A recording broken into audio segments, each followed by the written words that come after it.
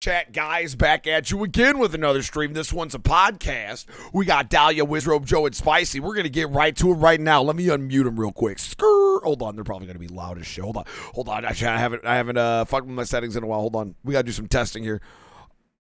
Okay, failures testing. Are we loud as shit? No, you're not loud as shit. You're not loud as shit. Can you even hear me? Dahlia is literally anime though. Literally anime. Literally anime. So it's a confirmed Toast has a 2D waifu. Oh, Yep. hello, senpai. I didn't trust 3D so hard, I got a 2D one instead. See? Bro, I'm kind of jelly. Where you get one of them? From the anime store. Oh, damn, why not everything? I got it from the anime store. All right. Without any further ado, introduce yourself, fellers. I got your names up on the screen right meow. Go ahead and introduce yourself. Start with Dahlia in the upper left, my anime 2D.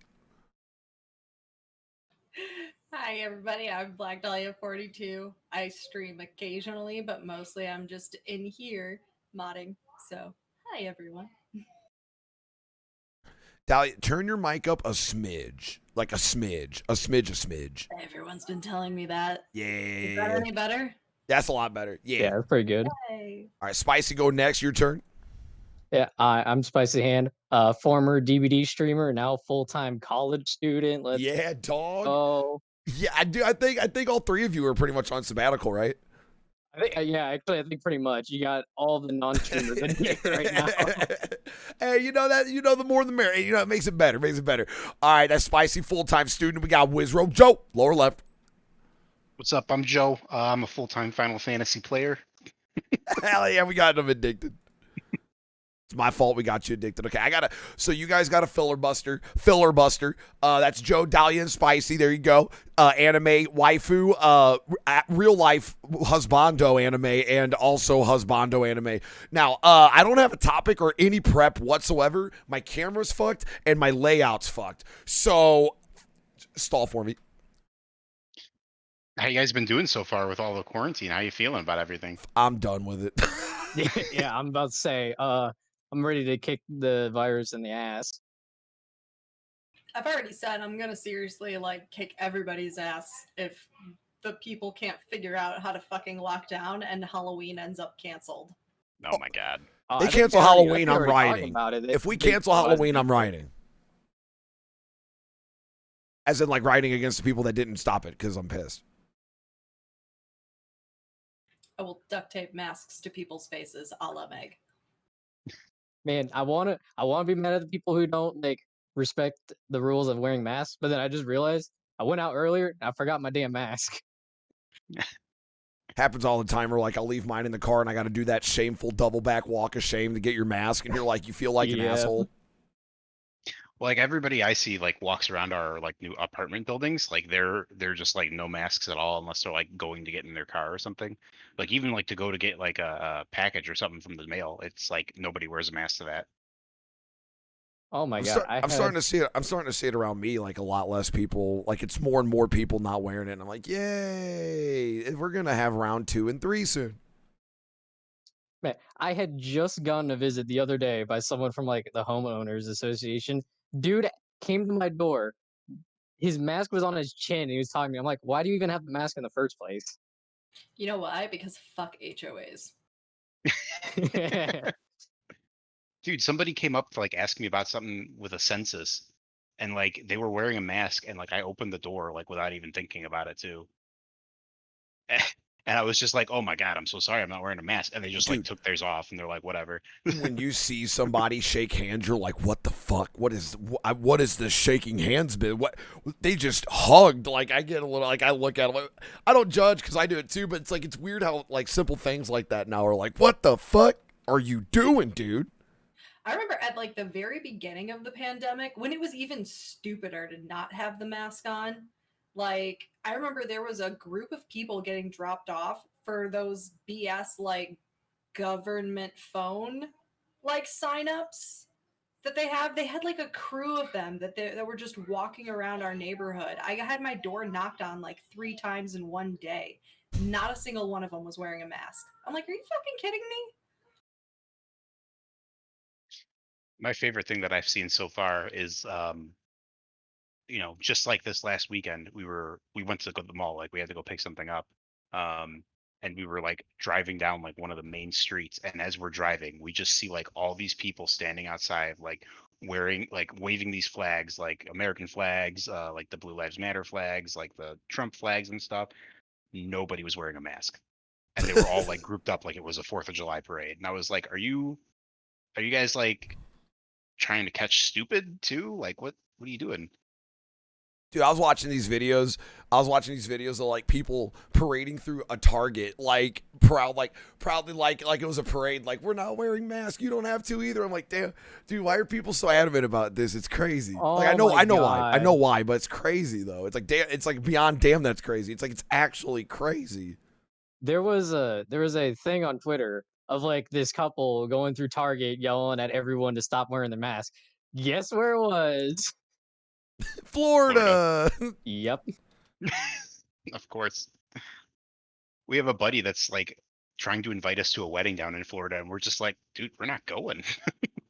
Like, we're not. That's gonna be a no for me. We were gonna leave to go to Jamaica this year for somebody else's wedding, like, and we had it planned out before the pandemic started, and now we had to cancel on them. It's like, that's gonna be a no for me, dog. I'm good. Like, I can't let us gloss over this. Hold on a minute. Spicy, does your soda can have a cape? Yes, it does. I got this from T-Mobile. I upgraded my phone. He's got a superhero soda. What's wrong with that? But you don't have your own. Are you jealous? You don't have your own superhero Are soda? you jealous? You wish you had T-Mobile as your company provider now? I like how she's literally anime. She looked 100% fine, by the way. I like how she looked 100% fine before I started the stream, and then boom, anime filter. It's creeping me out, man. Dude, Weeb's out, bro. No, stop. Weeb's out, bro. Turn it off, man. Weeb's out. Weeb's in. You're not allowed to identify as you're not allowed to identify as a VTuber. Now you're muted. You're not only trying to VTube, you're muted. Oh. I was pushing the wrong push to talk button. I can't be a VTuber because I'd have to go get my shirt that says "Stealing Your Views" across my boobs. Please take the filter off. It's creeping me out. It's crossing that uncanny valley thing. Please. Put it back on. Put the filter back on. I was kidding.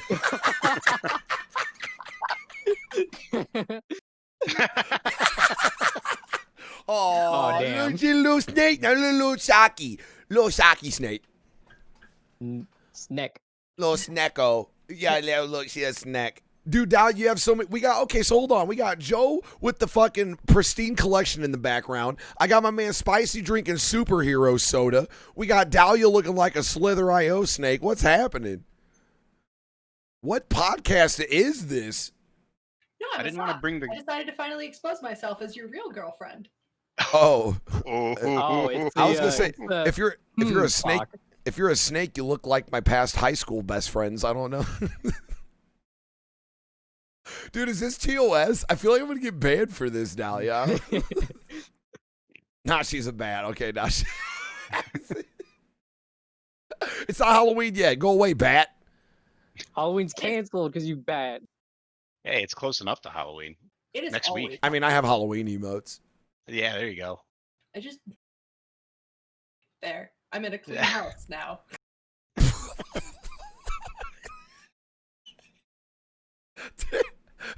Your house comes with force field projection. I mean, if you want to be an anime, go for it. You could be a VTuber, go for it. We'll be one of those streams where, like, someone, it's like at their time, it's 1 a.m. So they're like, let's click this Taller Toast guy stream. And then they just see Dahlia as an anime talking to Spicy, me, and Joe. Yeah. You ever done that? You just been wandering through the internet and you're like, let's click that. What am I watching? I used to never be able to say I've done that until like last year when I actually started staying up till like 2 a.m. I was like, oh. And I just had the You go revelation down them when I was rabbit like, holes. oh, it's happening now. I'm having that feeling late at night. I'm like, one more video. Yeah. Like- I don't know, man. Some of the late night streams get weird. I can't usually I can't click around Twitch and YouTube and stuff too late at night. I get nervous. There's this guy wearing the Pretty Woman leather face mask, and his stream was roast me as best as you can. And it was like a guy wearing a Leatherface Pretty Woman mask asking people in his chat to roast him for like 6 hours straight.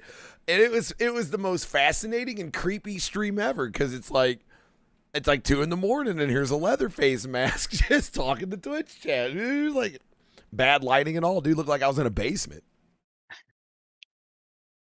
Or like you go to those YouTube streams that have like 2 viewers and you're like, let's go down this rabbit hole. And then you go to like the flat earther section.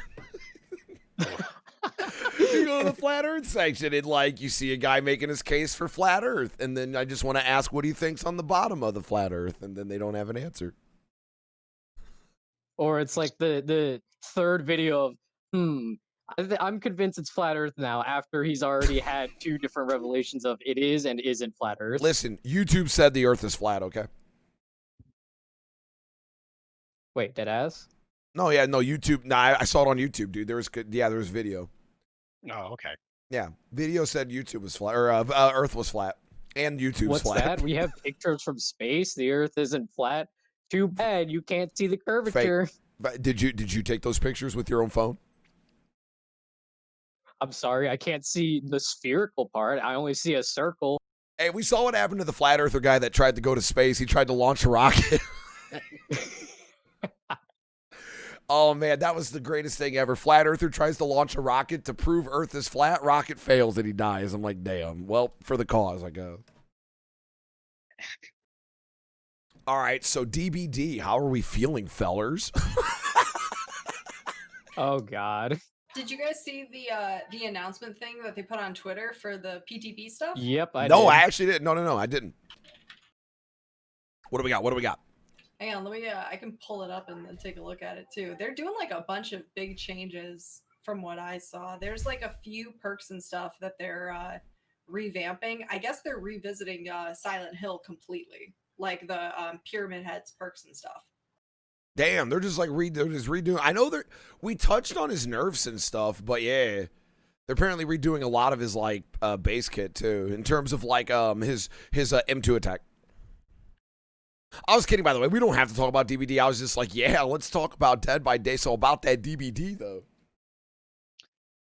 Dude, I'm so sad because I bought all those Auric cells so that I could start like grinding the rift out and then being like, okay, I completed this rift. I'm gonna buy the rift pass, and I did it for that one when I got to level 70, and I haven't played the game like at all since. Yeah. Oh, God, don't even get me started, Joe. I'm about to start college soon. You know what's a great idea? Let me buy 2 battle passes for Apex and Dead by Daylight. Yeah. Let me tell you, I haven't gone past level 20 on either. Yeah, I was gonna say you didn't fucking level any of them motherfuckers up. I haven't even tried. I do. I'm only playing Hades and Final Fantasy right now. I went fuck the other games. I will say, I mean, because like I play I obviously play it every day, so it's worth it for me. But seeing how it works makes me wary of it for other games. Because like even me playing DBD every day, I get to level 70 halfway through the rift, but it's still like that's with a lot of grinding. Like it makes me very wary of other battle passes. Like you got to put an insane amount of time to hit level 70, especially if you don't do all the tome challenges to help you level up. Okay, so like I've thought about Dead by Daylight's battle pass compared to other ones, mainly Apex, because that's the one I'm most familiar with. And I'll definitely say Dead by Daylight takes a lot longer than other ones. And that's mainly because they only give you 4 guaranteed like a level up on your battle pass compared to like other games where with Apex, you're guaranteed 5 a week for 100 levels compared to Dead by Daylight's 4 levels for the entire tome when you have 70 levels. Yeah, that's kind of insane to me. And I get it because you don't have to buy it, but like the rewards for the free tier is absolutely dog shit. Like, didn't we see one of them? It's like the free pass, nothing, a brown tag. And then like the battle pass was like Meg cosmetic, Wraith cosmetic, Fang Min cosmetic, a new Jake Legion. Cowboy hat. Yeah, it's like all this cool shit. And then the free pass is like, recolored hair. We're like, oh, okay, thanks. How do you like this square charm with a symbol on it? Woo! Yeah. That's going to be over the crotch of half the characters. See, I'm not gonna lie. That's why I really haven't done like anything of this rift. I think I spent 2 games with you, Toast, where I was like, let me grab a challenge. And then I looked at my rewards and I realized I wasn't buying the battle pass. I'm like, fuck the challenges. No, seriously, and so like the challenges are a double-edged sword because if you're a no-lifer, you love them. You're like, yes, more content, more grind, more blood points that you can save up. Like like how Spicy Hand saved all of his challenges to let him literally I was a prestige. fucking sweaty nerd. Yeah. Saved all the challenges. P2, day 1 for Felix. Still haven't gotten to P3 yet. And then like if you don't play the game a lot, those challenges are so daunting. You're like, well, if I'm not buying the pass, why am I trying to fucking 4K with a Wraith with 3 perks?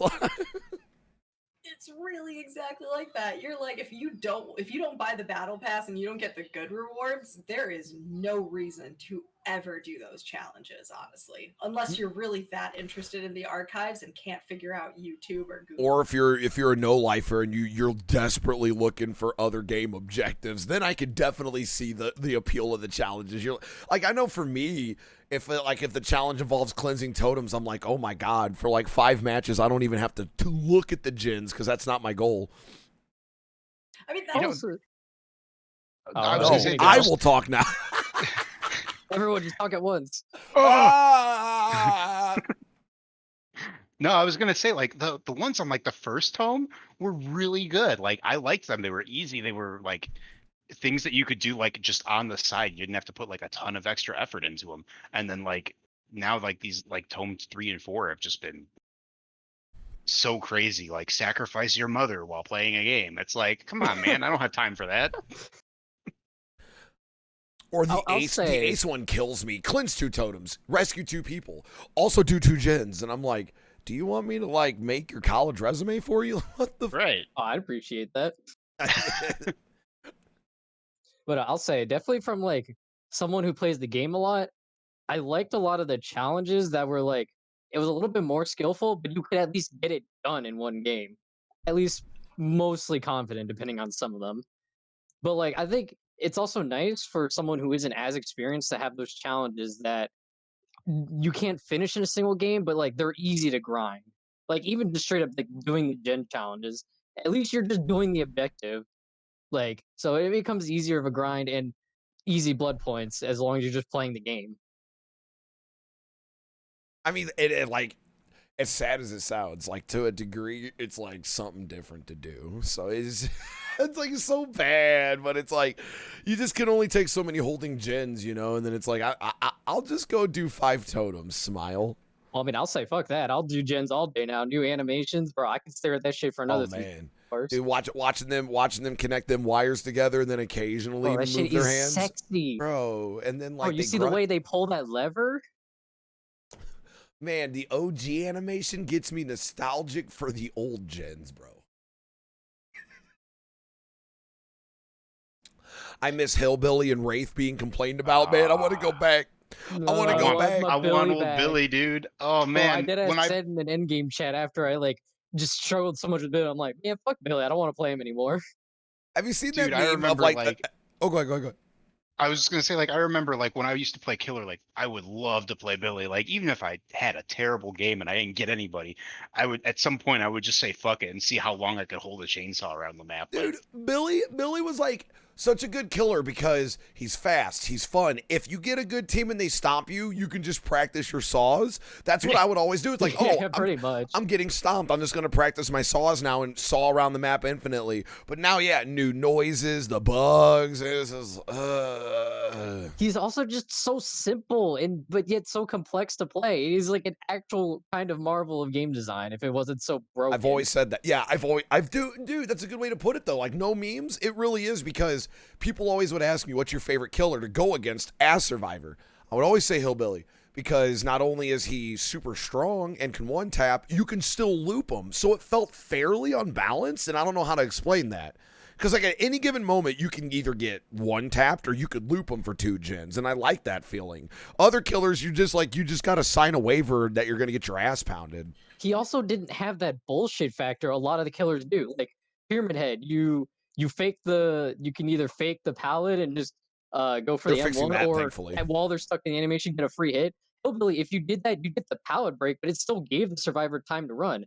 If you got downed unexpectedly by the Hillbilly, it wasn't anyone's fault but yours. You just had bad positioning.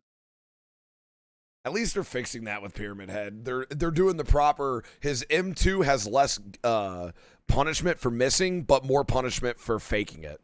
So proper. It's going to be properly able to counter now, I guess. I hope. I don't know. I think it's still going to have the problem that people are just going to, once they know you're going to drop the pallet, they're just going to go for the M1 or the M2. Unless you're using that new add-on. Then they don't know what's going to happen. Yeah, you never know with the wooden shirt. The Wudon shirt. Dude, Dahlia's camera looks like a found footage horror film, and like she got by the villain, dude. And like we're gonna slowly. Oh shit! I wasn't the first one that died in the horror movie. I know. Oh yeah. Dude, we're gonna slowly one by one, like the next. Oh no! Oh no! Oh no! Oh, Spicy's left. It's only Spicy now. Good luck, sir. Oh no! Oh god. Oh, I'm the only one left. I'm the actual killer. So, guys, that's the stream today. Thanks for joining us, chat. I'll be. Oh, they're back. They're back. They're back. Okay, cool. I'm back from the closet. You scared chat. You guys scared chat. That's not cool. You guys scared chat. You guys are over here. Chat's over here. I'm sorry. I know we're a little bit early for Halloween, but I'm sincerely sorry. Then I fucked your mom. Oh shit. Oh.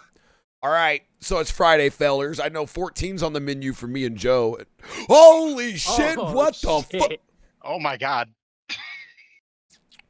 All right, yo, we doing this? All right.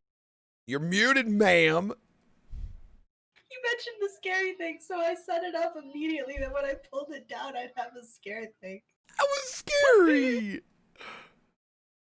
How much for OnlyFans? Dude, thanks for the follow, bro. It's a tier 3 sub, brother.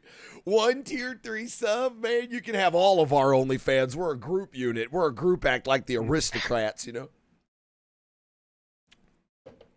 Tree Fitty. I'm going to say Tree Fitty. Okay. So, oh, Spicy, are you dead, mate? Are you dead, mate? Spicy's dead. Oh, God. I think he has a meme getting set up. I like how Dahlia's text says me on it. Oh wait, did it switch? A while ago, and I was just gonna let it like. Oh, did it switch? Fuck. I pointed it out in chat, but nobody noticed, so I just let it stay. You're me. Oh. What? You're me. What? You're See? me. See, look. You're me. Look.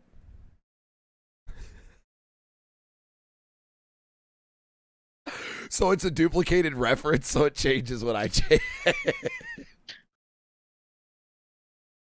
What other stuff were you asking about just now? I totally ADD'd out and forgot. What, me? I don't think I asked anything.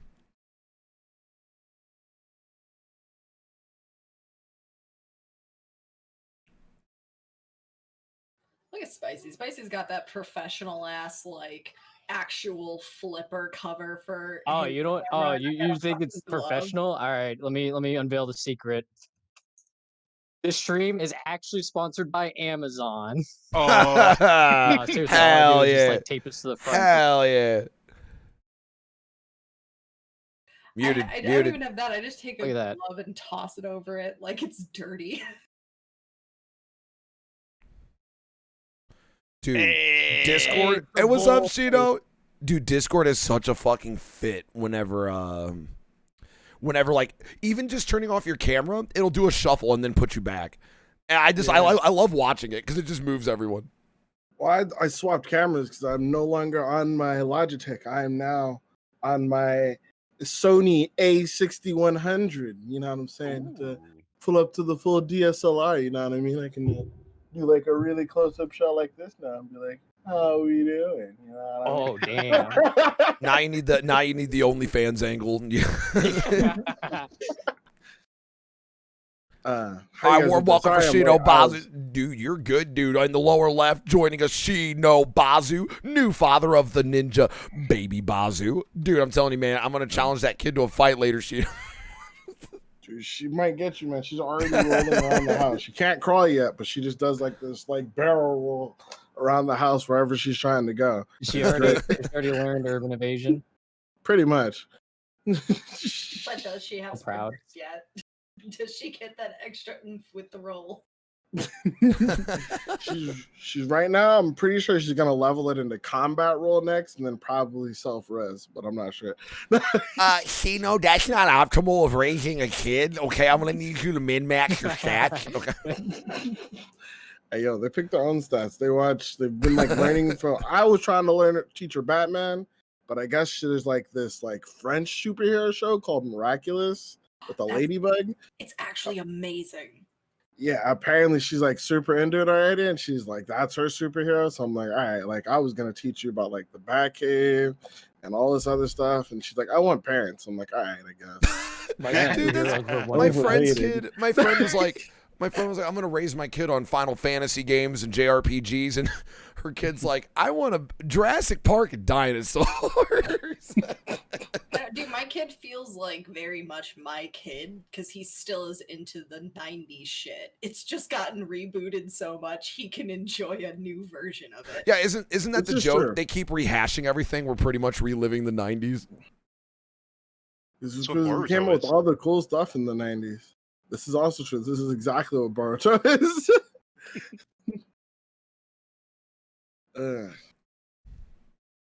But so how are you guys doing? What I missed? Who died? Me. Doing good. We talked about Dead by Daylight a little bit, just a little bit. Yeah, the PTB stuff. Is there a PTB up? There's going Yeah, to be. Tuesday next week. Okay. Is Um, that quick rundown. It's basically perk changes and Pyramid Head, buff, nerf, kind of. I'm gonna call it a rebalancing because Yeah. it's what it should have been, you know. Oh, and you also can't- the Macmillan will have its Mm. graphical update. okay? So what they're saying is Pyramid Head will no longer be able to like fake M2ing you and then just M1 you immediately. With no counterplay. But- That's yeah. they're like above like Spirit Spam, Huntress, whatever you want to talk about DBD. It's the fact that Pyramid Head, man, like they just get. I call it clapping because when you M2 with Pyramid Head, he puts his hand on his sword, and if you spam it, it looks like he's clapping. So I call it the Clapping Pyramid them Head. cheeks. Yeah, dude. When you go to a pallet, Pyramid Head's gonna clap them cheeks. But yeah, that's what I was told, and they're gonna make his Trail of Torment better, which they should, because I know when I play him, I don't use that shit. Like, That makes sense. I mean, it's really bad. Like, it's not even like that. It's like, it's only really good for like when someone's already been hooked, which is not, I would assume, ideally how you want to use that perk, you know, or that ability, if that makes sense. You know what surprised me that they're adding? Because I guess I never realized it didn't do it already. They had to put in the notes for the PTB that they just added a score event for using For the People. Oh, don't Yeah. get me started on For the People. oh, dude, yeah, it's almost like No Mither. Like, I'm not saying it's as useless, but you literally trade a health state for nothing right now. Nothing. No protection. Nothing. You think it'd be really cool to combo with some perk, you know? Like, you got that second win. That's really hard to get that heal state. Doesn't work.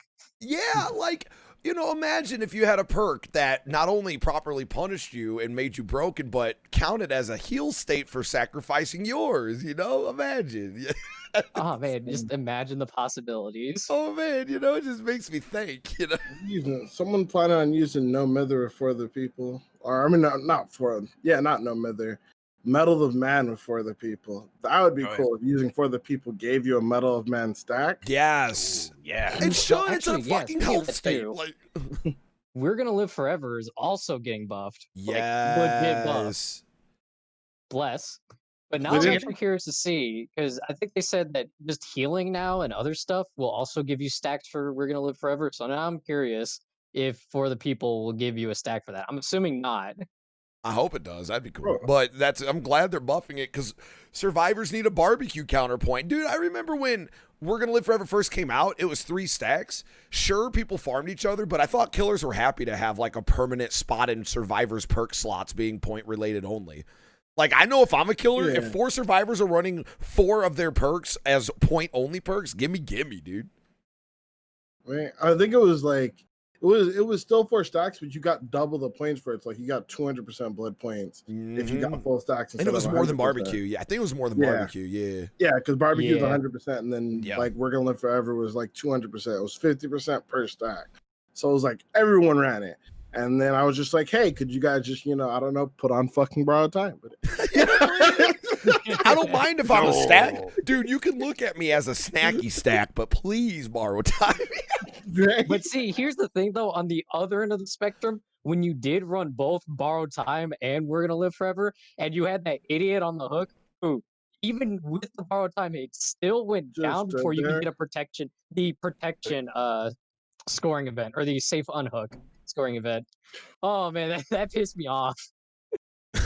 David's just bum rushing into you for the saver. Come 3 Davids trying to gangbang you off the hook.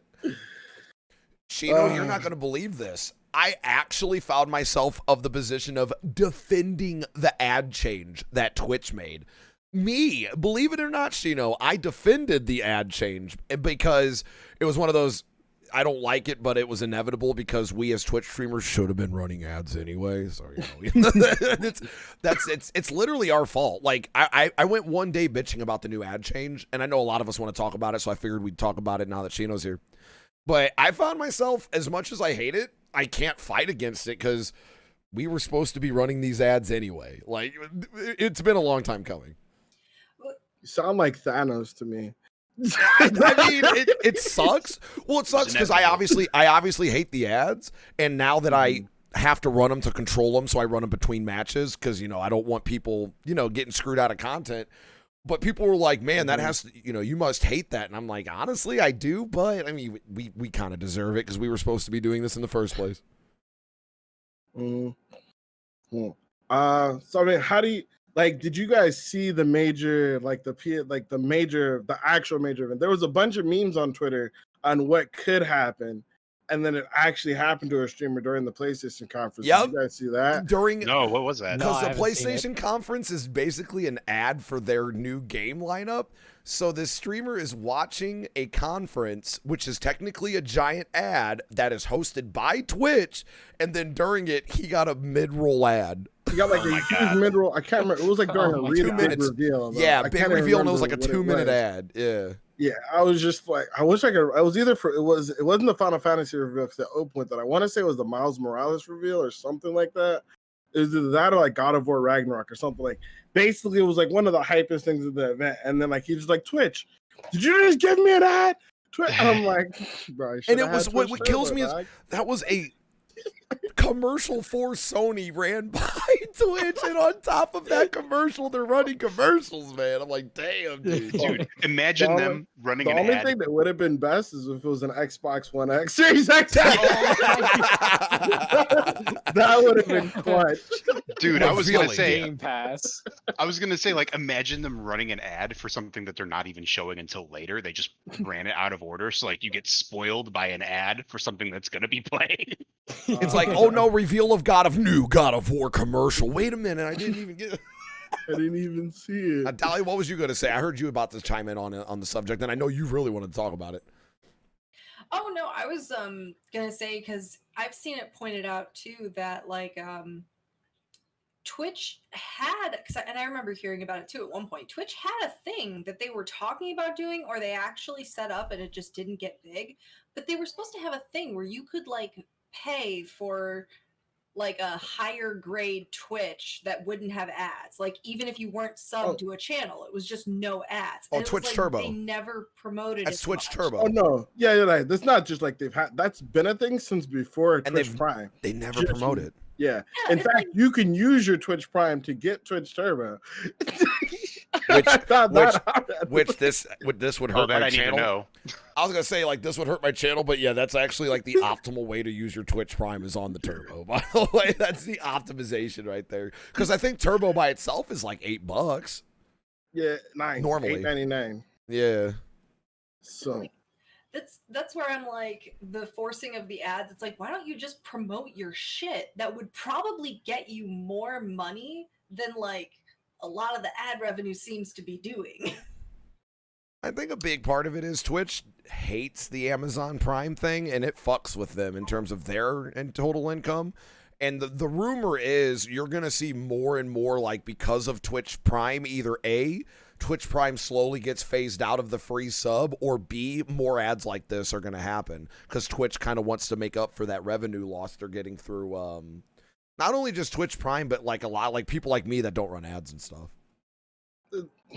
Well, it's kind of a mix, because like, so for example, Amazon loves Twitch Prime because it's like their number one generator of new Amazon Prime subscriptions. Nothing gives them more new Amazon Prime subscriptions than people activating Twitch Prime. So Amazon loves it.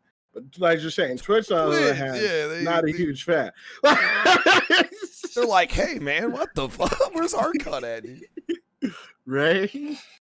But it's I mean, what do you mean? Your cut is that free monthly subscription that you may or may not get. They're getting, you're getting, $5 a month, or $250 or whatever it is, and they're getting $100 a year. You know what I mean?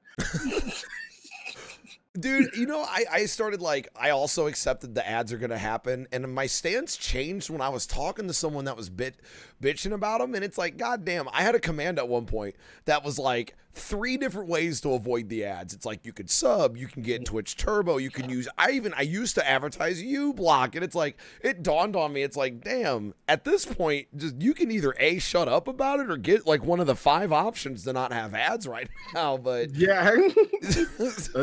even me, like, I had to back down on my stance on the ads because number one, I can't do anything about it because now they run no matter what.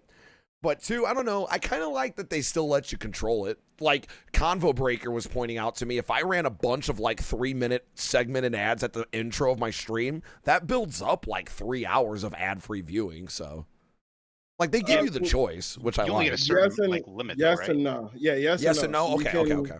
You can do 3. So what happens is you can only run ads once every half an hour. Okay. So, or I think it's like a 15-minute cooldown before I'll let you run ads again. If you run 3 minutes, they'll give you 40 minutes. And then if you run 3 minutes again, I think it'll be a little bit over 100, but they limit how often you can run ads, and they maxed it out at, I think, 2 hours. I might even be an hour and a half now. I think it's an hour and a half. That's what Convo said was an hour. No, maybe it is 2. Maybe it is 2, but yeah. It originally was an hour, and then it used to be 30 minutes, and I know they've upped it a few times, but I played when they first did that. I started playing with ads just to see what it was like, and in between league matches, because that's when every League of Legends streamer did it. But eventually, I just stopped caring to remember to do it. I was working on too much other stuff that I didn't care to do it anymore. But well, I mean, have you guys felt like you've missed anything major since this has been a thing? Have you guys felt that? So my only point of contention, which it's not even a good point to make because it's like it's one of those, it was going to happen because look at YouTube deals. My only thing is this benefits smaller streamers less overall in terms of their growth. It impacts their growth a little bit more because at least before when it was it forced pre-roll ads and that was it. You didn't have to worry about it. And since smaller streamers don't really make the most from ads, I can see them being worried because now it's like, well, shit, the ads are going to play midstream. They're going to play midstream. And, what if a viewer comes in? So I can see little streamers being worried. But at the end of the day, this is nothing new. And I mean, this is how it should have been from the beginning. So it's like, I get that worry. But at the same time, it's inevitable. So what are you going to do? Yeah. And it sucks. I'm not sounding defeatist, but it's almost like Twitch really was giving us kind of charity by letting us only have pre-roll and that's it. Like that was charity on their part, as weird as that is for me to say. So I can give you guys, this will probably be one of the last times I can give you guys this type of information, only because I'm not under NDA yet, but I probably will be by the start of next year.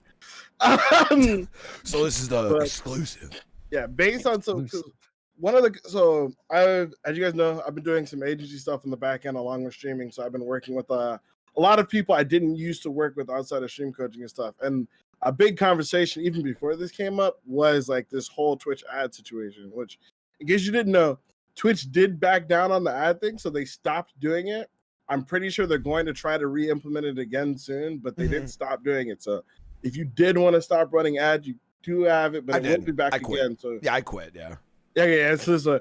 But what I will say is what I found out that was very interesting is one of the things we all know about YouTube, right? Is generally YouTube will tell you like when you run ads on YouTube, like YouTube takes a cut of the ads, and usually it's like a 50-50 split, right? Yeah. What a lot of people don't know is on Twitch, it is not a 50-50 split between streamers. And so I had a very heated debate with someone that basically, because I argued that Twitch would be better off, they would make more money if they went all turbo. And there's like, Yeah. no, Twitch would lose money if they didn't run ads, which is why they're forcing ads as Twitch. And I'm like, I was listening to them and arguing with these people for a while. And then I just ran the numbers in my head. And I'm like, the only way Twitch makes more money off ads than if we ran like by running ads instead of us having every single one of our viewers have turbo plus subbing to us is if we're at like an 80-20 split ad split with Twitch. Now, this person I was talking to at the time could neither confirm nor deny this, but he said without a shadow of a doubt, Twitch would lose money if every single person who used Twitch bought Twitch Turbo. So apparently the reason why they don't promote Twitch Turbo is because they don't want you to have Well, it. that's why they got rid of the ad removal. Twitch Prime used to have built-in ad removal, and they got rid of that. Yeah. Yeah. So it was, I ran like a bunch of numbers. Like I ran it like if you ran, I think what I put it at, I think if you ran 6 minutes of ads every 30 minutes, I think you'd make Twitch like overall, like if everybody on Twitch, every single streamer on Twitch ran 6 minutes of ads every 30 minutes on Twitch, they would make Twitch $6 million every day, and $72 million a year. That's why Twitch be like, you gonna get these midstream ads, man. Why not? You gonna get these ads. I don't feel like, bro, that's a lot. You know I mean, what? I can I see them gotta say, being though- upset. That's a lot of money on the table. I gotta say though, DBD streamers, I realized, when I was told, hey, you can run the ads yourself to manipulate when they occur. DBD is built in for this with the lobbies. So DBD streamers really shouldn't bitch, because if they're going to get ads anyway, make sure it's just in between your matches. I know a couple streamers that was doing that, and it gave me the idea. I'm like, oh, that's pretty smart, actually. So if you are going to get ads, at least it's during the downtime, which, DBD has a lot of. Yeah. But other streamers, I can imagine, are pissed, like, if you're constantly playing Fortnite or something, and then, midstream ad. Oh, that just gave me an idea. What if like you're playing DVD, Killer's being a bitch and like slugging you or face camping you, and you decide, you know what? I'm gonna fucking make money off this Killer's content. Ad break. Bro, I would have ran so many ads during my half standoff. No, but you're gonna say something, Dolly. First of all, I'm gonna say that's fucking genius. Especially if the killer is another streamer, because they're hoping someone comes over from your content, and it's nobody's seeing your name, bitch. But no, what I was gonna say is an easy way that Twitch could have sold this to everyone. Hey guys, this would make a huge difference in our revenue. And you know what we could do if you raise our revenue? We could hire people who could actually evenly distribute the moderation of the channels. Like, that's what they need to promise. If we make them more money, they can either train better or hire more people, whatever they need, to properly manage the community. And then we would also solve the problem of 90% of Twitch being pissed at Twitch because there is some stupid shit that is on Twitch that shouldn't be on Twitch. Hey man, I liked it when the artifact section was Malcolm in the Middle and illegal movies. Okay, I do miss, dude. That was like I watched. It was not an Endgame, but Infinity War, dude. Yeah, dude. Twitch staff in the channel joining you too, dude. There was one where I think it was Malcolm in the Middle, and Twitch staff went shh to somebody going, "Where's Twitch staff to report this?" And one of the Twitch staff responded, "Shh." Life is unfair. No, Yeah, I mean, like, dude, this change, it pissed me off for like one day. And then I realized, I was like, honestly, and I got rid of my command explaining the situation. I'm like, honestly, this is so far overdue. I was ready for it. And I mean, at least they give you the option of when you can run your ads and build up time where there's not. Yeah, I think Twitch definitely needs the ad revenue, from what I've heard before about how terrible their revenue system is with Twitch, and how they were kind of do we keep it going or do we not? But like enough people use it, we're like, we can do something with this. Yeah. I like Dahlia's idea where it was like give more moderation to it, and like I also like the idea of like depending on how much like a certain streamer runs ads, maybe they get more benefits, like if they hit some sort of threshold or something. I That think- would be cool. Like, hey, you ran enough ads and earned enough revenue for Twitch. Here's like an extra emote slot. Or also too, they could even do things of like, hey, streamers that get like so much of a bonus will feature you on the page. And so they could also promote streamers that are actually doing something to actively earn them money. I like that. I mean, so I think what really happened here was that the Twitch has just burned a lot of its goodwill. Because eventually, like Toe said, these are things that have to happen, like one way or another. Like they're leaving at least $76 million on the table for not having us run ads. If we ran 6 minutes of ads, that's how much they would make a year. Just like every affiliate, like not, you know what I mean? Like, Right. So like by removing that from the table, like every company would be stupid not to do that.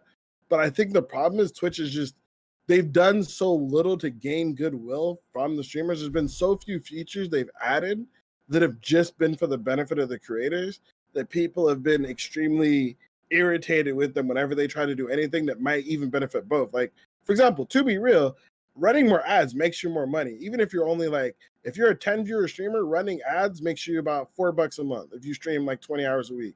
If you're a 100 viewer streamer, running ads should make you about $45 a month. It's not anything crazy, but it's a decent amount of money. So like you should want to do that, but people prefer the experience over the ads. But like every other time we hear about something from Twitch, it's always something they're removing or something they're doing that we dislike. Everybody was pissed off with that when they wouldn't let people get like a bunch of subs in September. They're shutting down Twitch Sings.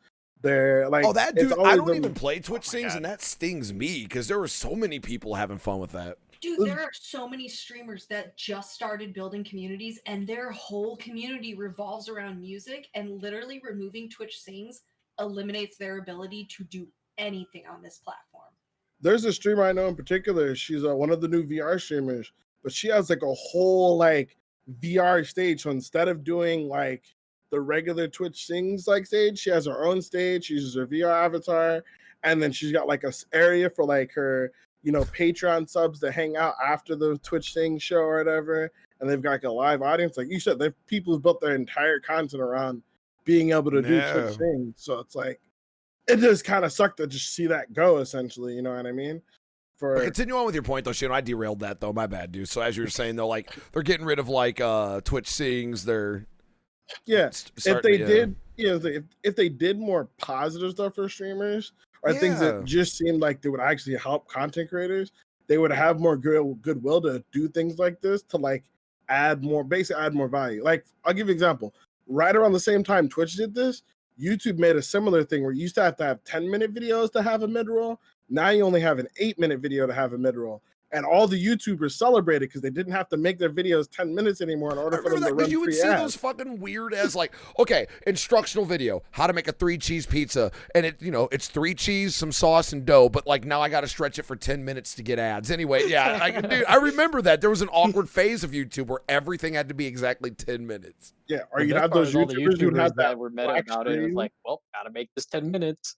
Yeah, There was the meta YouTubers and there's YouTubers who would literally end their video and just leave a black screen for another 60 seconds. It's like, this is my end card, guys. What are you talking about? Like, not fooling nobody. But I feel like if you want my honest opinion, I feel like the easiest way to get people to run more ads was just pay them more for it. yeah, Like, yeah. I can't go to, like I said, there's a limit to how far I can go into it. I feel But yeah. legitimately, you are not being paid nearly as much as Twitch is for those ads. If you were being paid as much as Twitch is for We those would run ads, those ads. you would much more be willing to Well, run them. I mean, realistically, like I was telling people, a channel my size, even like I don't get that much from ads. Like if I did, I wouldn't have as much of a problem running them when I do. But yeah, like there's no incentive. Like, yeah, if there was more incentive, maybe. Now, I do like, now this touches on what you were saying, Shino, about Twitch doing more positive things for the community instead of like always it being a change or like a takeaway. Lady Ego is in chat right now, and I saw her tweet out, What do you guys think about a progression system on your emotes? So, right now the way it works is if I hit 1,700 sub points, I permanently get these emote slots. And then if no matter where my sub count is, if it's not at 1,700, I get those emote slots, but I can't get the next one until I somehow get 1,800. So I saw Lady Ego tweet out, I would love, and this would incentivize smaller partners, what about a progression system instead? So like you can do the benchmark system, but then let's say someone like me where any given month I might go up 100 subs of my current average. That would like accumulate. So like instead of it being 1,700 sub points, you get this many emotes, 1,800. Instead of it was like every month, if you get 100 sub points, at the end of 3 months of this, you get an emote slot. What are you guys' thoughts on that? Like a progression emote slot unlock system.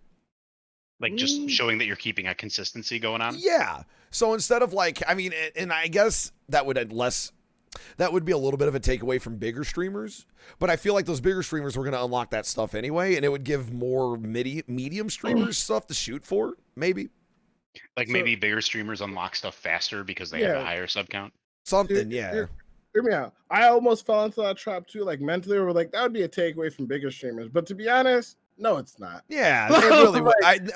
That was the only caveat I was accounting for was maybe. Yeah. I'm sure there'll be bigger streamers who are upset about it, but ultimately, when it really comes down to it, like they're gonna get what they're gonna get regardless, and you gaining something doesn't take something away from them. Right. And it's right, not like you having 50 emotes is going to make it so you get the same ad deal as like Admiral Barber or something like that. See, right? I get it. Eat the rich, right? This topic like hits home to me because like I had that subathon where I got the 1,600 sub points. Now my sub count has doubled since when I went full time, but dude, it's gonna be a while before I get to that subathon count consistently. So like when Lady Eagle brought that up, I was like, that is a good idea, and I just wanted your thoughts, guys, because like. Yeah, it would be kind of nice because it's not like I'm failing as a streamer. My sub count has doubled on average. Like it's slowly getting there. But man, it would be nice to get rewarded for that grind. Like give me an emote slot every couple of months, please, or something. Because I'm sitting here. Yeah, I would say my personal opinion, you're absolutely right. Like I think it would be like having people who are consistently hitting certain emotes, just having it be something to build up to. And to be honest, like for example, people worried about the top streamers. 90% of the top streamers these days don't even like wait for gifted subs. Like I'll give you an example, like a certain emote salesman who literally made a second account, streamed on it once a week to get it partnered, and then once he got partnered, he literally just gifted that account 10,000 subs so that he can have an extra 60 sub slots. So he has a second Twitch stream that he doesn't have that just has all of his retired emotes so that people sub to both of the accounts for all the emotes. And apparently it's Gucci too, yeah. Yeah, I mean, it's still an official partner Twitch account. And once you're partnered, once you have the subs, you never lose them, right? Yep. But like, but mind you, because they have so much money, and mind you, that was one ad deal for this particular streamer, but because they have so much money, they can just buy emote slots if they want to. With the whole gifted sub system, which Twitch knew that when they gave out gifted subs. I like the idea personally. I think Twitch wouldn't do it because I think they like the idea of having streamers buy their emote slots, even though they're not officially buying the emote slots.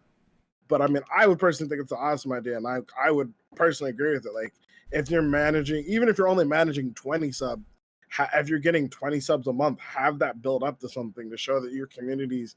Even if your community is not growing, your community still stayed consistent. Yeah, for sure. Or like, there was another idea too. Oh shit, it's gonna escape me. But just like I don't know, I really like what Dahlia touched on. Like incentivize everything you do on the platform. Like if like sorry guys. Oh sorry, yeah, you're good. I didn't realize how loud I was. I was fixing my mic earlier. I was like, "Oh, I could have turned you down." I could have done it on Discord. My bad. You good. Yeah, like I would like anything. Like Dahlia said, like if you run enough ads and you make Twitch enough money, hey, here's like for a month you get like I don't know, just a benefit, something, Maybe a cool badge to show off, like, hey, I run ads. I don't know, but like just incentivize. Hey, you're I like what Asharnia said. Yeah, right. Right. I like what Asharnia said. Less sticks, more carrots, dude. Like, yeah, that's I think what most people want is just more carrots for actually doing stuff. I think there's there's a group of like higher up Twitch streamers who don't like the idea of Twitch doing things for smaller creators simply because they felt like they had to get there on their own. Mhm. Which I mean may or may not be true, but just because it's like one of those things where like just because your parents couldn't afford a babysitter when you were a baby doesn't mean they shouldn't get a babysitter when like your little brother's a baby, you know what I mean? If Mhm. they're doing better than like it's just kind of that mindset of like they shouldn't get anything I shouldn't have, but at the same time you should want What is that? people- What is that? coming out Gatekeeping or the old better. guard? The old guard trying to. Yeah. I Which- pulled myself up by my bootstraps. Eh. I was able to work my way through college. Why can't you? Listen, not everybody wants to be a stripper through college, okay, bro? Not I bought- it's like- I bought a house. I bought a house in college. How come you don't own two by now? I bought a house on a supermarket's wage. I'm like, oh, I was damn. able to get a full meal, fill up my tank of gas, go to the movies, all on $10. How come you can't do that? Dude, I was watching a movie that was Inflation. made in the 90s, and the guy goes, "What the fuck? My tank's empty. I put $2 in this thing yesterday," and I'm like, "What the fuck, dude?" Bruh. Yes, you Right? did. What that must have been like, dude. Hey man, let me go back to them days. What do you guys think for like a Twitch idea? Like, what do you think they could implement? Not even just monetary wise, just anything. What do you think? Like something you've been wanting to see? I personally would like them to actually I would like them to finish the two projects they started that would be really good for streamers. I would like them to actually implement Squad Stream properly and then Yeah. give more options for Squad Stream. Meaning, if people want to combine their viewers and have it be like one viewership or combine their chats or keep their chats separate, they have the option to do that in their own Squad Stream. Multi Twitch still better than Twitch in this instance. Right. And then I'd also would want them to there was a feature they announced at TwitchCon 2018 that still hasn't come out that was basically going to auto highlight the best part of your VODs based off chat reaction. They announced it and it was in beta back in 2018 TwitchCon. They've literally not said anything about it since then, and we haven't seen height nor hair of it then. And like they deleted the VOD that had the announcement in it, but some people still had a download of the VOD. It would literally basically make a highlight video for you of your best moments based on chat's reaction to things happening, so that even people with slower chats, as long as there's a certain amount of lulls or whatever, and obviously it's something that would take time through machine learning, but it'd be a great way to help people come up with montages or even just highlight videos that they could quickly export over to YouTube. Or they could just improve the fucking VOD editor. The VOD editor is trash. Someone who Oh edits my most people's God, YouTube videos, dude. their VOD editor is hot Dude, ass. It is just to hot, upload Garbo. just to upload my variety gameplay to YouTube. All I do is highlight and cut out the start and the beginning, or the ending, the start and the ending. And just doing that, it's so miserable on Twitch. And then the processing time is insane. Half the time you want to export the video to YouTube or download it, it takes 30 minutes for it to register. Yeah, it's hot garbage. The VOD editor's terrible. To this day, I've never been able to successfully export anything to YouTube. Seriously? I've always had to download it first and then upload it. The website has never worked for me. It sits on processing and crashes. There was a too much stretch where the new Twitch website went out, where as an editor, I could not get to your VOD, even though you marked me like as an editor. I would have to go into editing, start editing my own Twitch VOD, and then replace my name in the URL with your Holy name shit. in order to get to your VODs. It was the dumbest thing I'd ever had to deal with on Twitch. And now they've gone above and beyond because there's third-party Twitch downloaders that are 1,000 times better than Twitch. And they've constantly, every update of the website, gone out of their way to make it harder and harder for these programs to be able to download people's Twitch VODs. But Dude. their own shit doesn't work properly. That seems to be the motto of Twitch. Like some third party does it better for months and then Twitch adopts it. Like, you know, when before you could clip things on Twitch, you had to use a third party thing called Oddshot, and that worked perfectly. And then clips came out months later. And I'm so mad that Oddshot died because of that. Because one, Oddshot were higher quality. Yep. They're higher resolution clips. You could make the clips as long as you wanted. So like you could actually, I don't know, some moments or hype moments last more than 60 seconds. So Right. making be able to make a 2-minute clip or a 3-minute clip, or God forbid, even a 5-minute clip. Whoa, you can actually do that. But oh man, Dude, it would be really cool if they like gave you like a little bit more editing power on certain clips too. Like especially now that they're adding in like, oh, only certain people, like only your subs can make clips now. Like it'd be cool if you could like throw on like some like arrows or something, be like, oh, watch this because like this is For where all the action's Twitch happening. clickbait titles. Yeah, Yeah. right. basically, you mean like everything that like TikTok and every other social media platform allows you to do? Any Yeah. minor edits Yep. to the clip.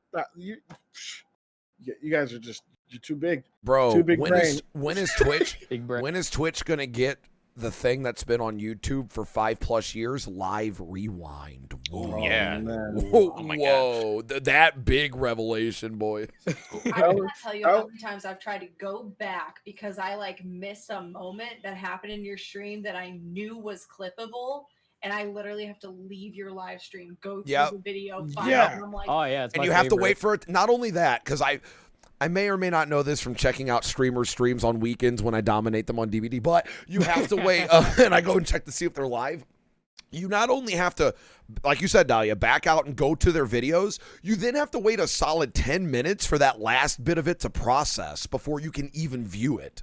Yeah. Because if you try to view it too soon, it'll only have up until like 10 minutes before. Not to mention how irritating it is just to get to someone's videos now. Oh if my you don't have better God, Twitch you have TV, so many you hoops. don't like. I thought this was something that Twitch finally did, but then I realized no, it's not. It's just Better Twitch, where Better Twitch TV will give you the option to click on the scheduled video or clips right next to your name. Yeah. But regular Twitch still doesn't have that. Wait, So I've still seriously? got to like go to your stream. I've got to click on your name again. Once I've clicked on your name, then it'll pull up your profile, and then I can click on videos. And then can we inside talk about video, on half of Twitch channels, the first row is never their past videos, it's their highlights or their clips and then their past videos, and people get so lost about that too. Oh, it's frustrating. I will say this. I like I've grown to love the new Twitch dashboard because they let you customize the fuck out of it now. With those little panels, I love it now. I'm in love with it. I was fucking with it today, like, ooh, look at all these options. And the mod view too. I'm still using that. I got Yeah. the left side chat. and I was gonna Like say default. I only use mod view. That's what's making me not want to go to other people's streams anymore. It's like I can watch Toast in mod view. Like, why would I go anywhere else? Dude, it's the viewing experience, man. It's like streamers when streamers get big enough, they'll use Chatterino, and it gets rid of a lot of the spam that they have to deal with every day. And it's like there was one time I saw a streamer turn off Chatterino and goes, "Nope," just turned it right back on because they just have too much spam. Yeah, I don't even know what Chatterino is. I'm behind the times. Gonna have to look that up. So yeah, Chatterino essentially, because Trihex was talking about it, and I've noticed a lot of the big 10-digit or 5-digit viewer Andes use it. It just essentially like if it's a commonly spammed copy pasta or something or emote spam, it won't put it in the Chatterino. It's like it makes sure it's people that actually it like siphons your chat. Yeah. That's dope. I just need that when I'm in other people's chats. I feel like Yeah, it helps. Yeah. You know, they can give or take any of these changes. The biggest one that I really want, I just want them to do my taxes, man. Just do my taxes properly. Like, don't make me do all this your work. taxes. Yeah, Yeah, release my Release taxes. taxes Yeah. properly. Or they I could do wouldn't my trust you. taxes too. No, I wouldn't trust them to do my taxes. I feel like they'd come up with something wrong. Like, hold up, you didn't pay me this much, Twitch. Don't lie to these folks. But I don't. I would There's like actually the a lot of U.S. to stuff just. I would like the U.S. to do. Sorry, I would just like the U.S. to do what literally everywhere else does, which they just give you a fucking bill in the mail. Like they go, here, you get this much back, or here, you owe this much. No, Just no, that- that that- would require our government officials to actually earn their paychecks. Oh yeah, that's right.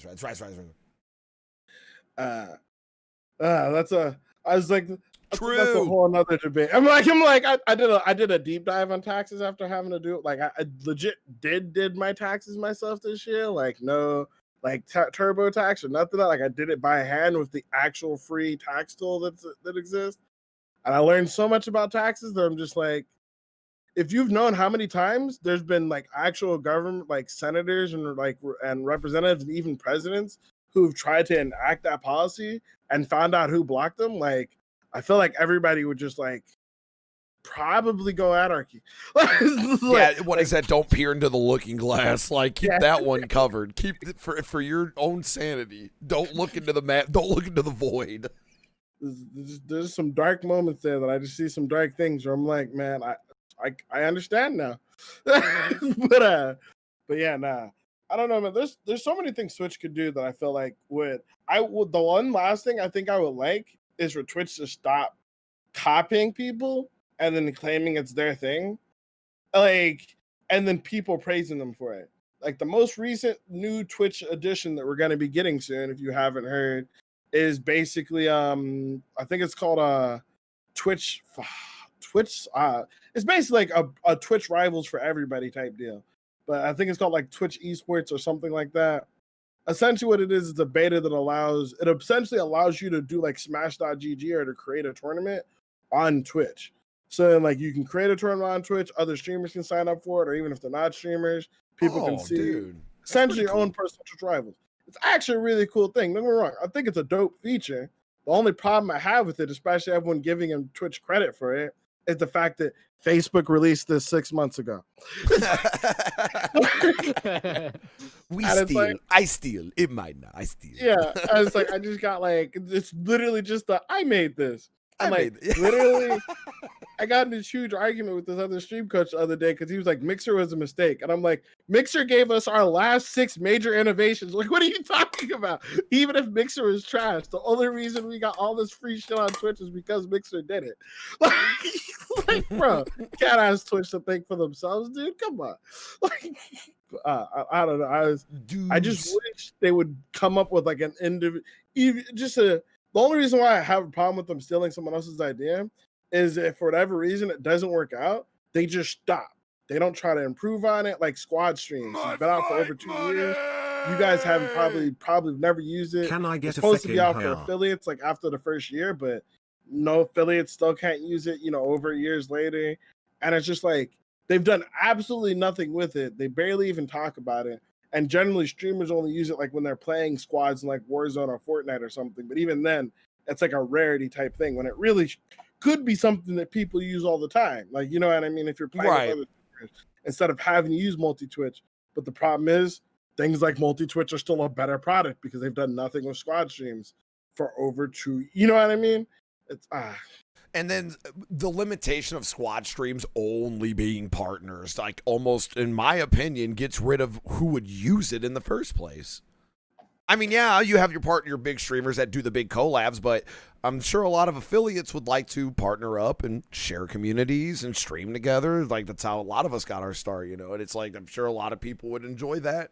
And then Multi-Twitch had it down perfect 2 years ago, and well, let's talk about another thing Twitch is dragging their feet on. I heard Facebook just how many millions they spent? They basically bought the rights of like millions of dollars worth of music so their streamers can play music now.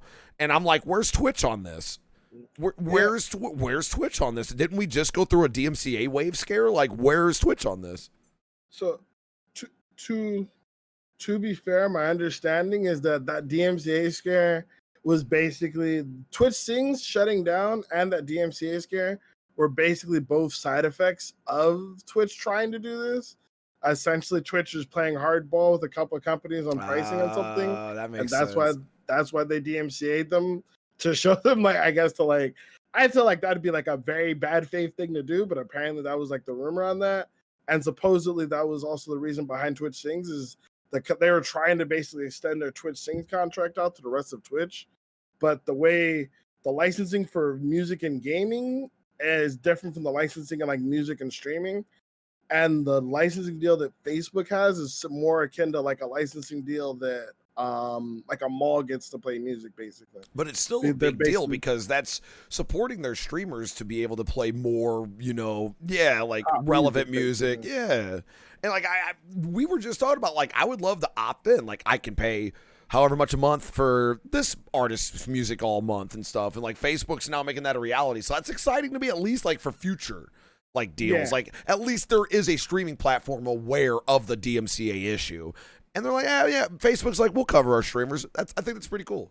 I mean, to be fair, Twitch is kind of doing this. If you happen to be a musician and you stream on Twitch, Twitch is now embedding your stream on your Amazon Music. Oh, that's sick. That's okay. That's cool.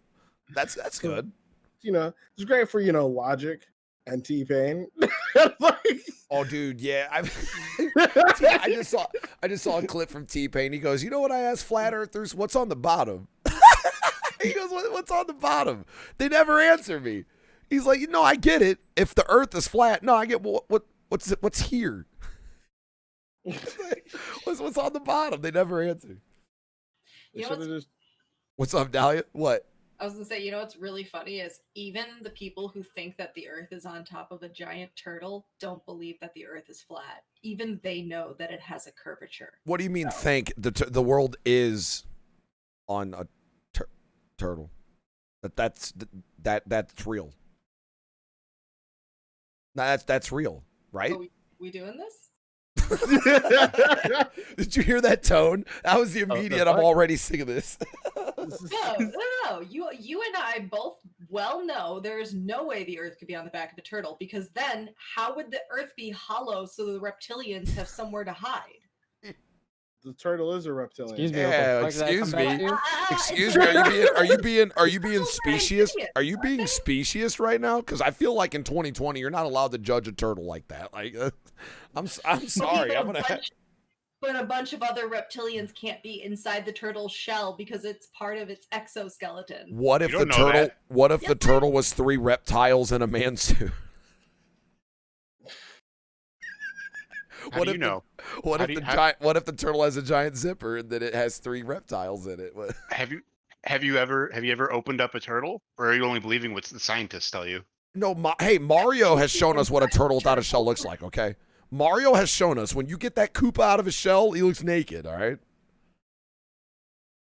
No one, you've not played Mario. You literally kill turtles in that game, bro. You literally murderize Koopas.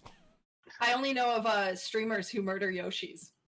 I don't murder Yoshis. That was fake news and propaganda spread by the crazy radical left. Okay. That was another one of them deep fakes, right? Yeah, another one of them deep fakes. So, where are we with DBD with you four? Because we always make this joke about like DBD and we talk about it like, yeah, good old DBD. But real talk, I mean, I don't need to say my case. It's more about you four. So like, what are you guys feeling about it overall? I don't mean to bring it back to DBD in a weird way, but just like, where are we standing on it now since it's been so long? I like to judge how much I want to play DBD by how much it looks like you're suffering when I watch you stream. And if it looks like you're suffering a lot, I don't play DBD. Nah. If you're having fun, then I'm like, hey, anybody want to play? This week's been very bipolar with DBD. Like, it's been so weird. Anyway, continue on. Like, what are you, the other three, like, how are we feeling about it? Dahlia, are you playing it right now with your anime face? I was gonna say, yeah, Dahlia, what do you think about DBD Kawaii no Desune? This is pretty much it. It's the dead-eyed face of a supporting character. Damn. That's literally because the only reason right now that I play DBD is to play with you. That is literally, so I am literally just a supporting character on DBD right now. Damn, I felt that. I still feel that. I'll be real. Personally, I haven't played DBD in like 2 or 3 months. I think I've maybe hopped in like once or twice for a game or two here, because I didn't play the Blight PTB at all. So I haven't played since Blight PTB. That being said, I watched the shit ton of DBD. Like I've been doing like a bunch of stuff with the best of the best tournament that just passed and all that. My stance on it, like I've tried playing, and I feel like if I could get to rank 1, I'd probably actually enjoy playing a bit more. But not being at rank 1 is really, I'm not too far off. I'm like rank 9, but it's just like it's extremely boring for me being at rank 9. But I think for me, I've told my stream about it. It's like if I could find like a competitive team that wants to scrim and wants to practice and run scrims or something like that, like I might be down to play. And I'm still watching like the best of the best, maybe really interested in competitive Dead by Daylight. But outside of that, I've just been the games are too uneventful for me when I'm solo. And like the game to me used to be about like, making the game about me and the killer. But like half the time that I'm like trying to juke the killer, I'm just like, where are you going? Stop, come back here. like, and it's just, it puts me to just where I just don't really feel challenged when I'm playing it. And it's not because there aren't good killers out there. It's just I'm not getting to play against any of them, which sucks. And then the one time you get a good killer, then it's just like your teammates are all apes. And I'm like, nice. So my stance on it is if there's a revival of competitive DBD, or if I end up being on a team, which I might hear, I don't know. I've been like trying out for a few teams, like looking for like players and stuff. I might end up playing again, but I honestly haven't played since before the Blight dropped, personally. I can't take that competitive. Like, I get it. And it's an argument that I've heard since 2016, but I'm so over the whole, like, competitive versus casual DBD thing, because it was over for me when they made nerfs based around casual play and justified it with that. Yeah. And then they made nerfs around competitive play, and they justified it with that. And when I started noticing, even the devs are going, well, it's not competitive. Well, it is competitive. I'm like, okay. I'm talking about me personally. I was like, fuck this game's competitive scene because it doesn't exist. Like, they literally balance it and change, like why they say they did. That's me personally. So like, lately it's like we've been giggling at the competitive comment because it's like I get people that take it competitively. Sometimes I do, but just looking at like the justifications at certain buffs and nerfs, I'm just like, okay, we got to make a decision here. I think for me the big thing is I just want to play with people who are trying. Yeah. Like every other game, I'm getting like the farmer or just everyone's just not trying, and so it's just like it's hard to be the one guy trying in the whole team of people who are just like, I'm gonna run at the killer and then just die, and I'm like, not gonna juke him. You're not gonna hit the flashlight safe. You're not even gonna use the flashlight. You're not gonna throw the pallet. Why are you here? What about you, Spicy? How we feel? Because I know outside of Felix, you didn't really even touch the game. And I know me and you, we haven't done our Feller and weekend sessions as much either. So I know that's cut down playtime. Yeah, I mean, I'll definitely say I've been busy. But even then, in my spare time, when I do have time to game, I'm just not feeling it. It's not, I wouldn't say the game itself, because I'm still, when I do play it, I still have a blast, even if teammates are annoying, killers being toxic. Just something about it I don't like, or that like, I just don't want to play it. And I think it's just like, now that I have less time to waste, I don't want to like repetitively grind as much anymore. I don't know. I think I still like playing it. Now, I also want to comment on the tournament aspect and the competitive.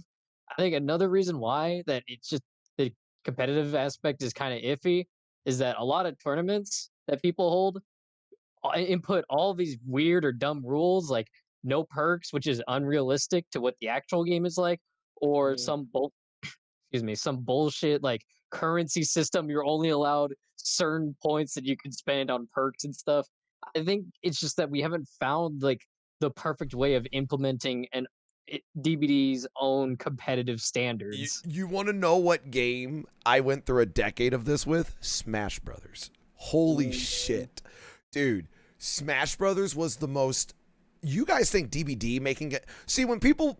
On the, like, my stance is of, like, DBD competitive LOL. But if people think people argue about casual versus competitive in DBD, go play Smash in the mid-2000s. My God. It's not a fighting game. It's a party game. Why are we adding rules? Why are you taking away items? You would see people at tournaments. Why are there no items turned on? And it's like... Oh, God, like, okay, so then you would have tournaments where they would have items on for, like, a brief period. It was awkward. Then you had the people that wanted to treat Smash Brothers like a true fighting game, which the devs themselves didn't want to happen. And, like, it's just so funny because I see this with DBD, Spicy, and it's the same argument, and I love you for it because it's the same thing. It's like, Smash Brothers, well, should we limit the stages we're on? What about items? What items? In DBD, well, should we limit the killer? What perks? literally, there's a game dropped yesterday called Kirby Fighters, and someone tweeted out, I had, like, the Kirby, it's basically like a miniature Smash Bros. With just Kirby characters. And someone tweeted out, it's like, I had Brawl flashbacks. There's a Meta Knight in there in the game that has an infinite. I was like, I was having fucking Brawl flashbacks, dude. Here's Meta Knight. Okay, Dahlia, what was you gonna say? What's What's wrong with just keeping it at a simple, like, play it by the way people do kill your friends? Anything goes, just no pinks, no mories. Well, So I think yeah, I mean, Sheena will have more because he helped with the tournament. There's arguments for and against, like, why you can't have a tournament with, like, whatever loadout you want, because there is a lot of unfair bullshit in DBD. Again, that's why Smash Brothers had so... I'll let Sheena talk in a second because I'm an AFK. But that's why Smash Brothers had so many issues at first, because it was like, what items do you remove? And then it just ended up being all of them, so... Yeah, I was like a big thing. I was a big part of Melee when when we finally made the decision that there were just no items. Because at first there was only certain items like beam swords, and then like there was no. Basically, they removed items that were RNG based, so things like boxes or bombs, beam sword or not beam swords, like Pokeball stuff like that. And then eventually just became like, hey, it should just be about the players and the characters, and they removed those. But then obviously there were some characters that had items, but eventually, I know for DBD, the best of the best, the way they went about it is they obviously know that like there are still things that the devs are having trouble balancing, whether it's certain things, but also survivors, 4-man survivors in comms with every perk is really powerful. So they made limits on certain things, but for the most part, killers were allowed to use anything except for Amori and except their iridescent abilities, because the devs have kind of stated in most cases that the iridescent abilities are like add-ons are supposed to be overpowered. So like, for example, the iridescent, plague one that lets you like see people forever, or the tombstone Myers where you get to insta kill people and stuff like that. But I suppose a lot of times it's not so much that you want to, especially if you're trying to have a competitive landscape, because you could honestly, if you really think about it, say the same thing about boxing. Like, if we're boxing and we're fighting, why should it matter where I punch you? And it's like, well, obviously, there's certain places you could hit somebody that have a higher detrimental effect to somebody than somewhere else. Like, if I punch you in the nuts, doesn't matter how strong you are, you're probably going to go down unless you don't have anything down there. And even then, from what I've been told, being punched there when you don't have nuts still hurts. So, but it's one of those things where like it's done to try to make it a show of like who's practiced certain talents, certain skills, and essentially highlighting what you would consider makes someone a skilled player. Some people think being able to get a lucky Pokeball makes you a skilled player in Smash. Some people think, finding a key in a chest makes you a skilled survivor in DBD. But it's just it's honestly up to a tournament organizer to decide this is the skill set that we're trying to highlight for this game and the competitive format of this game. If it's going to be I would like to add to that too. A lot of people forget, like when Hexy runs a tournament, or like that Space Sports Arena thing 2 years, the horrible tournament we all joke about. People don't realize that doesn't speak for all the DBD, nor do the tournament runners want that. And yeah, exactly. I see a lot of that in my chat where like I don't do tournaments, blah blah blah blah blah blah blah, and I might do one in the future, whatever. But my own viewpoints of tournaments aside, a lot of people forget like. Yeah, you may not like the rules, but people got to remember that's local, and it's not like everyone thinks that. Like, I remember there were tournaments in fighting game communities where sometimes it would be best of 2 rounds or best of 3, and it was never standardized. So, like, a lot of people get so worked up, like, well, is this what the devs think? And it's like, no, this was a tournament ran by a person. Like, it's not the representative. There's the rules that this organization decided. Like, rules for a prime example of this is EVA. In every other Smash tournament, like infinites have always been banned. Like, or for most fighting game tournaments, infinites are banned, except for EVO. And every EVO, infinites for any game have always been available if you can pull them off properly. Whether it be Marvel vs. Capcom, Super Smash Brothers, if there's an infinite in the game and the devs leave it in the game, EVO's always said it's been up for play. But every other major fighting game tournament has removed infinites from their or banned infinites from being used in their tournaments. So it really just, again, comes down to like that person's rule set, which is sad, but we're probably never getting an EVO. I just thought it was like, we're probably not getting an EVO for a long time. They got Me Too. I didn't, dude, of all Me Too's, I didn't think EVO would get. I knew Mr. Wizard was a little weird, but dude, Me Too, bro. Done. That was an Omega Yikes. And it wasn't like it wasn't a question. Like what he did was like, I get it, man. Cancel that shit. Gotta go. Yeah, I think you gotta go. But then even after that, like there was stuff with the cross counter dude. Man, I'm just like all my fighting games events, dude. And then all the Smash pedophilia. Like, oh, well, there you go. Fucking. Yeah. I will say, an idea I thought of that might be kind of fun not really related to the competitive things. I don't know how that would work, but you know how like some games you'll be playing and like you've been running the killer for like 5 minutes about maybe something like that, and like you look down and you see it's still 5 gens done. At some point, maybe some sort of secondary objective activates where like Yes, you have yes. to get like some sort of amount of like points in the game, and then suddenly you can go. You have to like run the killer somewhere like that way. Like it still has to be activated by the killer or something, but like it gives you a secondary escape where like you can just be like, I'm out of here. Bye everybody. Dude, make it as Man, cheesy. people Make have it as been- cheesy as possible. Call it the golden one. If you are the MVP of your team and your teammates are all 3 mutants, you become the golden one. No matter what, win or lose, you get your 5K escape points and a pip. I What would just you wanted guys say, something Spicy? like Friday the 13th, where it's just like there's a way for me to leave you all behind that doesn't involve generators. Like I would Yes. Friday the 13th, if I fix the boat, I'm leaving. I'm not waiting for nobody. I'm not bringing nobody on the That was boat. probably one of my favorite things I was looking forward to if I ever played Friday the 13th, was that there was multiple objectives and I wasn't committed to one. I could just ditch everybody. Right. It's like good luck calling the cops. He's like, I'll see y'all later. Dude, Fuck if 12. DVD had like a Okay, rocket now- ship, dude, can you imagine DVD had a rocket ship? You use it's only used by green keys. Later, I'm sorry, I'm gone. Right. Fucking Okay, Claudette's looking with their hands up, like, what the fuck? Nope, I'm out later, dude. Oh yeah, I like what Convo said. Something like where you suddenly are like, all right, I'm cooperating with the killer now. And you can just run up to a survivor and be like, Dude, entity, After take 10 this, minutes, sacrifice this person. after Switch 10 minutes, teams. after 10 minutes, you drop your final palette. A cutscene plays where you and the killer do a bro fist and you fucking clap hands. Killer mains, survivor mains, sick of their teammates. Yo, when are we getting a zombie killer? Yo, just turn the survivor to a zombie, dude. I would love to do that. Sandbag my own team, what used to be my teammates. Dude, I actually am shocked we don't have anything zombie related in DBD. There's nothing. You can claim, well, technically this killer's reanimated, but no, there's no dead ass just zombie. There's I don't know no how way. it would Face work. kind of fucked up like a zombie. I don't know. I think Yeah, the closest thing arguably would be Light's like this kind of. killer and then Hag, right? Because technically Hag Yeah. was eaten alive. Hag's a but- Wendigo / voodoo, like reincarnated, black magic. I thought she was a Wendigo, but I remember chat like read at me and said, no, she's not a Wendigo, bro. It's different. I mean, I'd call her a Wendigo. It was like I think it was like a voodoo thing, something related to it. Like, cause I know from her story, they've been rebooting everybody's story so recently, like League of Legends at this point. But I remember her said something to do with like being eaten Yeah. and then cannibals. going back to eat the people who ate her. Yeah. Which She that's was how in- that, Yeah, isn't that how Hag got Wendigos her are made home right through now. cannibalism? I thought Wendigos were made through cannibalism. That's what like starts the curse, right? Eating flesh. That's what Until Yeah. Dawn was all about. Yeah, that was pretty much it. Like cannibalism, and then like something happens, and then basically corpse reanimated, kind of. Mm. So I did not know about that a Wendigo. So that might be.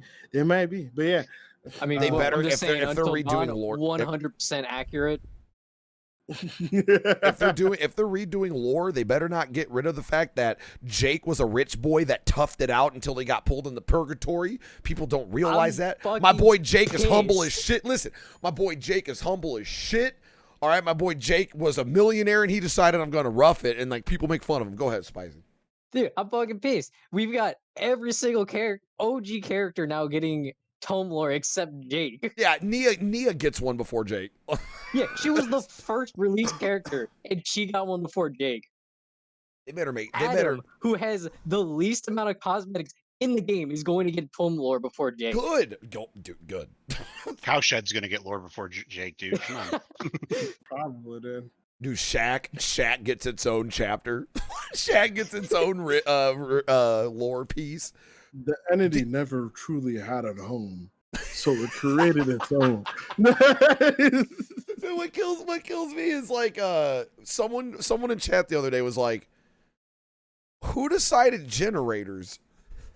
And like I thought about it, and he goes, yeah, like the entity like is all powerful and wants entertainment, so like Why generators? Like that was the entity's entertainment was I want you to do gens. So you know how I was playing Left 4 Dead yesterday? The new content, yeah. Yeah. Part of without major spoilers, Bill comes back for it. And it's funny, you get Bill back. And then one of the things you have to do is I thought like me and my friend, I used to play DVD with like dying so much. But one of the things you have to do before you get to like the final stand is you enter like a room, you activate a crane, and in order to like get the crane to open the doors, you have to power 5 generator. No, are you serious? No, I actually counted. When I played that mission, I counted. It was actually 4, and I was pissed. I was like, no, it could have been 5. They could have had an easy reference right there. What the fuck? You could have been the reference. Hey, look, Bill from Dead by Daylight is in Left 4 Dead. Who would have ever thought? How many people actually commented on that on the Last Stand video for like the official teaser? How many people do you think I pissed off by saying that? I was literally just sitting there with my friend. I'm just like, leave this to me, guy. I was like, I've got experience. I've gotten 3 years under my belt doing these gens, and I'm not about to stop. My skill finally comes to worth. I took the adrenaline shot first this time. I had those gens going like I have 4 brand new parts, please. You know how hard it is to brag about your DBD skills? I think you all do. Bro, what game do you play? Fortnite. Yeah, I'm the best builder, and I'm a decent shot. What do you play?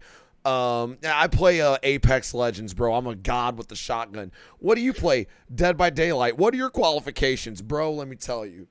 I hold M1. Bro, I play NASCAR around pallets and windows. I hold M1, and then occasionally we run circles. Hey, listen, on Among Us, I be hitting them smooth jukes. As soon as I know who the killer is, I'm like, nah, dog. Yeah. Okay, who here, and be honest, no memes. I have played so many games. Now, remember, let me frame this. DBD is unique. There has been no freeze tag simulator game like DBD. So what I'm saying is it has unique chase mechanics. Who here has gone and played another game after DBD and like you actually oh my God, looping's coming into effect. Like there was a game where the enemy has a set speed. And I was like, wait a minute. I can infinitely stall this AI if I use a loop. And I'm oh my God, this is Dead by Daylight, dude. Yeah, sure enough, I was looping the AI. And then in Payday, same thing. I'm like, oh, wait, you can loop the enemies. And I'm like, oh, my. Dude, DBD has given me this insane ability to see circles in games, bro. I'm telling you, man. But let's take it even further. Have you ever played a third-person game and you've wondered yourself, can I do a 360? Yes. Yes. I Any did game that. that's third person, So I'm doing a bored 360. Once playing Dauntless, and I figured out how to moonwalk the Dead by Daylight style. Easy. I'm just telling, easy, like when you easy. play enough DVD, you just develop those perfect lines, and even if they're as fast as you, if they don't know how to hit them lines, man, Yep. it doesn't matter. I can't tell you the game because me and Dahlia participated in a little booze drinking the other week, like a month ago. It was mostly me, but there was a game I was playing, and I remember I had the it was like you had this AI chasing you, and I just remember I was new to the game, but I'm like, wait, this is DBD, and like, wait, let me find a rectangle to run around, and sure enough, you're just like, what the fuck, dude? This is crazy. I know it sounds like I'm joking, but Dead by Daylight's definitely like I've seen it in other games now. Like, yeah, this running in circles has a thing to it. You can moonwalk in Risk of Rain too, Are you and serious? you can definitely loop the AI. Oh man. I'm telling you guys. So, but on that kind of on the topic, when are we playing Among Us, guys? Come, what's going on? It's I Right just now, got I'm to looking right now, boot it up. Yeah, everybody wants to play it. Before this. Yeah, well, all right. This is all you guys did because I ain't playing that shit. Why not? It's such a good game. No, I've already said I do want to play it. I do want to play it, just not on stream. Okay, just got a lot Fair. of people. You know what I'm saying? I haven't opened it up yet. Dude, I've seen so many streamers get asked, "Are you playing Among Us?" Maybe, maybe not. My stream's the only stream where I said I don't want to stream Among Us, and everyone's like, "I get it." They're like, "Yeah," because, dude, number one, I would not be able to lie to anybody in my chat. They can hear this. I've been told you guys can hear the smile in my fucking voice. Number two, everyone's going to assume I'm guilty no matter what it's going to be. Oh, I saw Toast report a dead body and another guy kill that guy. That's Toast. Toast looking kind of sus. Brad. Hey, Toast is playing? Yeah, dude, imposter. I just But have no, this that game thing is that fun as fuck, everybody though. That trusts game, me. that game But was it's like amazing. they're like, Shino was with me the whole time, and I was like, I killed 2 people, but like it wasn't you because you're the homie today. What a lot of people don't know is Among Us been out for 2 fucking years. It's just got popular on Twitch finally, and then it blew up on YouTube. You could thank Soda Poppin' for that one and Vigors. Yeah. Soda Poppin' for like playing it, and then Toast for making YouTube videos about it. Yep, and Facebook. His You know, editors since he's can on pop it Facebook, off. he got popular there. Yeah. This editor does really fucking good work though. I've actually been using like Toast's videos as like the benchmark for like the Among Us videos I'm working on. But his editor does like really good work for like the intros and stuff during the videos. It's they make them very interesting. You know, they got the dramatic music, the accusations, you know what I'm saying? Like the objection. Like I would Just- want to do a casual, slight competitive lobby, but I can't do the, okay, you were on this task for 5 seconds. Well, everyone knows that task takes 6. Or, you know what I'm saying? Like, Bro, that shit's boring. I might get to that level, but when I start, I just want to be like, I saw a dude go there. I fuck with those people all the time. Like I couldn't be in a lobby with those specific people. Not gonna name names. No, you know who I'm They talking would get about, too mad at me. Chino. Yeah. You know who I'm talking about. What? The logic's not consistent, bro. Your logic's not consistent. Whenever I'm imposter, you... There's like you were on this task for 10 seconds. That's a 2-second task. Yeah, I wanted to see if you would kill me. That's bullshit. It's like, no, you could have killed me. So I think you're less sus now. But to be fair, if you really knew this was 10 seconds, why'd you hit the button? Now we don't know where the body. Like, I feel like, And I don't what know, you didn't notice the whole time, I'm not actually blue. I'm green. I would want to. I did see there's like a series of videos of an Among Us of like people getting kills, and then Convo Breaker showed me like people get in front of the body, and then people just walk right past it. Now Dahlia said like, if I have trouble lying with my voice, you can play it on mobile, and 90% of players are text only. Yeah, So I and might try it. that's a big thing too. You like you it just better that gotta- way? You just gotta, I don't know. For me, it's just I mean, to be fair, when I was a young child, I was a pathological liar, and I learned lying was bad. So I don't get to lie often. So I'm just really good. That's why I play like so many hours of a game called Secret Hitler, even though realistically, Oh, I how many shout you out people for your play deceit. Secret Hitler. Dude, I shout you out for your rank 1 deceit play all the time. Like anytime we talk about Among Us, I inevitably during stream will say, well, Shino Bazu is like the god at deceit. You and Miz is he like Among Us is right up your alley. Bro, I am fucking ass at lying. It is so painfully obvious anytime I'm trying to lie. Hey, It's Brandy. awful. Hey, Brandy, what if I told you that joke's funny and all? Deceit has players, but it has more than Death Garden does. Oh, we didn't it too soon. Dude, Combo Breaker made a montage for Meme Review, and it had Death Garden gameplay in it. And it was like, damn, I kind of miss it a little bit. Like, that was, oh, fuck. It's too late now. It's dead. I didn't support the game enough. I mean, to be fair, they didn't support the game. No, yeah, dude.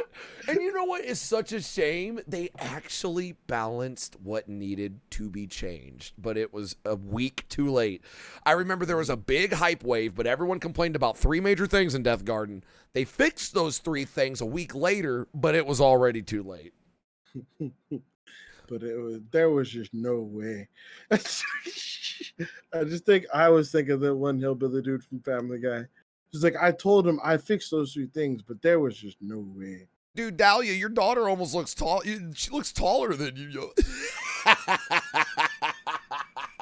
She's not taller than me yet, okay? You don't have Yet. to see the future here. Soon. Oh, look, she's tall. Look. That's real. That's a real height comparison. That's real. That's not Photoshop. That's real. She's she's so pissed, dude. I'm gonna get yelled at later. All right, so with DBD though, we started with what are we feeling about it? I don't know, man. We say it every year, but can DBD last another year? I mean, I could see it doing it easily, but man, there's got to be some competition eventually. Here's my thoughts. I don't think there'll be competition, but I do think that the 5-year anniversary is going to be. I don't think there's going to be a DBD 2. I think they gave up on that with Death Guard. I could be wrong, but I don't feel like they would. I've always Even though said Among do Us an guys aren't Overwatch even 2 doing thing. I an think Among Us DBD 2, anymore. if they do a DBD 2, it should be like Overwatch 2. It's not actually a sequel. It's just a single player expansion. So Yeah. here's the thing: Overwatch 2 is actually a sequel. They just have a terrible marketing department, so everyone feels like it's not. But I'm saying though, that would be good for DBD. It doesn't need a full out sequel, really, in doesn't. my opinion. It already has so much in it. Like, I mean, I would rather like they do kind of like League where they do like a full graphical overall, which I guess is kind of what they're doing now. But like, I would want that personally to come with an engine update because I feel like they're using the same engine Fortnite's using. I need you guys to understand this. Yeah, Fortnite runs 10 times better than this game with literally 100 times as many people on the map. There's no reason for this. But, well, and it doesn't help that this new update is destroying people's toasters. Oh like, man. yeah. oh my god, dude! Like, there's a couple streamers who are like, "Damn, this update struggle busting me." And I'm fortunate enough, I bought my new PC, and graphical card issues aside, like it's still playing DBD smooth as butter, but barely. And like, this is a new computer. Like, this is new, and it's struggling. So I physically can't play on the new maps on medium quality anymore. Medium was kind of like meh for me, where if I wasn't like in a chase, I'd still stay at around 60 with some dips like mid chase something. Bro, the new map, I'm like at 40 going down to 30. It's like I have to Ooh. play on low now. It's getting to that point where I don't know if my computer can handle it anymore. Dahlia, how does your computer handle DBD right now? I was actually curious about that when the new update came out. I never did ask you about that. My DVD runs pretty much fine, other than when I hit weird killers, and then From, like, yeah, obviously like- I have the normal lag. Oh yeah, the lag, but I meant like, did you notice any performance issues with the new update? No, not at all, actually. Although I haven't attempted to like stream or anything while playing DVD. That's fair. That's fair. Streaming, yeah, I noticed that DBD is really resource intensive when you stream on OBS because I mean it's an unoptimized game, so it's same with Payday. Do you know what game lags? Dicey Dungeons. During my Dicey Dungeons last Tuesday, there was like a couple times I dipped to 30 frames. No reason. It's Dicey Dungeons, but I guess it just, I don't know. Maybe it doesn't like my computer or just, I don't know. But that game, when I stream it, it lags a little bit sometimes. And that game's like a Nintendo game. That's just weird to me. Sorry, random. I was gonna say, it's got to be just like at that point, a game like that has got to be just how the devs have like utilized the resources properly. But I don't know. I haven't. The last time I played Killer, it was a big patch happened. It was before Blight, so whatever I think the mid chapter patch after Blight was. I tried playing DBD and Killer, and my game like just hard locked up like 15 times. I rebooted the PC, cleaned out a bunch of stuff, and then it ran properly. But like, it was like I deleted probably like 100 gigabytes worth of stuff out of my PC before trying to reboot up the game again. But it was like really, really ugly. So I decided I'm not going to mess with it until I get my new PC again. That's fair. I don't know how, because you gotta assume with all the spaghetti code issues, there's no way it's running as smooth as it should on anyone's PC. Like, there's gotta be some black magic going on with that shit. That's what I mean. Like, that's why I don't like. I would want them to do like a full reboot, like just not even so much like I said, a DVD 2, but just do a full like rebuilding it from the ground up and a new engine, which was essentially what you would do in a sequel, but like just let it still be the same game. Just because like at this point, because the game has ran so awkward as ever since like before HAG, because this is the second engine we've been on already with it, but just there's a thing called technical debt where it's like if there's a problem and you come up with a fix for the problem, but sometimes you can come up with a fix for the problem without ever identifying that problem. But a lot of times when you keep doing that over the course of a long period of time, just the new problem will be caused by your fix and so on and so forth. Then it just becomes like an overarching thing where you just have so much stuff built up of like almost like you said, spaghetti code. That's why they refer to it as spaghetti code, because there's so many things that are like interlined. It's like I might add one new thing that broke something that I added 5 patches ago, which is why whenever they add an update, this fixes something, something else breaks, it seems not even remotely connected to it. That's what's causing it. It's like the only way to fix it would be to like rebuild the game from the ground up again. But I think the last big update I think will be at 5 years. I'm pretty sure they'll probably announce free to play. I don't know what they're gonna do about hackers, but the games are already both technically on next gen console, like soft confirmed, because Dead by Daylight is on Xbox Live Game Pass, and all the Game Pass games are available on Xbox One or Series X or whatever the fuck the new Xbox is called. And DBD isn't a free PlayStation Plus game, but it's been free on PlayStation Plus every Halloween. So I'd be surprised if they don't just add it to the PlayStation Plus collections. So it means it's already free on console. And if it's already going to be free on both consoles, I can't imagine them waiting too much longer to make it free on Steam. You know what I mean? That was a lot to take in there, I know, but I like expect that idea. I want to comment on. yeah. It's about the optimization of the game. There was a Q&A recently that was done, and one of the questions was, has any plan for a just optimization and bug fixing patch just dedicated to that? In which they actually answered they don't actually need to do that, which was interesting because Oh, that's apparently out they of have a touch big as enough fuck. team for That's out of touch. What the yeah, and fuck? that's the interesting part. Is just like they have a big enough team apparently to where they can keep making new content, but they can also keep optimization going. So it just kind of makes me wonder, just like what's taking so long? Dude, you know why the Billy is still bugged? And this is from McLean himself. They don't know how to fix it. I was like, Not only that, but it's because Billy was one of the first OG killers. So what that means is his FOV bug is tied to the spaghetti code at the source. yeah, at the start of the game. So they literally, they said they don't know what to do because it would have to fuck up a million things. So like that by itself tells you they need to just stop everything. Don't make a DBD2. Just rebuild the shit from the ground up and release it on the next gen consoles, please. They need to do something with this base code because even Payday 2 wasn't. And Payday 2 was also made by Starbreeze, and it also has its fair share of memes about its spaghetti code to this day. Nowhere near as bad as DBD at this point. Like, it's. Payday 2 has a couple of memes like desync, players getting booted from crime sprees, and awkward lag, but like that's it. An awkward, like, you know, your gun just doesn't have a model. DBD just, I've never seen so many issues where it's like, we fixed it this year and it's back next year and then it's back again in 2 years. Spicy, what are you hiding in your drink? What are you talking about? Why is your drink covered? Oh, it's just the Coke, but it's just the Coke.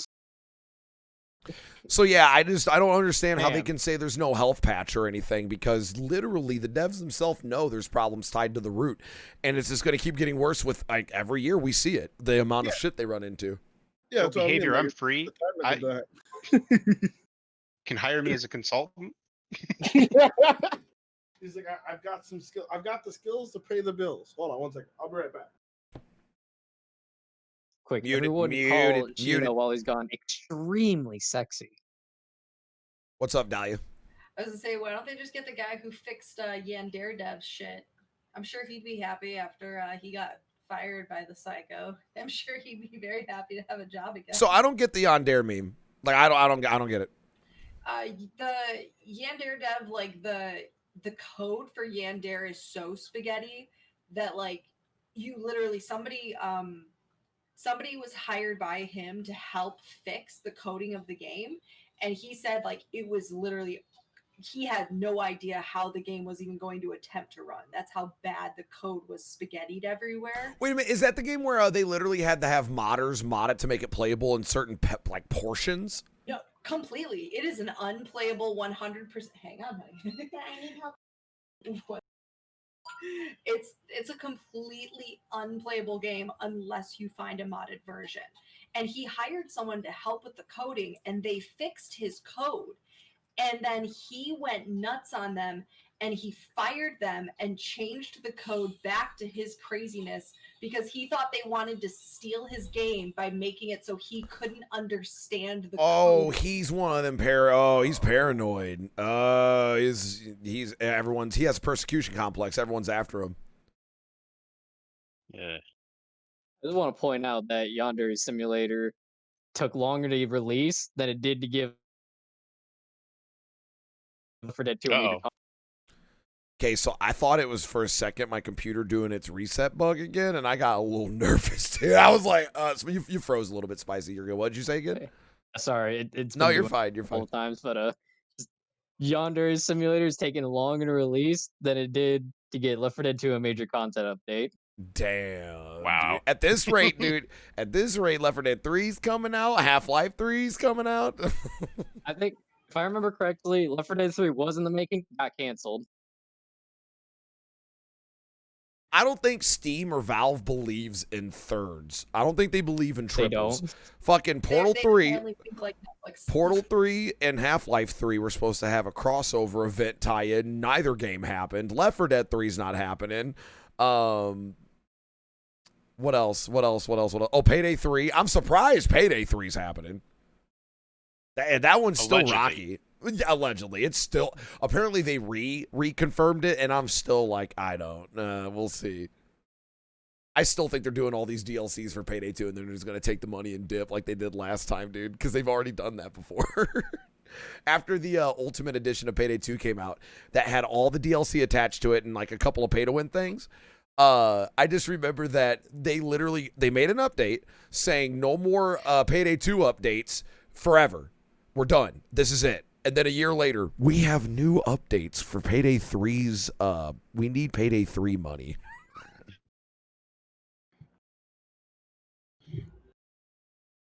She's trying. Hold on. You gotta get her a little closer. You gotta get her a little closer. You gonna say hi? You gonna say hi?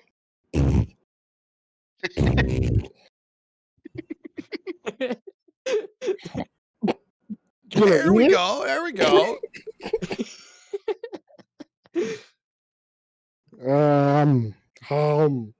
No? Uh-oh, mommy's here. Hide. Oh, that's right. Glad to know I still got more hair than that baby for now. Glad to know. Okay, mullet auntie. By the way, Spicy, I have a wireless headset now, so I can actually hear you guys when I'm out there still. What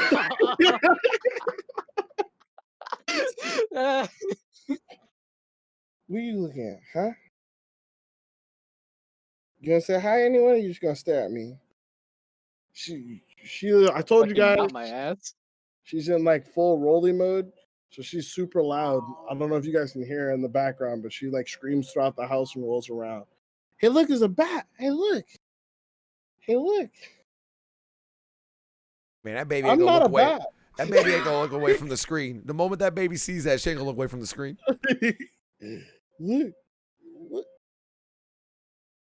Look. Look, there's a Sir. bat. She wants the ball. Yeah. Yes, because she needs to eat. Look. Look. Look.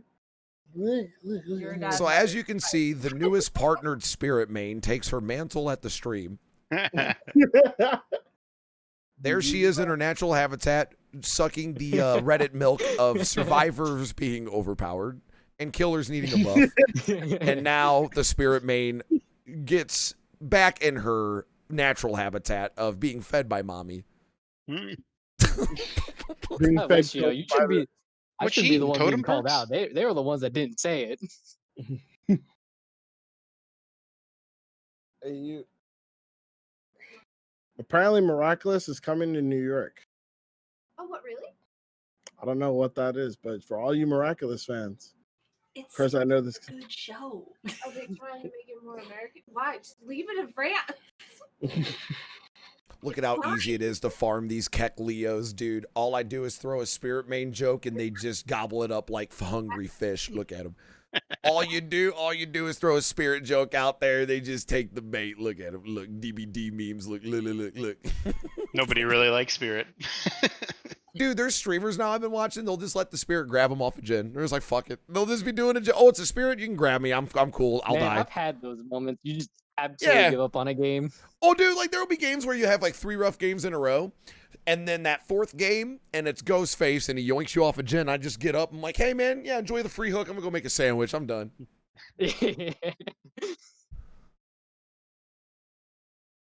So, what are you guys looking forward to? Obviously, Cyberpunk 2077. That's a shoe-in. What are you guys looking forward to?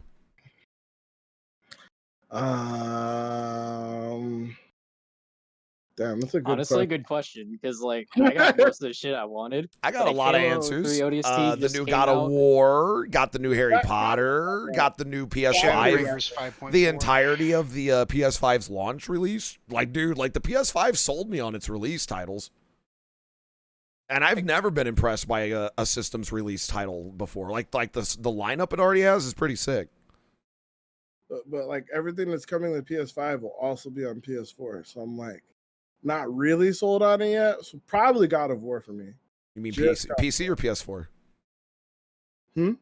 You said everything on PS5 is going to be on PS4. Did you mean PC? No, they announced it like later that a lot of a lot of their launch lineup, like Ratchet and Clank and Miles Morales, are both going to be on PS4 as well. Oh, that's old school. Because I remember when the 360 came out, they had a lot of that. Like, hey, we're for a little bit going to make games for the previous generation too. It'll just be a little bad, a little weaker. I have a PS4 launch. I don't even have like the Pro. It's so slow. I was gonna say I don't even have a Pro either. But I gotta ask you guys, speaking on like console stuff, what do you guys think about fucking Microsoft's purchase this week? So what are we Buying looking up forward like to? a Video. Todd So what? Howard So sold what are we another copy looking? of So what? Skyrim. So what are we looking For forward to? Video 7.5 game. million. So what are we looking forward to? Video game release wise, Dahlia. I've been interrupted 4 times and I've been pretty cool about it, or like filibustered, or like people taking over the topic. So I would like to talk about one topic I brought up. So Dahlia, what are you looking forward to? I just want my Vampire the Masquerade. I know, movie. man. They keep delaying it, dude. So what's the newest news on that one? It just says like 2021. Like that's all we have. We have no like. I think maybe it's fall 20. I don't even know anymore. I don't know what's happening. So to what's it. going on with the development of that? The creator director got booted from it, didn't he? Like the original creator. The original creator and one of the other like main people that was working on it, they fired both of them, and then they hired like somebody who worked on Assassin's Creed, and I have no idea what's happening to it now. And they like it was like this weird thing because no one knows why they were fired. They like aren't talking about it, so it just looks really weird. They marketed the whole game release around we have the original creative guy from the first game, and it's like, well, now you don't, so what the fuck are we here for? I can't see that promise doesn't sit well with me because of Kingdom Hearts 3. It forever jaded me from the sequels. I just can't anymore. I can't anymore. Whenever I hear that, I get hopeful, and then this shit happens where he gets released. Same thing with what game was it? Shit. Right before because we're about to talk about the Microsoft purchase of Bethesda, but before that, there was like a bunch of key script writers. What game were they released from? I could have swore they made Fallout. No, was it the Fallout guy was going to work on Vampire the Masquerade, right? Was that it? It's somebody. No, he did Far Cry. Was it Far Cry? Far I Cry. think he Far he Cry. I'm worked thinking of on a it. different series. Shit. Yeah, he worked on Assassin's Creed and Far Cry. Now, Okay, did so he get released, or Ubisoft is was a he big still on the Ubisoft team? person. That makes sense. Now, did he get released, or is he the one that got released, or is he still on the team for now? He got brought in to replace the original guy. I would be very concerned on which Far Cry. And Yeah, Assassin's Creed it depends on the Far part of. Cry. That is like if you did like 3 and 4 maybe, but like if 5 wasn't bad, but it's like if he was on like Far Cry 3 and 4, cool. If he was on Assassin's Creed 1 and 2, yeah. But the recent Assassin's Creeds have been kind of like Very man. yeah. What I've heard about Assassin's Creed lately is gameplay always solid. That's it. Like, and the visuals. It's fallen into It that. looks pretty, but you're not an assassin. Like the problem I have with Assassin's Creed Odyssey is the same problem I have with Dragon Ball Evolution. It's not a Dragon Ball movie. Yeah, not you're not an Assassin's assassin Creed. anymore. Yeah, you're a fucking Spartan. Just call it Spartan Creed. Start a new series. All right, cool. Okay, call it Egyptian Creed. I'm okay with that. I get to be a black main character, but like they're not assassins. Can we talk about the PS5 fucking... I'm sorry, but like with the release things, by the way, all the walk and talks. Did you guys notice that? It's a new trend We don't have to talk about it because I do want to talk about Microsoft's acquisition. But dude, I'm sorry, man. Like half of PS5's, and I was impressed with it. The fucking walk and talks. Every single tech demo, it's them walking through puddle-infested towns and shit. Yo, It's they gotta forced show off walks. that ray tracing, bro. I know, man. God, it's always a walk and talk. Like the new Spider-Man game, it was him and his friend walking through a town. I'm like, where's my web slinging at? I mean, to be fair, that did make one streamer cry. You know, it was about showing off Spanish Harlem. You know, I mean, I'm not against it. Not gonna say anything about the fact that Miles didn't live in Spanish Harlem. But, you know, I'm gonna we'll just slide past that one. You know, they can reboot. It's their story. I'll let them tell it their way. You know. What was you gonna say, Dahlia? I looked up the guy's credits and I remembered I did want to bring him up in front of Shino specifically and you because I think you guys know a lot of his games. So he worked on specifically the very first Assassin's Creed and then the Director's Cut edition. He worked on Far Cry Instincts, and then he worked on Naruto Rise of a Ninja. Oh, Rise of Ninja? Yeah, and he did Tom Clancy's Rainbow Six Vegas and Splinter Cell Double Agent. Rainbow Six Vegas is seen as, outside of Siege, the best Rainbow Six, if Yeah. that helps. Yeah, It was like six. editorial game design director. Oh yeah, I was like, so Rise of Ninja was probably like in reality the single actual best Naruto game. It was just really like so Naruto had 3 different series. To briefly sum this up, they had the Ninja Storm was on PlayStation. They had Clash of Ninja, which was on Nintendo, and then they had the Rise of Ninja and Bonds, which was on Xbox. But no one played Japanese games on Xbox, so those games didn't sell well, even though they were the best version of all 3 of those games. And it actually it was the best telling of the Naruto storyline. Assassin's Creed 1 is easily the strongest Assassin's Creed. Even though the gameplay was very repetitive in terms of narratively, like Altair is probably still everybody's favorite assassin. And like the entry to the whole real world, you know, fake world parallels. I don't know. In my head, I'm trying to remember Far Cry Instinct. I'm thinking of Far Cry Primal though. So I don't know I don't remember too much about Far Cry Instinct unless it was like a spin-off or something. I have to look that up. But I mean, he's got some really good game credit, like, you know, like he's got really good like game direction credits, I would say, under his belt.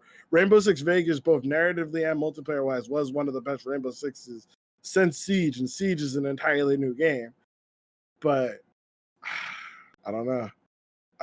I feel like I should remember. What do you have his name or Instinct? What was Instinct? I have it. Whether or not I say it right is completely up to you.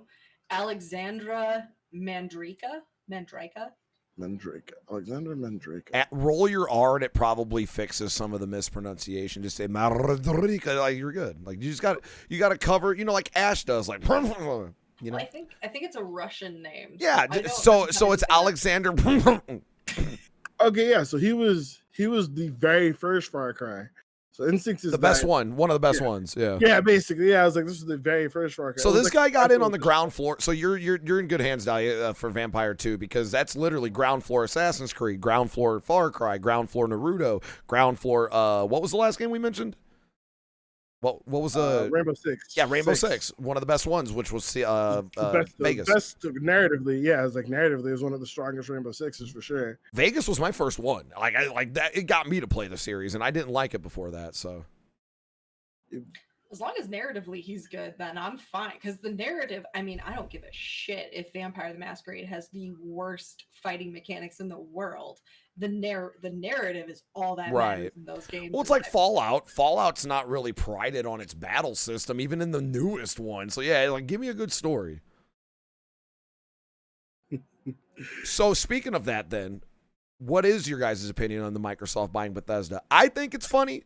Because there was a meme I saw that was like Sony announces cheap as fuck console. Microsoft, we're buying Bethesda. Like they clap back hard, dude. I just want to know, like, Todd if we should have. Yeah, fucking Todd Howard does it again. It just works. Guys, it just works. It really does. It just works. I'm Yeah. just concerned. I'm concerned. Like, are they gonna keep trying to throw out more Elder Scrolls 5 with this, or are they gonna actually move towards Elder Scrolls So 6? Or is there is that scrapped? concern, but I saw something on Reddit that made me nerdgasm. We finally have the people that made New Vegas and its original company back together again. Technically, yeah.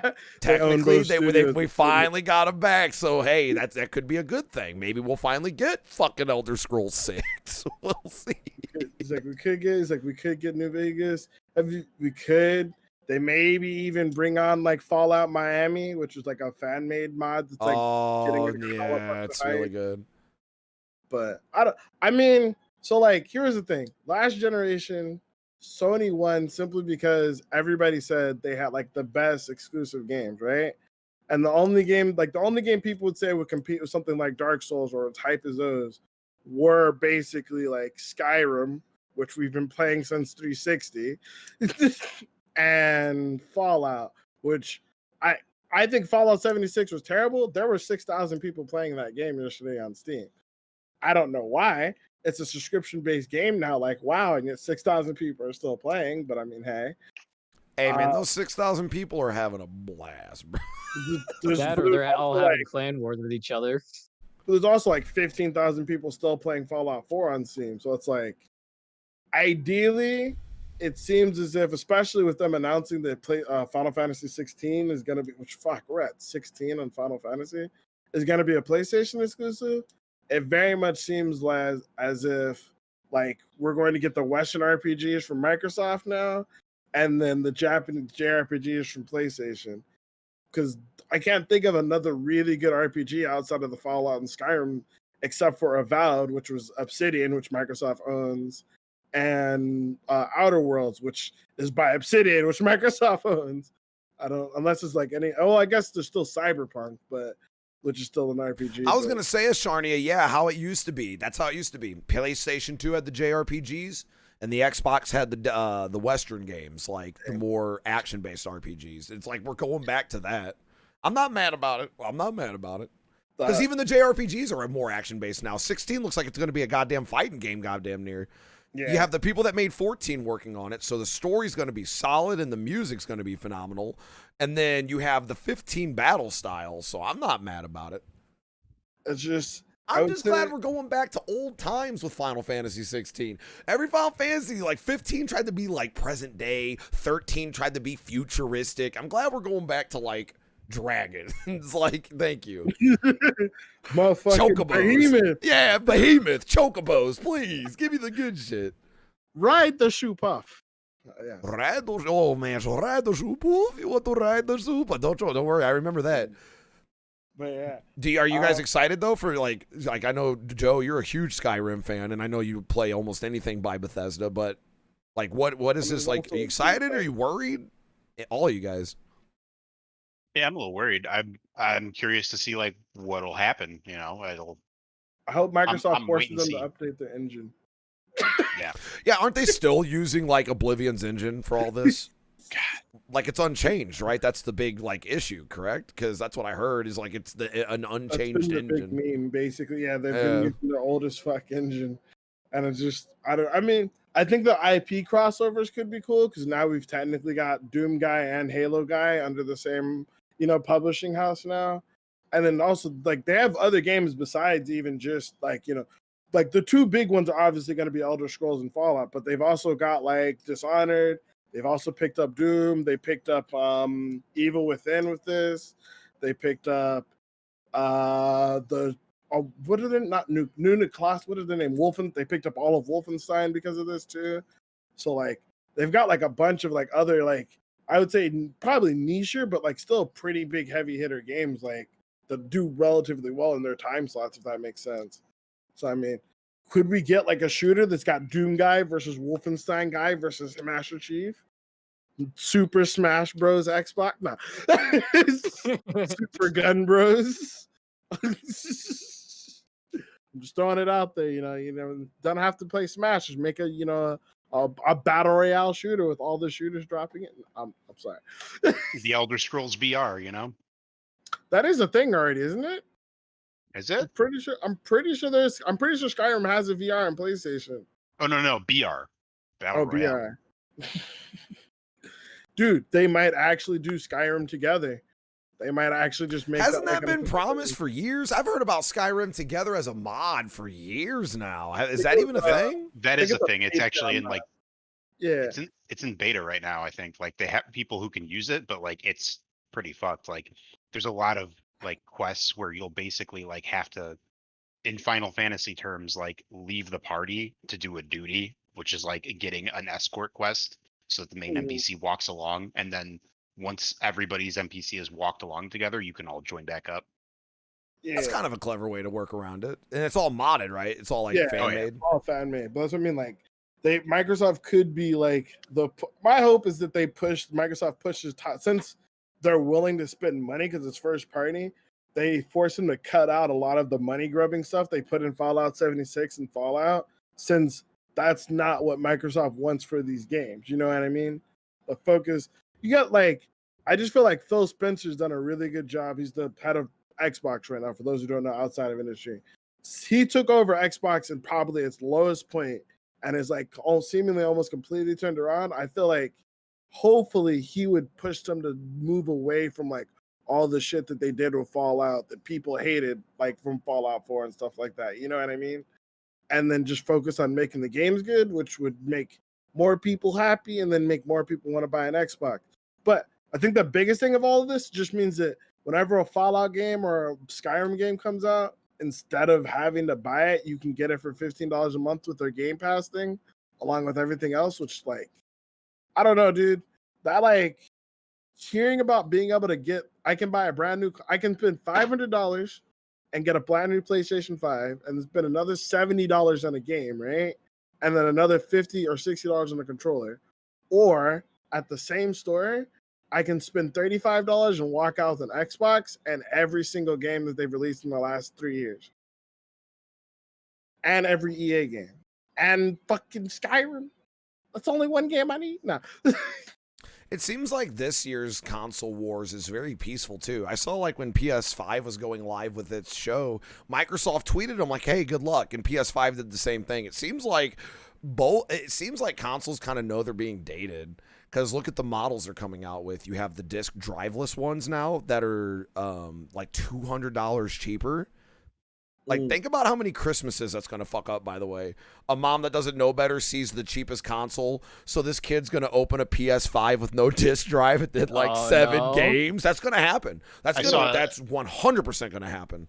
I saw a meme where a mom goes into a GameStop and yeah, I'd like the new Xbox, please. Yeah, and which the guy's one? Which one? The Xbox One, the Xbox One S, the Xbox One Pro, the Xbox Series X, the Xbox Series X Pro. Dude, if they don't have good workers for that, dude, boomer parents are fucked. Man, I've been in so many GameStops, and the questions that get asked. Now, like I said, your average customer is going to walk in. Hey, my son wants the newest game system. Well, here you go. And they're going to list the prices, and they're going to see the cheap one. And they're going to be like, I want that one. And then, oh, man, I want to see the compilations that are going to come out. The kid be like, yay, a PS5. No disc drive. But I want to know, what is your guys' opinion on that? Because that's something I wanted to talk about now, because I'm a very big physical collector of games. So now consoles straight up admit digital's becoming the way, and they're starting to sell you at a steep discount digital-only consoles. What's our opinions on this? Steep discount, you say. However, the $400 PS5 is the same price as what the PS4 came out as originally. PS3 was $600. What's your... Was it really? Oh, fuck. It was. Yeah, the PS3 was... I'm not talking about price. Yeah, to be fair, my topic isn't about... was a terrible idea at $600 and also still lost money at $600. Yeah, but we're not talking about the price of it. What I'm saying is, what are your guys' opinion on the disc driveless consoles now? Because that's pretty big. That's a pretty big move. That's literally never done before. Microsoft was ahead of their time.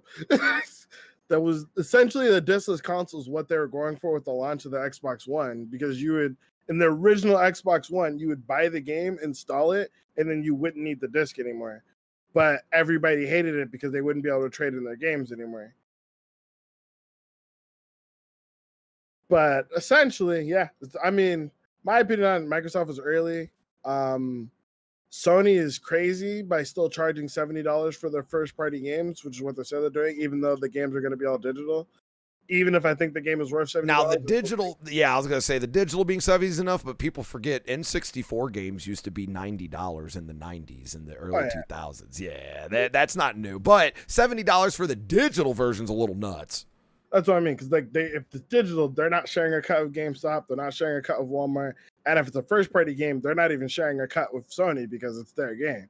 So it's like, can they charge that much? Yes. Should they be charging that much? Oh.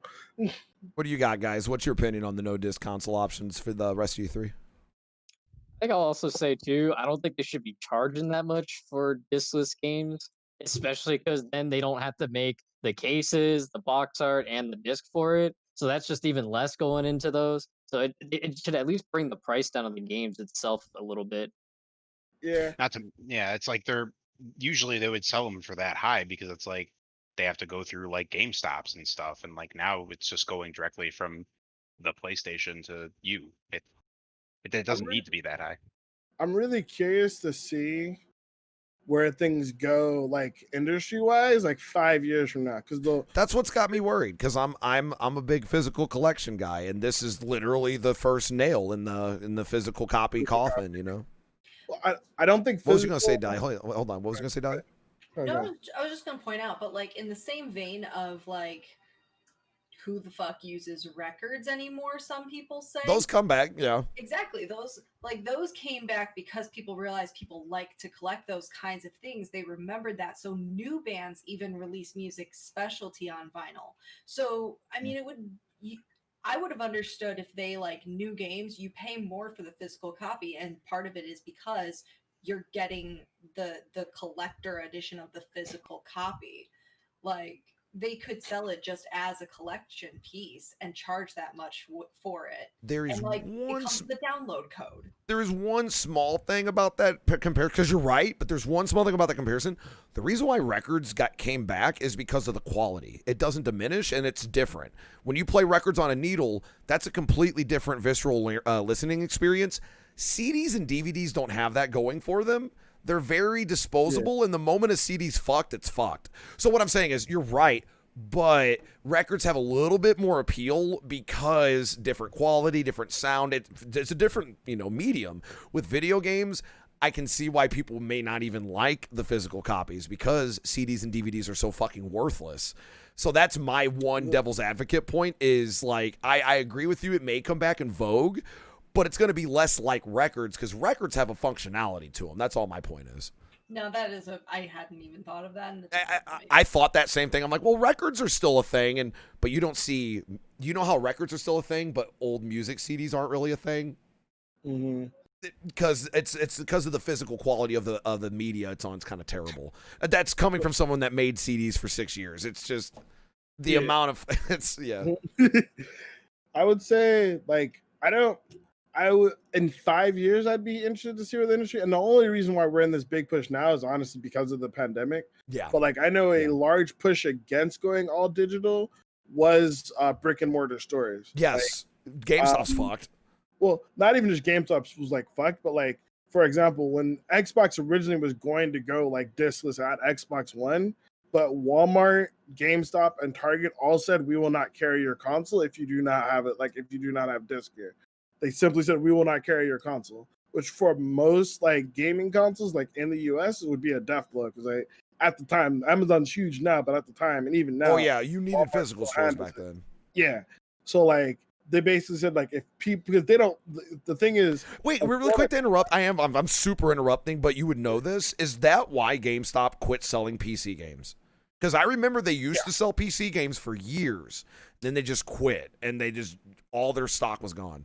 Because they don't make GameStop this company basically yes, but okay, yeah, yeah, because they don't make GameStop makes their money from used games, and then for Walmart and them, they don't make money on the consoles, they make money on the controllers. Like they don't make money or the games or the controllers. Okay, well, they make maybe $10 for every Xbox they sell, if not losing money for every Xbox they sell, depending on the store and what the setup is.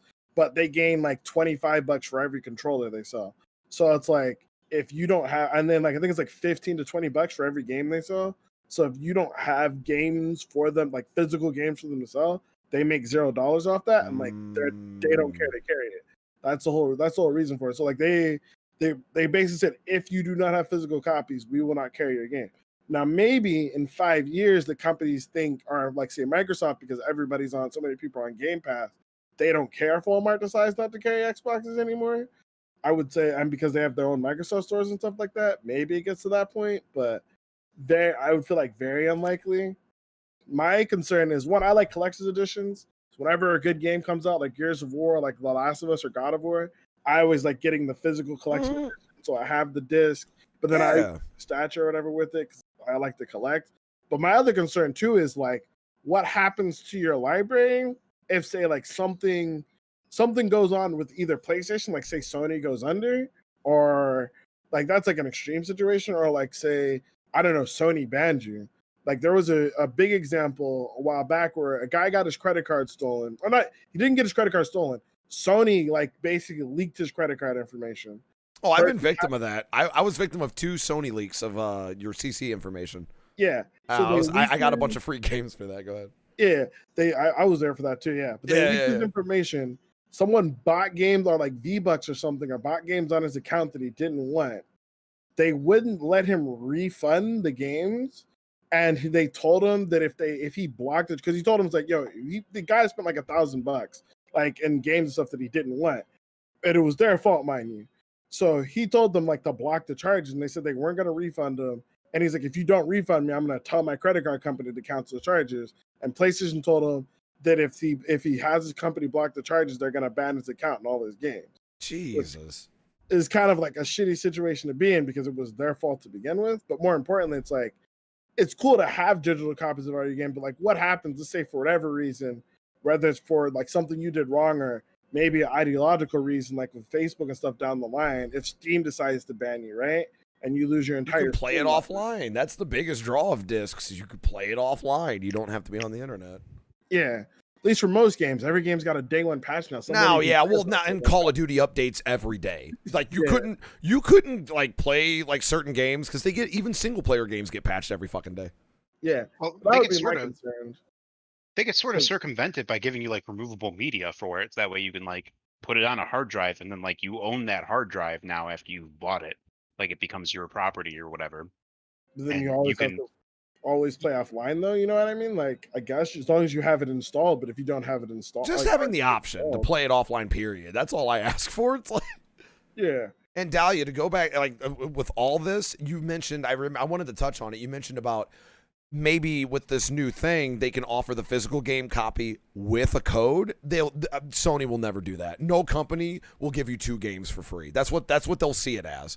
Is, oh yeah, well, who would, if we release the code with the physical copy and not at a discount, who would buy the digital copy? You just buy the physical and get 2 games. That's unfortunately, I think that's a solution too, to avoid this fiasco of like I said, parent comes in, sees the cheapest option, and then buys 5 games.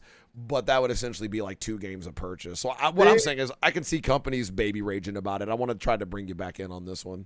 Oh, I was even thinking like they could do it like the disc that's in the, because I mean, if you know you have the game digitally, you don't need the physical game itself. But like, what if the CD doesn't have the game? What if the CD has like a soundtrack, and then you have the game digitally?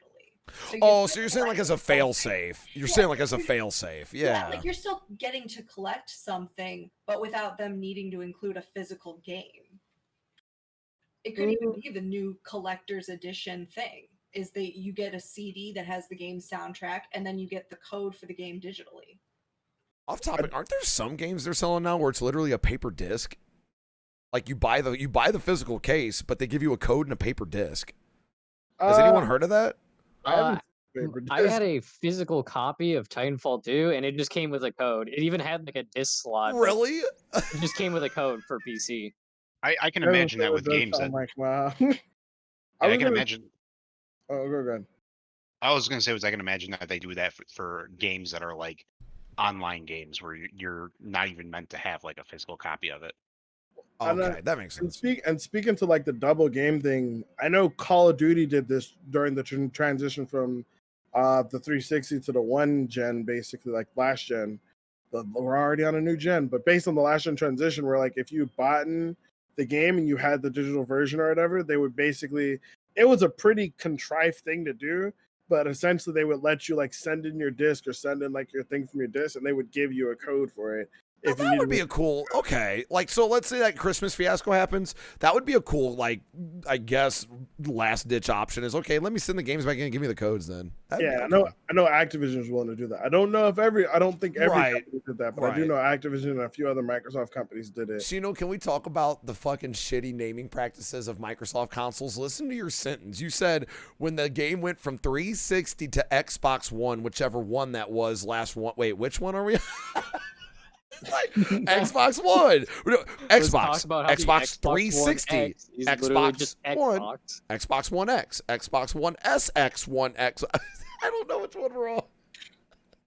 Just call it the fucking Xbox 2, damn it. Bro, yeah.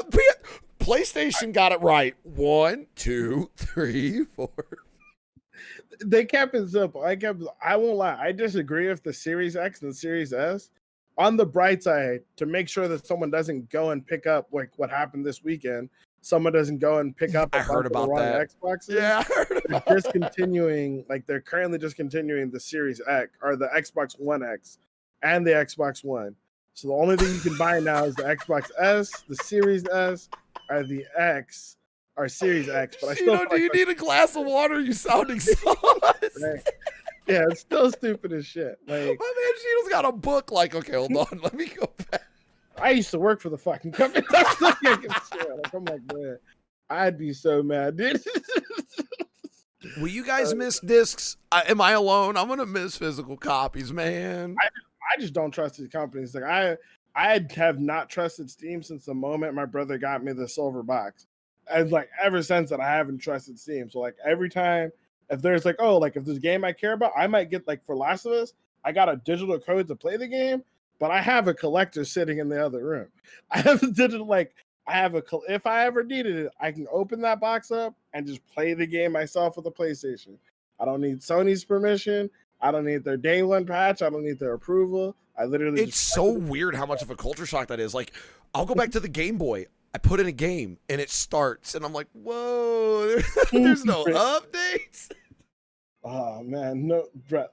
I think the first time I had a day one patch trigger me was Modern Warfare 2. Oh, It's yeah. probably like Oh, the yeah. beginning of the end. Oh, yeah. No, and because that was our first, like, I remember Modern Warfare 2 had day one updates that were like gigs. And then Mhm. Mass Effect had the day 0 DLC in Mass Effect 3 with the Protean or whatever his name was. Yeah. He was a cool character Yeah. and he was kind of important. And like that was day 0 because it was before the game was released, they announced it. Game released. Yeah. Yeah. Everyone was so pissed about it, but I was like, understanding the industry side, I I got it. understand Yeah. That team's done. They can start working on content before the game is released, so they finish it in time for the game. Yeah, blah blah blah. It's like, I get it, but I'm still just like, why isn't it just with the game? Like I came from like unlocking Luigi and being psyched out that I unlocked Luigi on Smash Bros. Now you're trying to sell me a new character for $5? Like, bruh, I didn't play the game yet. Oh man, fucking Marvel vs. Capcom 3 was in that generation. I remember every character, Shuma Gorath and Jill, $5. $5 character. We would joke about how that when someone mained Jill in tournaments, we were like, that's a $5 character right there. I hated Marvel vs. Capcom 3 so fucking much. Oh, me too, and I mained it, bro. I fucking hate that game now. I bought that game twice because I think you couldn't even get the special edition on Xbox at the time. So like you could only get those two on on PlayStation at first. So I had an Xbox 360 version and a PlayStation version. And I bought the game knowing that a Super Street Fighter 5 was coming. Whether it was called Ultimate, Ultra, Capcom, or whatever. I was like, whatever. It sucks. I hate it. But I'll just pay the $20 for the DLC.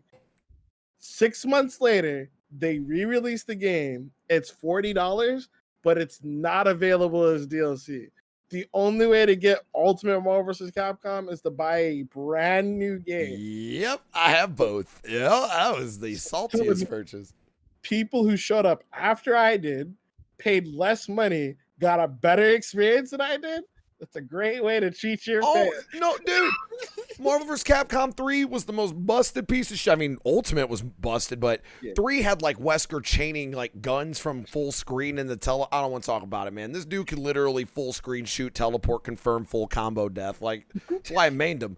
But then like Ultimate came out, 2 $5 characters, barely any new characters. Like, that was the saltiest upgrade. I bought the shit, but yeah, a salty upgrade. All I remember from Ultimate was Zero May Cry. Didn't you just pick Virgil, pick Dante, and pick Zero, and just infinite Yep. people? If you didn't bug them out of the match, then you just use Virgil Devil Trigger or Dante Devil Trigger at level 3 X Go Factor. watch that movie. That's what we said. We're gonna watch that movie. Yeah. We're gonna watch that movie. Yeah, here comes drive-in theater. Whenever Zero gets a hit confirmed, we call it the drive-in theater because you're gonna watch this movie. Now, Spicy, He's gonna what's watch you're the Zoomerest Zoomer of us. We're all old. What's your opinion on the no disc option? Does your generation even give a fuck, or do you collect, or what's your opinion? Dude, I give a fuck. Bro, I have a ton of DS. I don't know if I have Game Boy, but I have a bunch of DS, 3DS, and Xbox 360 cases that I think they're getting packed up, but like I love them. Especially I think probably one of my favorite ones was Halo 3 because it came with the code for Halo 3 Mythic, which like added a bunch of new maps and more forge options and shit. It was awesome. And it had beautiful fucking art book and cover. I remember the Mythic map packed in. It was fucking lit. And I think they even like hit a bunch of skulls on the map too, like in the campaign. So, dude, I gotta take a quick AFK, but I've been wanting to talk about this for like a week now. So I saw, and I agree with them. So hot take, but I saw a tweet from Joe that said, "Guys, listen, Breath of the Wild is good and all, but goddamn, is it overrated? Can we stop getting a sequel to?" Yeah, So, man. Joe, I I'm gonna go totally AFK. agree. I'm gonna let Joe get on his soapbox. Joe, tell I'm me. gonna mute Spicy Ham before he starts talking about Spirit Tracks. You guys have at it. I'm gonna go piss. I'll be right back. So, man. Breath of the Wild, right? Breath of the Wild, very cool at first, right? Open world, you can climb whatever you want. Cool, great. You beat it once. And then they're like, "Oh, hey, here's master mode. Everything that was terrible about this game, let's just make that more apparent. Let's just fucking your weapons break trying to kill one enemy. You can go through like 2 or 3 weapons. Oh, and if you don't swap weapons fast enough, they heal now too. Oh, okay. Yeah. And also it's kind of boring the second time through. So I bought Breath of the Wild. I enjoyed it. I played it for like an hour and then never went back to it. Now, I eventually will come back and finish this game because I will beat every Zelda game that I own. But the amount of time that they wanted me to put into that game and not like beat it, like in terms like the amount of side stuff you're like, not just the stuff you can do, but the stuff you're supposed to do before fighting Ganon in that game. I was like, I don't know how much time you think I have, like Nintendo, but like no one bought this game on day one as a child. I don't get those hours no more. I get maybe 4 hours, maybe 2, because I got to watch the kids. I got to shower. I got to eat. Like, it's a good game, but like, I need some people to just like acknowledge that it's okay to have a nice and short game too. The game can be good without being 50 hours long. It is possible. Yeah, it's okay to have a linear game that can be beaten, fairly quickly. Sock? Yeah. Okay, I'm like, she looks like a sock, but like an inverted sock. Also, not like being- somebody grabbed her head and tried to drag it off camera. Yeah, I'm like, are you okay, Dahlia? Like, it's just like, huh, wow, God. It's just like, oh, okay, there we go. We're back to normal. I sock Dahlia. It's my new AFK screen idea.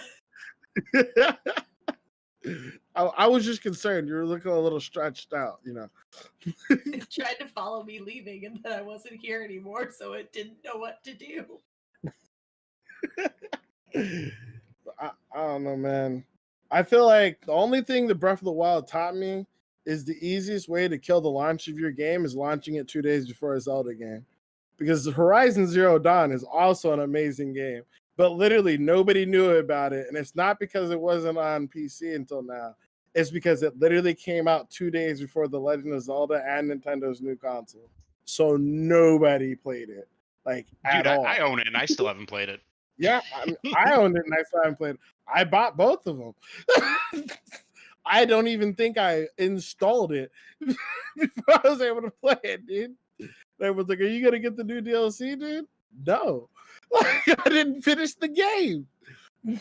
Yeah, I still haven't played the DLC because like I don't want to go back. You know, it's after you've done it once, it feels like it's such a grind to do it again. It's like starting over, like on Skyrim. Like, yeah, I guess you could do something slightly differently, but at the end, you're still gonna go up and do all the same main storyline stuff you're gonna do. Right. I actually wanted to ask about that. That was like my key question. In every Zelda, it's so replayable because while it's an exploration game, it's mainly action adventure, and like it's real easy to replay. How is Breath of the Wild's replayability? Because to me, games like Red Dead Redemption are kind of hard to replay because once you've seen the story, you've seen it. Same with like Breath of the Wild. Like once you've seen that world and you've done all those little grinds your first time, that can't feel like the same replayability. Right, and the biggest problem is like that they, with these open world games, they make it so big, and they're like, "Oh yeah, you can run out and go. You see that? You can go there." They don't tell you that it takes you half an hour to go there. Yeah. So the novelty wears off. It's one of the things like you can run for days, and it's like at first, like that's really cool, but then once you've actually been running for like 6 days, you're like, dude, It's can a we game. get there? Yeah, it's like at the end of the day, it's a game, dude. It's like when people try to instill realism in DVD and shit. It's like, dude, it's a game, man. Yeah, it's like I booted up. I have 2 hours to play. I booted up the game to try this dungeon out. I've got to spend a half hour getting to the dungeon. What? I don't have time for this. Ain't nobody got time for that. At least if I go replay Skyward Sword, the controls suck, but like I can move from one enemy to the next in the span of 5 seconds, and I can still no breakable wave my weapons and I think the only thing that irritated me about Breath of the Wild is the breakable weapons. Every time Zelda's had breakable weapons, I've gotten triggered. They've had them in some form since Ocarina of Time. I haven't even before that, but like, so my experience is Ocarina of Time, and I've never liked them. I hated the gold dust sword in Majora's Mask because you only got 100 strikes. Didn't realize how much you strike things until you only get 100 strikes before your sword. yeah. But like, bruh, it was. That's why I followed the guide for Majora's Mask, and when I saw you could upgrade that to like the perma gilded sword, I was like, not even trying it. Yeah, I'm good. Ain't nobody, So- ain't nobody got time for that. But Is this kind of like a case of like, you kind of touched on it, Joe. Is it like the novelty is amazing with these big, epic, 30 million years of content games, but like, are we sacrificing? Like, yeah, like your first playthrough will be better than, like your first playthrough of Breath of the Wild might be better than Ocarina of Time because of that, but then replayability's out the window. Like to me at least, like. Because, like, games that are short and succinct, like, people bitched about Resident Evil 3 Remake being only 7 hours. I'm like, to me, that's perfect. I can sit down, play a start-to-finish game, solid, it has an ending. I don't grind for 30 minutes to get a sword. You know, I don't know. That's what's genius about, like, Final Fantasy 14, too, is, like, when you play WoW and you want to have an alt, you have to replay the entire story, or you have to buy, like, a boost. And it's a grind. Like you've done it once, you've seen it once, you don't want to do it again. Right. The MSQ is terrible. Even if you skip the cutscenes, it's still terrible to go through a second time. But if you're only playing one character, you can just be like, yeah, well, now I'm going to do it on this class, and I don't have to keep doing the story, and I get a boost. That's one thing. I didn't know if I should switch the topic to that, but like I feel like I can finally join in on the MMO discussion on these after 13 podcasts. But I've noticed you can talk about, WoW's number one, Final Fantasy seems to be number two most. No, RuneScape's number two, and then Final Fantasy. I'm talking about in general opinion. Final Fantasy's up there in like the top 4 or 3. But I've noticed with Final Fantasy 14 more than any MMO, it feels like a WoW refugee campsite. I have never, dude, I have seen so many people in 14 go, oh my God, this game's so good. They're like, I never want to go back to WoW. Joe said it. Asharnia in chat said it. I've seen randos say it. So I get it. It's not that WoW's a bad game, but why is it 14 feels like a refugee site for them, dude? It doesn't- Yeah. So there's like to my understanding, there's so many things that 14 does that people wish WoW would do, but there is still just there's a little bit of like Blizzard, whether it's old magic or old god wisdom or whatever, it's in Blizzard games. Like I saw one of my buddies put up like a little, the guy getting dressed in the clown makeup, and he's like me playing Final Fantasy 14 for the first time, realizing this game is so much better than WoW in so many different ways, having the most fun I've had playing an MMO in years. Me downloading the Shadowlands beta for World of Warcraft. Why are you doing this? Dude, I'm so. Oh my God, Dude, it's funny. It's funny. Sorry, I'm talking while I'm No, downstairs. you're good. Go for it.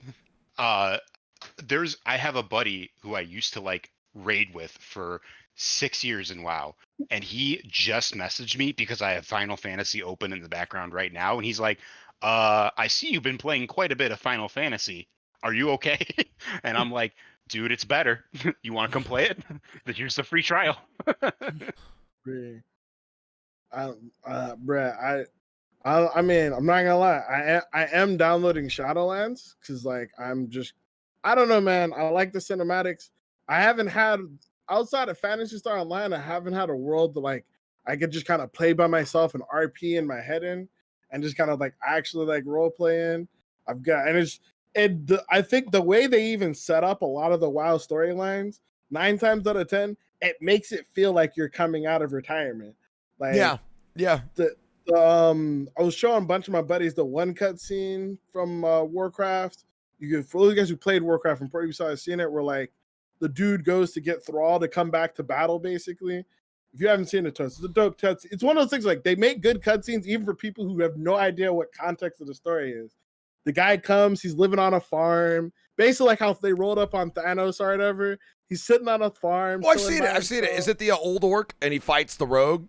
Yeah. Yeah. No, WoW has great cinematics. Oh yeah, I'm sorry. Yeah, I blanked out there. Dude, I fucking love their cinematics, even though I don't even keep up with it.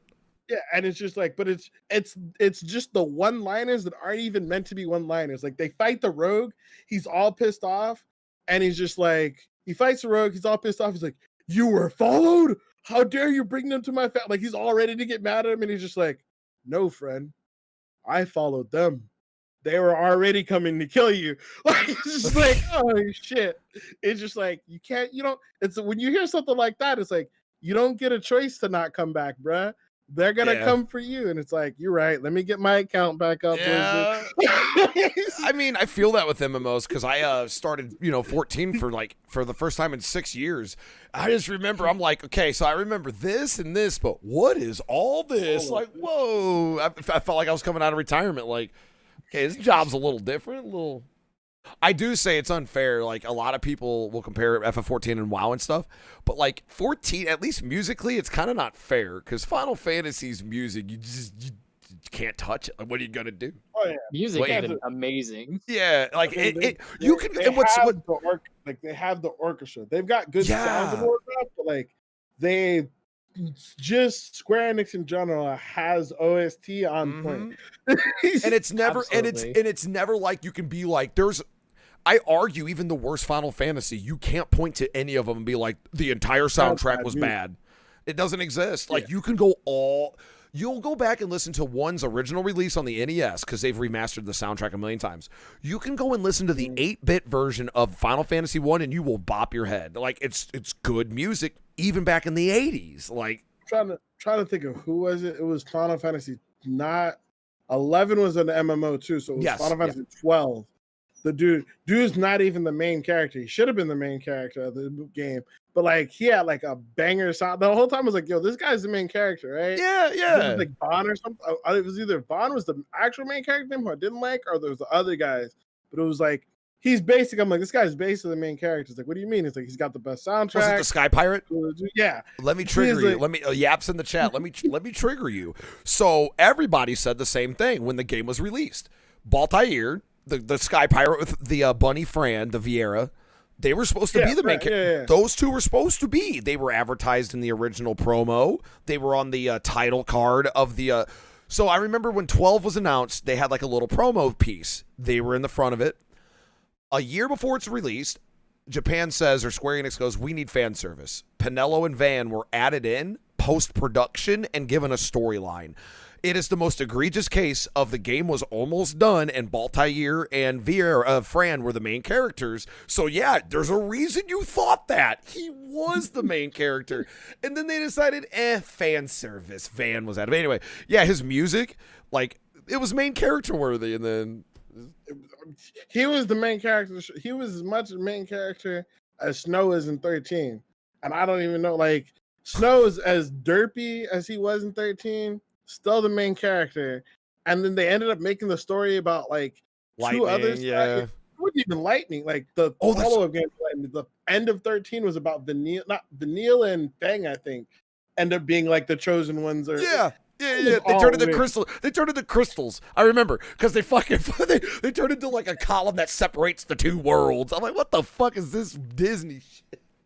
And I'm just like, Snow, go and punch that. We're done here. Like, I have a giant. How much I know Snow is supposed to be the main character? I took GameStop's giant cutout cardboard of Snow. They had a lightning one and a snow one. I was like, yo, what are you guys gonna do with that when the game's out? I was like, I don't know, probably throw it away.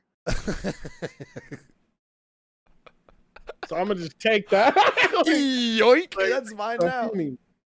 I almost bought a $1,000 PS3 because that was the game that got me my PS3, and I almost bought a $1,000 PS3 to play that game.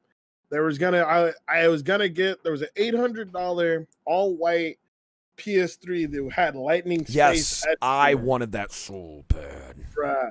I was so Oh yeah. going. Oh yeah. And then after playing the game, I'm so happy I did it. I would have been so mad at myself. I'm not gonna lie, just because I hate it. Like, I didn't hate Lightning, but I was mad that I could never remember Saj's name. I was like, they added a black character as an Afro, and I can't even remember his name. And I was like, that's how many lines they gave my man. I remembered his son's name more than I remembered his. Dog. Ooh, yeah, that's so bad. It's like, bruh, how y'all do this to me? And then there was a big boob chick with glasses who I thought was gonna be waifu, and she had literally one line Yep. in the whole Yep. season 18 trailer. She has one scene. Why? Oh man. So Joe, I gotta know from you, a former. I mean, because you and Shino are the most well versed in this. Dahlia has a lot of MMO experience, but not WoW. So, like Joe, like you, by all means, I know WoW. Even we temporarily added a WoW section. You were active in it, and then 14 grabbed you. What is it, man? Like what got you? Music. We already So said WoW- music's unfair. There's no way you can compare Final Fantasy's legacy. You know. Mhm. WoW was like the OG for me, and like it obviously was first. And like back when I played, Wrath of the Lich King was like easy content and stuff. So like, I don't know, that really hooked me at first. But then like they just kept messing up, and they kept like making bad changes to the game, and they kept like making things just feel so grindy. Like it started like Miss made a good direction with it, not theme wise. I didn't like the pandas, but like they did like Dungeon Finder and stuff. But then they took it to like another level when they came out with like Raid Finder. yeah, and then like Can I interject a small bit? I saw an Asmongold video talking about nowadays WoW's like new content is super RNG as fuck on purpose to pad time, and then they eventually make it guaranteed, right? Like, isn't that kind of the shitty? maybe, Go ahead though, keep going. Yeah, y- keep. I actually stopped playing like the last two expansions. Okay. Like the last expansion before the current one, I basically like started coasting and like letting my raid team do all the work for me, and then I just like used skill because I'm MLG. And Well, and I believe it. and then when they came out with like Battle for Azeroth, it just felt like more of the same. So I kind of gave up, and they also butchered the story. I'm gonna let you guys continue. God damn it, it's in my car. I'm getting my shades. You guys can't do this to me. Man. I'll be okay. These are prescription, man. I just got these today. There's a prescription for. You gotta make me get my TwitchCon glasses. All right. Nah. So from my perspective, the easiest thing, I think what got everybody into World of Warcraft at the start was the lore. And it was because like Warcraft 3 was like a huge game on PC for anybody who was big into PC at the time. StarCraft and Warcraft were like the PC games. StarCraft had like the really good multiplayer. Warcraft had like the epic storyline, right? One of the oldest storylines, orcs versus humans, just kind of like taken to its eventual conclusion. And so the big reason why Wrath of Lich King for so many people was so huge, because it was essentially finishing the storyline, like finishing the story that we started in Warcraft 3. Like you put the Lich King in power on accident, you know what I mean? And it's just like, all right, Wrath of Lich King is us essentially ending what we started. And like that was a storyline for every character in that story arc, including your character. Like Saurfang is putting an end to his son. This guy is putting an end to this person. We're putting an end to Sindragosa, Banshee, all of that. And then all of us come together to put Arthas down, to end the Lich King himself. Oh yeah, it was badass. Yeah, it was that badassery. And then slowly, because Dungeon Finder came out in Lich King, and I don't think Dungeon Finder killed Lich King. I think Raid Finder, on the other hand, was an entirely different thing. And there was a decent amount of people who were just never good enough for raids and hated not being able to do the content when they were current. But really what that came down to is they were just people who didn't get along with other people. They were very antisocial. They were very rude, and they never worked on themselves. Like they were the shit player who like blamed everybody but themselves for their mistake. Raid Finder allowed those people to be able to see that content, but by allowing everybody to be able to see that content and be a part of that content without having to actually try, because they tried Raid Finder at first with making the raids still really hard, and they realized our raids are too complex to throw random 25 people together and have them not just die over and over again for 6 hours. Because that was Raid Finder when it launched in Cataclysm. So they kept nerfing down. She's got sunglasses too now. Oh my goodness. When they made Raid Finder like easier so that people could play, essentially what happened is the people who cared about the story would play Raid Finder and then just leave, like all right, I beat the game, it's over. So like you said, eventually what Blizzard had to do is they had to pad the game through RNG, but that just kind of ruined the gameplay in a sense of what Legion was one of the best expansions they had in a long time. But what they did is they had a legendary system where you could have your character can get one of 8 legendary items, but you can only hold 2 of them. But the legendaries were so fucking good that if you didn't get the right 2 legendaries, you would literally get benched from your raid team because you didn't have the right items to be able to compete with the top players in the world. And so it made you feel like shit, because even if I was a better mage, I would get benched for our shit mage simply because he got the ring and I didn't, through Blizzard's random RNG. And like it caused a whole bunch of drama. It basically made the game feel like it was RNG instead of like actually being able to just be like focus on being a good game. You know what I mean? But I don't know. I think there's the Dark Souls method. Like there's some people who will never be good enough to beat Dark Souls. I think we can all agree with that, right? And I think I'll stop moving a little bit. There you go. There'll be some people who will never be good enough to beat Dark Souls. And I think that's the way it should be. There are some people who will never be good enough to see current raid content. There you go. And they just shouldn't be allowed to do it. Like that's just it. Like until it's old content, not because they because a lot of times if you can't finish raid content, you're kind of a douchebag. Not because you're not good enough at the game, but if you're not good enough at the game, there's probably something else wrong with you. And I mean by like you're probably really mean, you're really rude, or you're very poor at introspection. You're not a team player. You're not a team player. Because none of these raids are really that hard. Like, if you can beat a Fall Guys minigame, you can beat most of these raids. Now, we all know the people who can't beat Fall Guy. Yeah, I'm right here. I will say, Shino, it's funny because, like, 14, whether it's better or worse in that aspect, it has its own issues with that. That's so cool that it's just, you know, it's kind of one of those, oh, I can relate to that, because, like, in 14, it's not necessarily your gear they're very iffy on, it's your class. It's like, since, you know, in 14, one character can play all jobs. But there's some jobs that high-end groups are kind of elitist about. They're like, you're playing red mage? You're going to have to sit this one out then if you're a red mage main. It's like you said, none of these dungeons require that much min-maxing, but boy, that doesn't stop people from getting kind of like competitive-minded about it. Yeah. And it's like, I can understand if you were like in the race to world first, rest in peace method. Like, I can understand if you're playing for like hundreds of thousands of dollars, maybe being like that. But the fact that there are so many people who aren't in the race to world first who are playing like that it was kind of the issue. And a lot of times, like I said, it was just people who are very poor. Like, we all know that one friend who's bad at a game and doesn't want to get better. And because those people still Blizzard wanted to let those people still see endgame content, they ended up ruining the game for the rest of the people playing endgame content. Like the desire to see what came next, if that makes sense.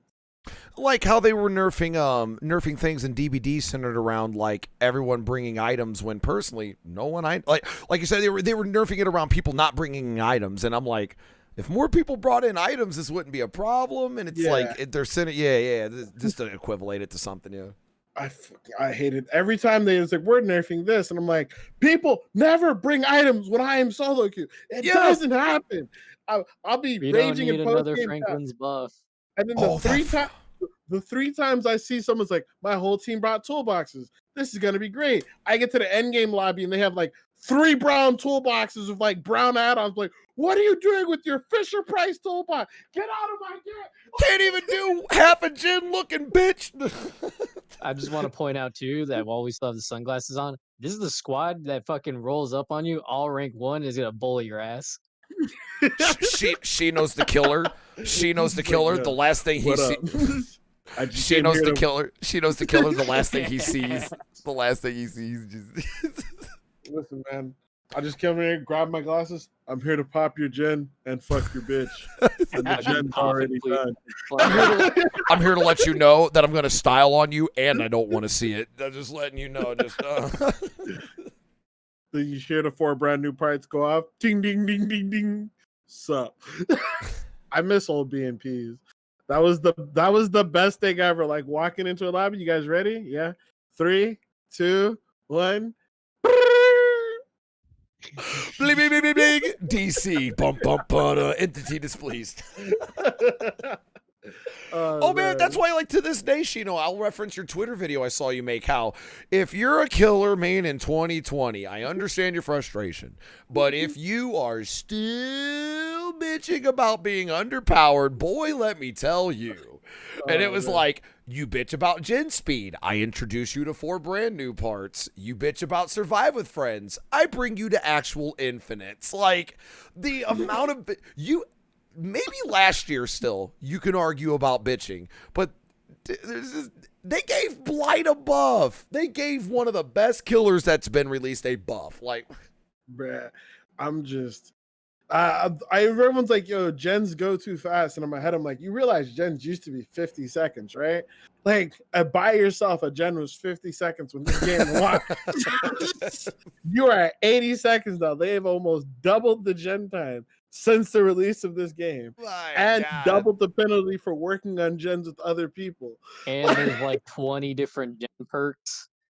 You don't get a bonus for hitting a good skill check anymore. Only great skill checks, and great skill checks have been reduced to only 1%. Unless you run proof ISL. Oh man, that was like one of the biggest nerfs, honestly, is the great skill check decretion. Bro, that shit pissed me off. Meanwhile, skill checks remain inconsistent in their frames. It's still it's a toss-up if it's going to be 20 FPS and then 60.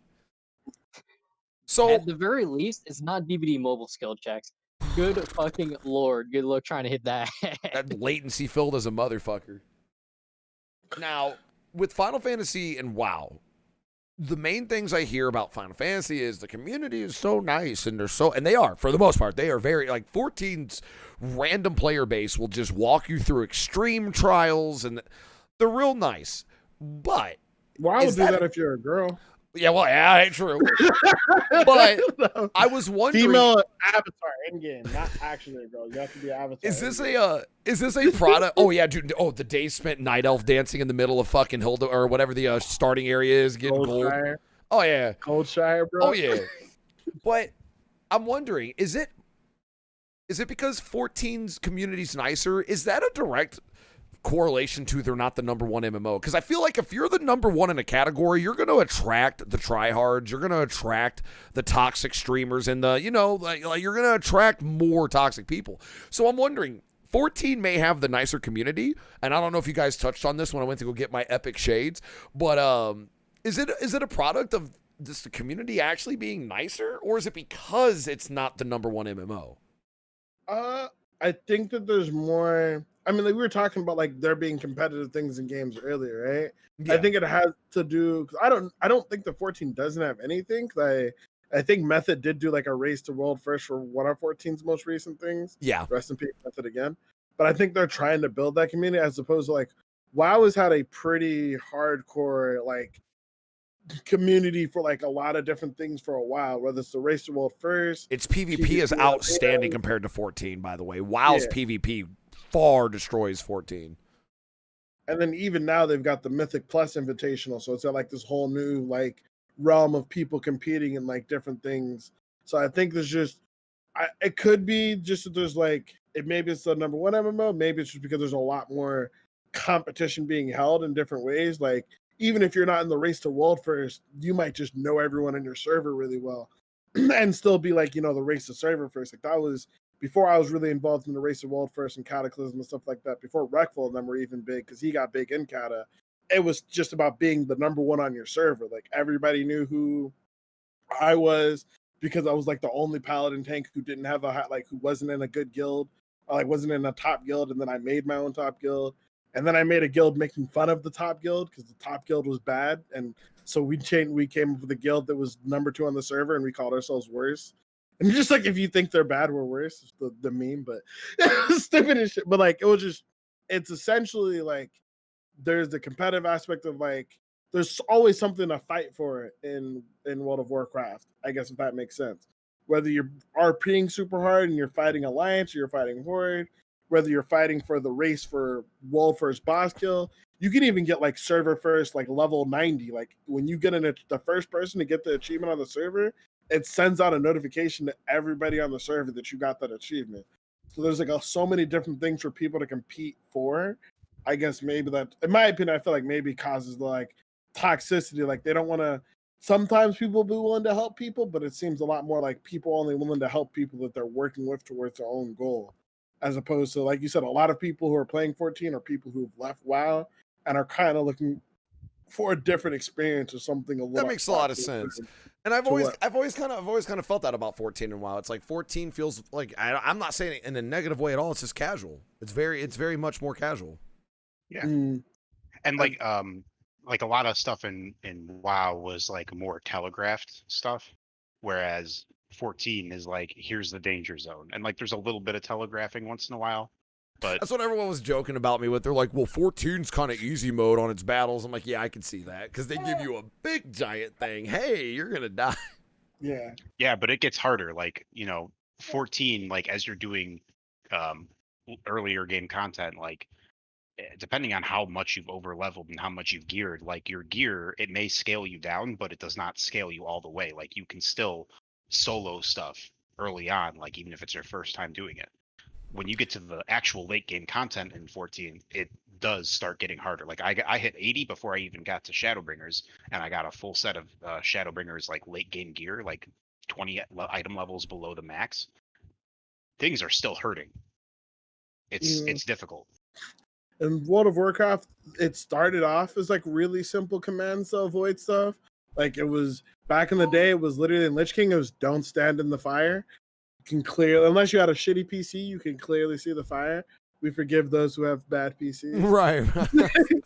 But like that was literally the mechanic, don't stand in fire. I think if I had to quickly explain the final fight of the first raid, it was don't stand in poison. If you get poisoned, don't spread the poison to the person next to you. avoids taking too many stacks of one boss while taking enough stacks of other boss, while two people on each side of each other are playing hopscotch, dodge the ball, pass to each other to put a battery into a giant laser to shoot the boss, to make the boss come out. We fight the boss, he goes back in, and then you avoid the poison while playing hopscotch.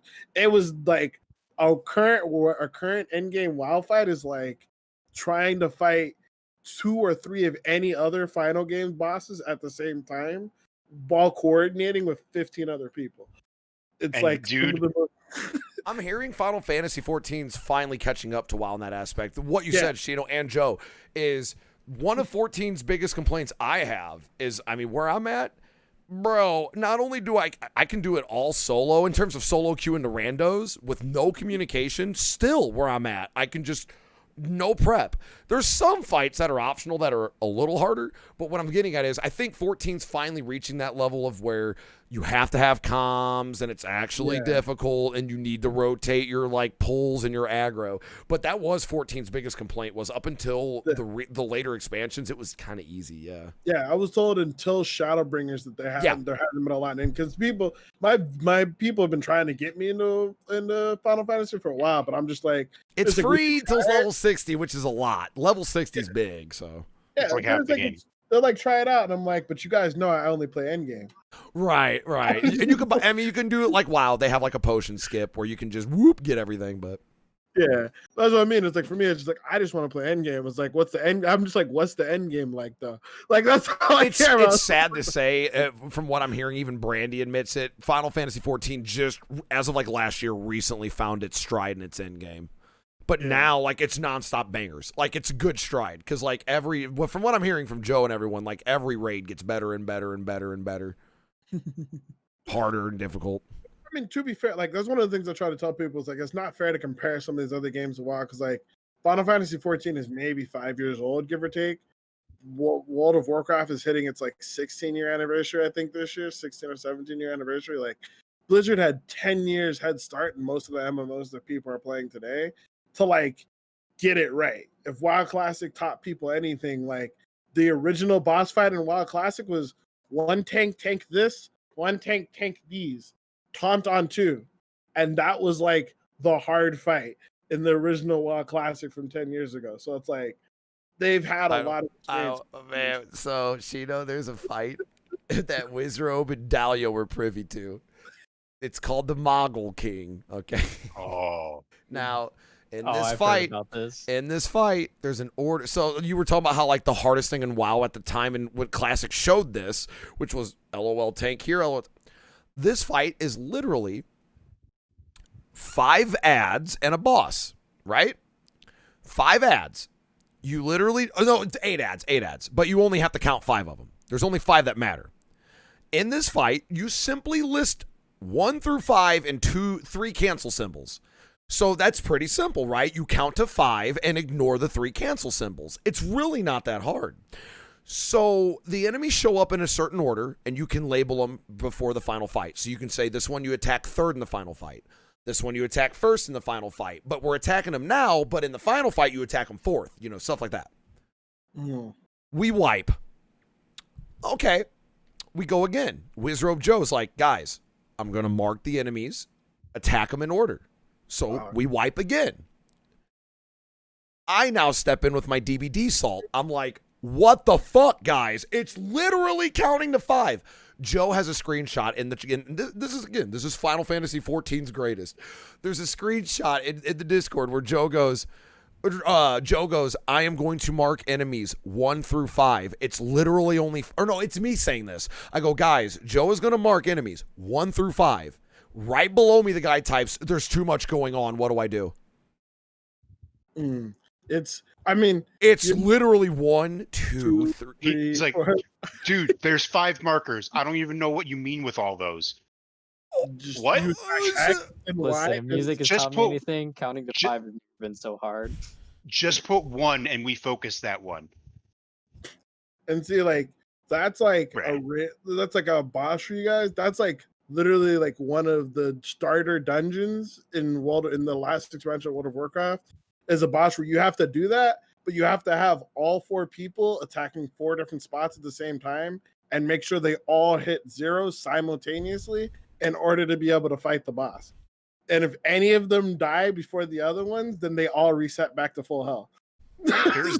Oh man, there's actually like, so they do have that a little bit in Final Fantasy, and it looks like they were doing it earlier because there's a level 60 dungeon that was end game content extreme that was like optional. And when we went in there, 5 people max level. We wiped 3 times. Last night I was up till 3 a.m. trying to like do this, and we're all 20 levels over the content. It's like the dumbest shit too, because like this guy slams on the ground, and if you see the big blue circle where he's about to slam, and everybody gets knocked away from it, and like every single time without fail, if somebody managed to even survive up to that long, they get knocked off. And I was just like, oh my god. I even watched my one buddy, like as we were trying to do a mechanic, like he just fucking backtracked off the ledge trying to get far away from it, and he just fell right off. And I was like, I can't anymore. I can't play this. It gets to be where you're like, human common sense, please. I mean, it's like you would think a tank would know after level 50 to keep aggro from white mages, and then we're in a level 60 dungeon, and the tank listen. If I've learned anything from my time of World of Warcraft, common sense ain't common, fam. I don't know how many times the dude has a giant red hammer, Ragnaros. You guys all seen him in any World of Warcraft memorabilia. He floats it up in the air for 5 seconds, and there's 3 spots in the ground where it's gonna smash. Don't stand in the hammer. Don't stand in the hammer. Don't stand in the hammer. Dead. Just like, bruh. I was trying to do my top DPS, bro. Me and Dahlia had actually, man, I kicked someone from my guild mid raid, mid Lich King, mid Syndergosa fight for not moving. We had 4 pulls in a row. We were stuck on Syndergosa for 2 weeks. 4 pulls in a row that week. We got her to like under 5%. With this one, it was a druid healer, it was a tree who would just K-pop the entire time while we were raiding. I'm just like, this boss would shoot an ice ball and it would freeze you, and then your team turns and breaks you out. But she freezes you and anyone standing next to you. But she does a bunch of other damage, so everyone needs to stack for healing. So it's like, the idea is like, if she targets you, there's a giant ass arrow on your head. It shouts that it's targeting you. All you have to do is run away from the group. So I see it, and I was like, it targets my man Tankin Rips, and I'm like, yo, Tankin Rips, move. Tankin Rips, move. Tankin Rips, move. No bud. Tree, move. Freezes the entire raid. Literally mid-sentence. I kicked him from the group, kicked him from the guild. I was like, we're good. I went to trade chat, looking for one more for Syndergosa fight, looking for one more healer. Can't do it, dude. We've been here for 3 weeks too long. And it's always because of one fucking kid who won't listen to me. I can't do it.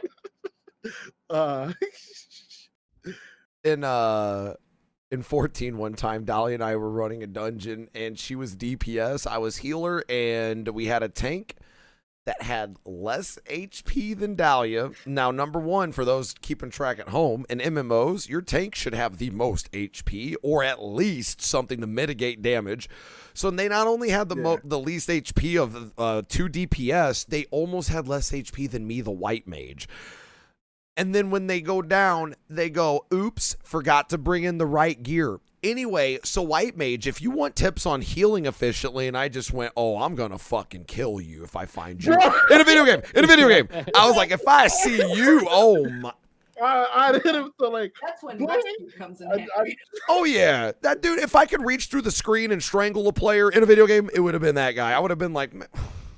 I hit that man with the Hunter x Hunter Buddhist Vaspa, like, boy. Dude, number one, your ass has less HP than DPS. I'll almost let that fly. You fucked up on your equipment, even though there's a button that optimizes you and it's accurate, outside of a few things.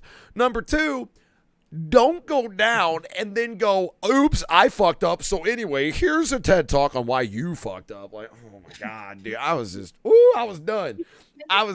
We didn't run any more dungeons. Go ahead, Doug. I hit him with the first mistake was bringing your bitch ass here. Second mistake was letting you talk to me directly. Go ahead, Dahlia. It got worse though, because you forgot to include the worst part. They fucked up their gear, had less HP than all of us, and then without warning or discussion, pulled the biggest pull they fucking could through the whole place. They went immediately. So right after they get on to me about my healing efficiency issue, it wasn't me.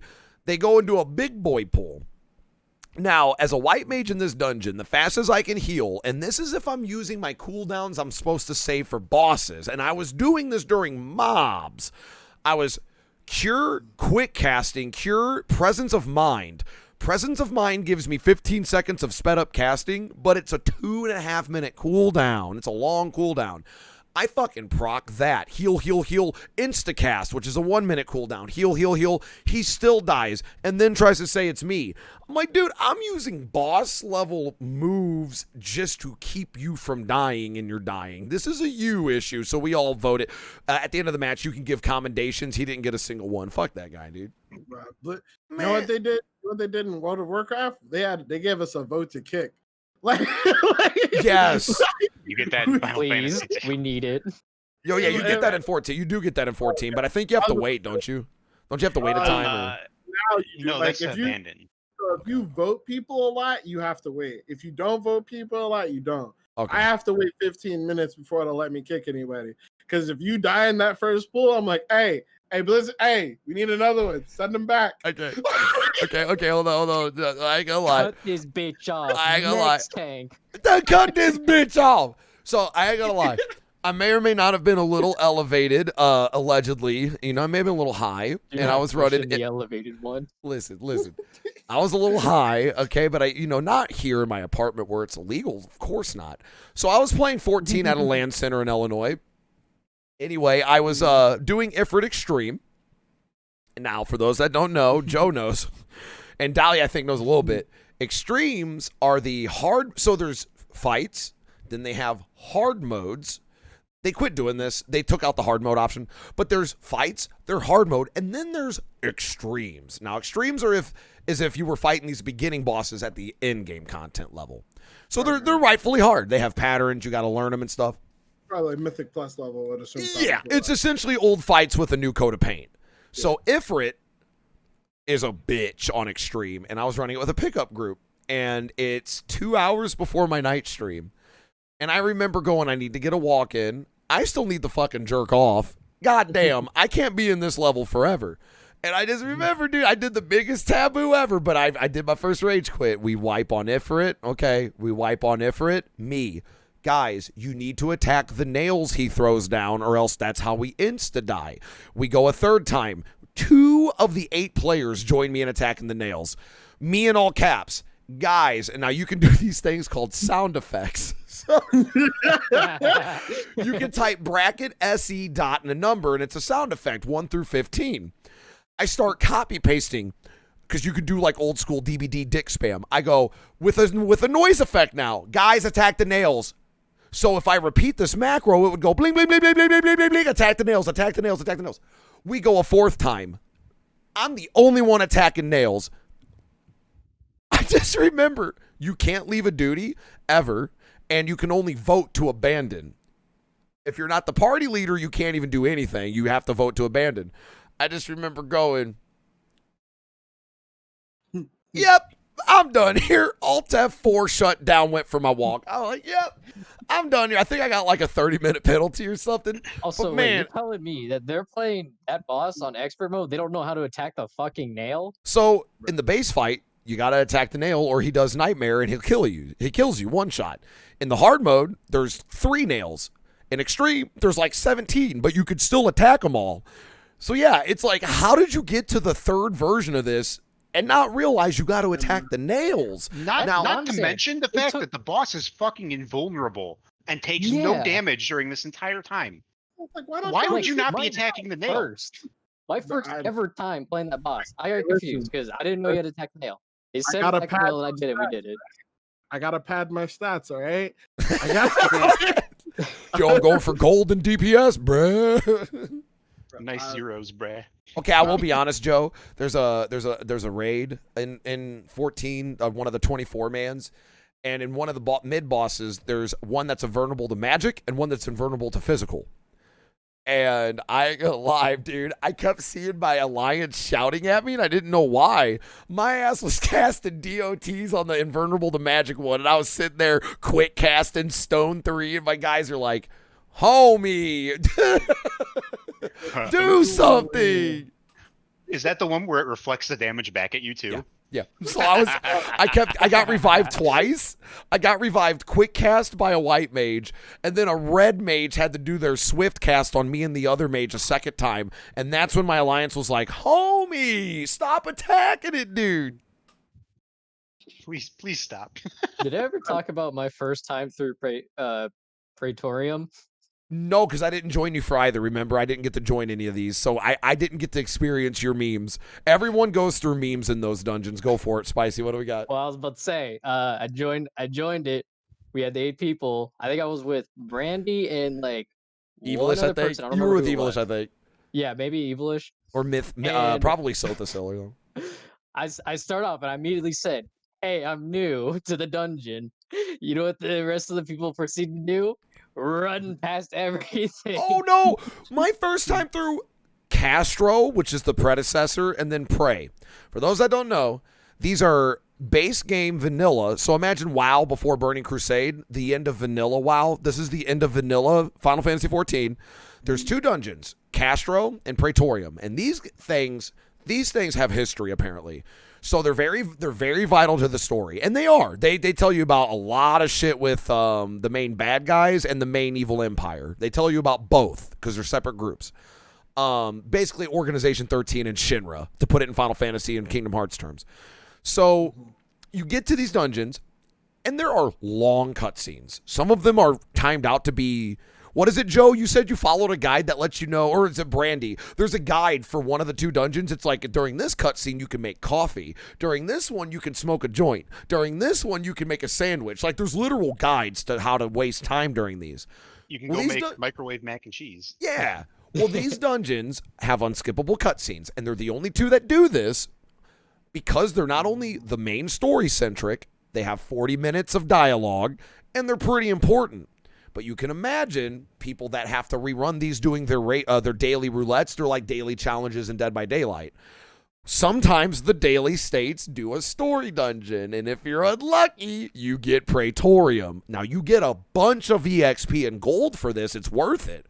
But it's guaranteed, what is it? Castro's 40 minutes, Praetorium's 40 minutes, no matter how fast you do them, right? Because of cutscenes?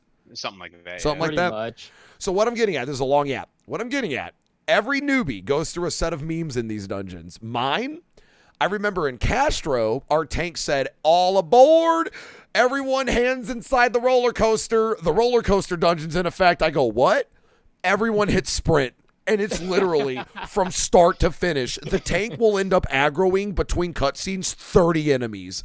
I wasn't mad. It was just like, you're done. So that was cool. But then Praetorium, and I'm assuming Spicy Hand went through this. I remember my first Praetorium. Praetorium has 2 unskippable elevators and a section where you need to grab a key card. This comes in, and a section where you fast travel and sequence skip the dungeon if you're good at it. This comes into play. So my first time through, I get told that the first elevator you can get left behind at. Me and Brandy get on it, and I'm last, and they go, you're lucky we waited for you. Other groups would have left. Well, they weren't kidding. We get to the second elevator. They leave me. So Brandy waits for me.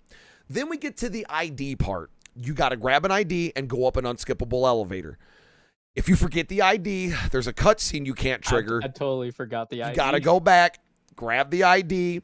At this point, the rest of your 7 members are ahead of you. They've shot every enemy. And by the time you get done with the cutscene to get the vehicle, it asks you to teleport to the boss. So you can imagine, here's what I'm getting at. We got newbies like Spicy and me trying to run story dungeons. They had to make the cutscenes unskippable to prevent people from everything I'm saying about sequence skipping, they already do with the unskippable cutscenes. So imagine these guys also just skipping cutscenes and killing bosses while you're watching.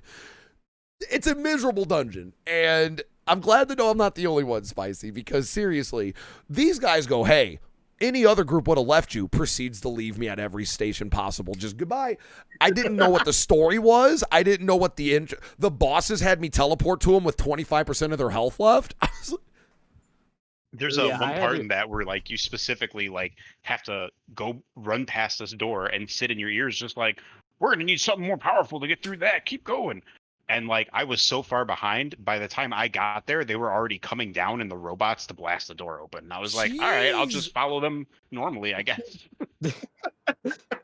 Yeah, like throughout the entire time while they had already like had gone ahead, I was dropping bombs in there, not like any slurs or anything, but I dropped like C oh words. yeah, I was cursing them out. I'm like, you motherfuckers! Like, did you not understand? This is my first time through the dungeon. He was like, yeah, but it's not fun if you pull all aggro. There's no point. I'm like, bitch, this is my first time. What do you mean? And now you see. And Now then- imagine when those cutscenes were skippable. You had assholes just going. Would you like to teleport to the final boss? And you're like, Yep. Now and I'm a I hypocrite. Totally forgot about the key card. So Oh, yeah, I go went up back. the elevator. They all started the cutscene. I'm like, oh shit. Went down the elevator, got up. By the time I got back up, they were already gone. I was like, I just walked in the Magitech armor or whatever to the spot. By the time I got the door open, and they already asked me to teleport to the boss. I was like, well, Easiest way to deal with this is just be the tank. See, I'm always a tank, so I Yep. never have to worry about this. Yep. You not going nowhere till I say I'm like Eisenhower. Or what I was did it? my Eisenhower. This. We're done when I say we're done. Shino has.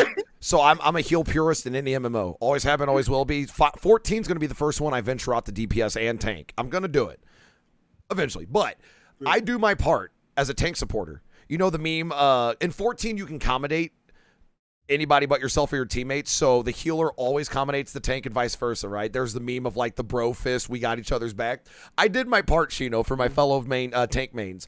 Brandy in chat was tanking and I was healing. We had 2 rando DPS. The one DPS had the Sprout next to their name. They're new. They kept drawing aggro in. This is a level 60 dungeon. The DPS was pulling. Well, we... So Brandy passive aggressively goes, hey man, maybe let me do it. He pulls a second mob. I go, Brandy, I got... No, it was a Sharnia. Okay, a Sharnia. A Sharnia goes, hey man, maybe let me pull. He gets ignored. I go, a Sharnia, I got this. White Mage has a rescue ability. In battle, you can yoink a player to you. You can imagine the toxicity of this. So this DPS nonstop rescue, put him on the rescue, leash. rescue in the AoE, rescue in the AoE. He dies. We let him chill there for a bit, and then I raise him. And I go, hey, man, maybe let the tank pull. He pulls again. So I go, Asharnia, let him go. Asharnia goes, okay. So me, the tank, and the healer, me and Asharnia, we do that thing where it's like we're running to the finish, then we stop. And everyone else runs and falls off the cliff. So me and Asharnia, we hit sprint. We run up to the biggest mob in the dungeon, and then and then the 2 DPS went. And we just sat there dancing. And they died. And then we go, we revived the 1 DPS that wasn't guilty. And me, Asharnia, and the DPS wipe out the entire group. We don't raise the DPS. We go to the next area. And then the guy goes, are you going to raise me? I go, are you going to stop pulling? And the rando DPS goes, I'm with this guy. And the guy finally goes, okay, I'll stop. And he learned his lesson. And I said, hey, maybe next time when we say let the tank pull and you're in a level 60 dungeon halfway through the content, maybe let the tank pull. He goes, lesson noted. I got a player commendation after that. I do that shit all the time. Be like, oh, you want to be the tank now? Okay. Yeah, like, hey, let's see how tanky you are, dude. I'll say I know my place is DPS. Go on ahead, tank. So then I won't lie. Sometimes though, if I get a shitty tank though, like we get a bad pull, cause I'm always a tank, but like eventually I'll play other specs on Paladin. But like we'll get a bad pull sometimes. I'm like, hold up, you can switch specs like mid dungeon in World of Warcraft. Let me show you how it's done. Hold up, and it's just like, hey, you want to let me pull it? Nah, dog, I got it. It's cool. Hey, send us another one. I'm gonna keep pulling until the vote kick gets this guy out of here. All right, guys, let's go. I had one time where I had, as DPS, I had to become the tank. It was during a dungeon. This was not by, like, just my free will. This, our tank during a boss fight got knocked out of the arena. We don't know how. It just happened. He was just out. And it was just me, the other DPS, and the healer. And I was like, well, shit. And as the archer too, I was like, all right, I guess I'm dragging, I'm pulling aggro. And I'm like dead in like 3 seconds. Yeah, I remember. Didn't Go ahead, go very Dahlia. well. Dahlia, I can tell you. Dahlia's got a story because she used to play MMOs like a beast. Well, no, I've accidentally done it in Final Fantasy. So the whole reason I switched to Arcanist is I wanted to learn to be a healer. I didn't fucking know that an Arcanist is DPS, and they're not a healer. It's a until they shitty become DPS. Scholar. It's not only the only healer class that has a DPS prerequisite. It's a shitty DPS Horrible DPS, and it is an even worse healer at that level. And I joined the Palace of the Dead, and I spent like 50 levels with these people thinking I was the healer of the group the whole time. With me sitting there spamming like whatever, like the shitty like pixel or Physic, yeah. Physic, yes. Me spamming the Physic heal. Physic heals 4 at a time. It heals 4 HP at a time, and I'm sitting there spamming it at level like 35 in Palace of the Dead, like, I'm helping. I felt like there was like a white mage or something in your group who just like it's just like the little kid who hands you the controller that's not plugged in. Yeah, help me. I'm healing. It's like, yeah, she's healing. Yeah, Look, I'm contributing. Dude, that's the thing. No one else on my team said shit to me. I had to realize for myself I was doing nothing to contribute this whole time. That's not a good Oh, thing. Spicy Listen, got they his own probably dog. saw Oh, you that's not fair. casting, and they That were guy like, "Oh, they're Doge. good."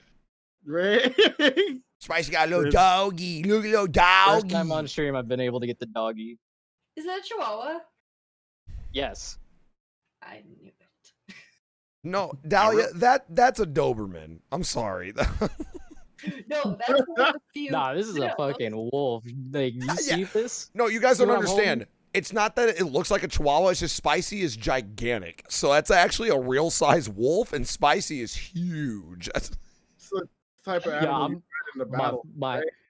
I'm fucking 8 feet tall. Dunk that ass on that hoop. air butt over here. Now, Dahlia, I will let you know, Arcanist is the base class for 2 classes, the Scholar and Summoner. When you get one, you also level the other one simultaneously. So I have been learning. I have not touched Summoner's DPS, but I am tempted. Summoner is sexy. They're good. When in doubt, Ifrit out. That's it. That's all you do in bosses. When in doubt, Ifrit. Like that's what Brandy taught me. It's Summoner is at the end of the day, no matter how confused you are during a boss, summon Ifrit. That's literally it. I started leveling the same thing because I wanted to do a healer, and I was like, I want to be a lazy healer, so I wanted to be Scholar because your pet does everything for you.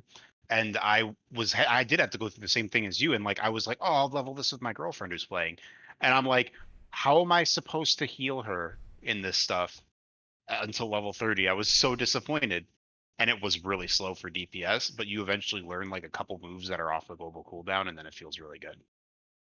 I don't get how you guys get your girlfriends to play. My girlfriend just wants to play Animal Crossing and like Stardew Valley. Oh, dude, it was so simple. I showed Dahlia there was a What's fat her ugly girlfriend? cat. I showed Dahlia there was a fat ugly cat you can ride as a mount, and she was instantly hooked. Ugly? Oh, that cat is fucking atrocious. Are you shitting? No, it's pretty cute. It's chonky. They sell it a plushie too. And that Shino, there you go. That's Did you see? Is it a Kate Sith mount? no. No, it's like literally, it's called a fatter cat mount. It's literally just an enormous cat that looks like it should be dying of heart. How much was it, by the way? $30, $25? It was a $25 Worth. It was worth, but And hey, then I bought a $12 broomstick. Literally. it's literally like $80 to buy the plushie of it too. Are you serious? It's expensive. Now, Joe, this is just a random Final Fantasy question. Is it? So I've always heard this, and I just want to make sure I got it down. Is it White Mage has the highest heal potential, but the shittiest mana regen? White Mage by far has the best healing, like per potency. It's just their mana's kind of shit. I've heard, what is it? Scholar is like, or Astrologist is, or the Astro class, whatever it's called, it's like a mix. Good man, decent mana, decent healing, and then is it Scholar is real kind of shitty healing but amazing mana? What are the Yeah. differences in the white mage classes? So Scholar, especially early on, is like complete dog shit at healing. They have like one spell, and it is kind of like what Dahlia said. It's like you heal 4 at a time, and you're just at the mercy of your pet to like hopefully do the right thing. But then later on, they get a little bit more in their kit that kind of helps them out. So like they're sort of on par with White Mage in late game. They're just like White Mage is still like better at like oh shit healing. Yeah. And then They have Astro, benediction. Dude, let me tell you really quick. Yeah. White mage at level 60 plus is amazing. They have fucking benediction, full heal, 0 cost, instant, 3-minute cooldown. They have an instant dome of regen, no mana cost, instant. They have these things, these little rose petals you can triple cast. Those are all free, instant. They have Tetra something, and it's a free heal, no mana, instant. I'm just like, dude, I've never seen an MMO have this much healing instant like this. Like, that's insane. Sorry. Anyway, you said, oh shit, healing, and 7 buttons popped in my head. Like, oh yeah. Yeah. And then Astrologist, like Sharnia said, was like shielding and healing that it does. And you also get like these card buffs, so you can like hand out buffs to people. It seems like it's pretty good, but it does have like the weakest oh shit healing other than shields. I've noticed that, and that's good synergy, because like white mages, like I love doing that. I'll sometimes let the tank get scared. I'm like, hey man, I'll let you get to 25% health. I got you. Benediction. You're fine, dude. I'm used to being like a self-sufficient tank, so I got Paladin thinking like, oh yeah, I'll be able to like super heal myself, and you don't unlock it. Dark until, Knight. Like 58. That's Dark Knight in this, right? Like isn't I was always told Paladin and WoW is very similar to Dark Knight in 14 in terms of self-healing, or is that wrong? I would assume Paladins have a bunch, and WoW Paladins have a bunch of self heals. So I don't know. We also have a Death Knight in WoW that also does a shit ton of like self healing too. But like Paladin's like the. Oh, sorry. Go ahead. I was gonna say the difference is Death Knights can only heal themselves, and Paladins can heal their teammates and stuff too. Yeah, because in WoW you get like when you pick a class, you get specializations for that class. So a Paladin can be like a damage dealer, a healer, or a tank. Yeah, in but 14, even it's like Paladin is tank. Yeah, but even in the tank class has healing specs. Like for example, all Paladins have ability called Lay on Hands, which basically it heals. It's a 20-minute cooldown, but it heals one person on the map for the entirety of that Paladin's HP. So they can use it on themselves or they can use it on somebody else, which your tanks always have the most HP. So if someone's about to die, I can literally just touch you and put you at full health. It's like, hey, what's up, bro? It's like, damn, that was scary. And they don't. And similar to Paladins in 14, like you get a limited mana pool, but you can still like push out heals if needed. But like that's more of like a last resort kind of thing. That's what in my head. That's what I've kind of been thinking about it. Like with the different healers, it's like with white mage. I always think about a bar graph because that's what white mage does. Like, oh, the health is getting low. You could put regens on, but that's not what they're known for. But then the other classes, it seems like all around, they're healing everyone a lot. Like just an all around heal. And I've noticed I like that. Like, I don't know, it supplements other heals. I don't know, this is a random tangent. No, I mean, it's true.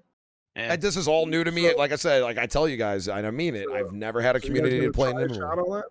No, it's like so we're trying Shadowlands or what's going on? Nah. Dude, I'm too hooked into 14, and it's got like it's on the cusp of a new expansion. So I mean, it's not due for one for a while, but it's on the cusp.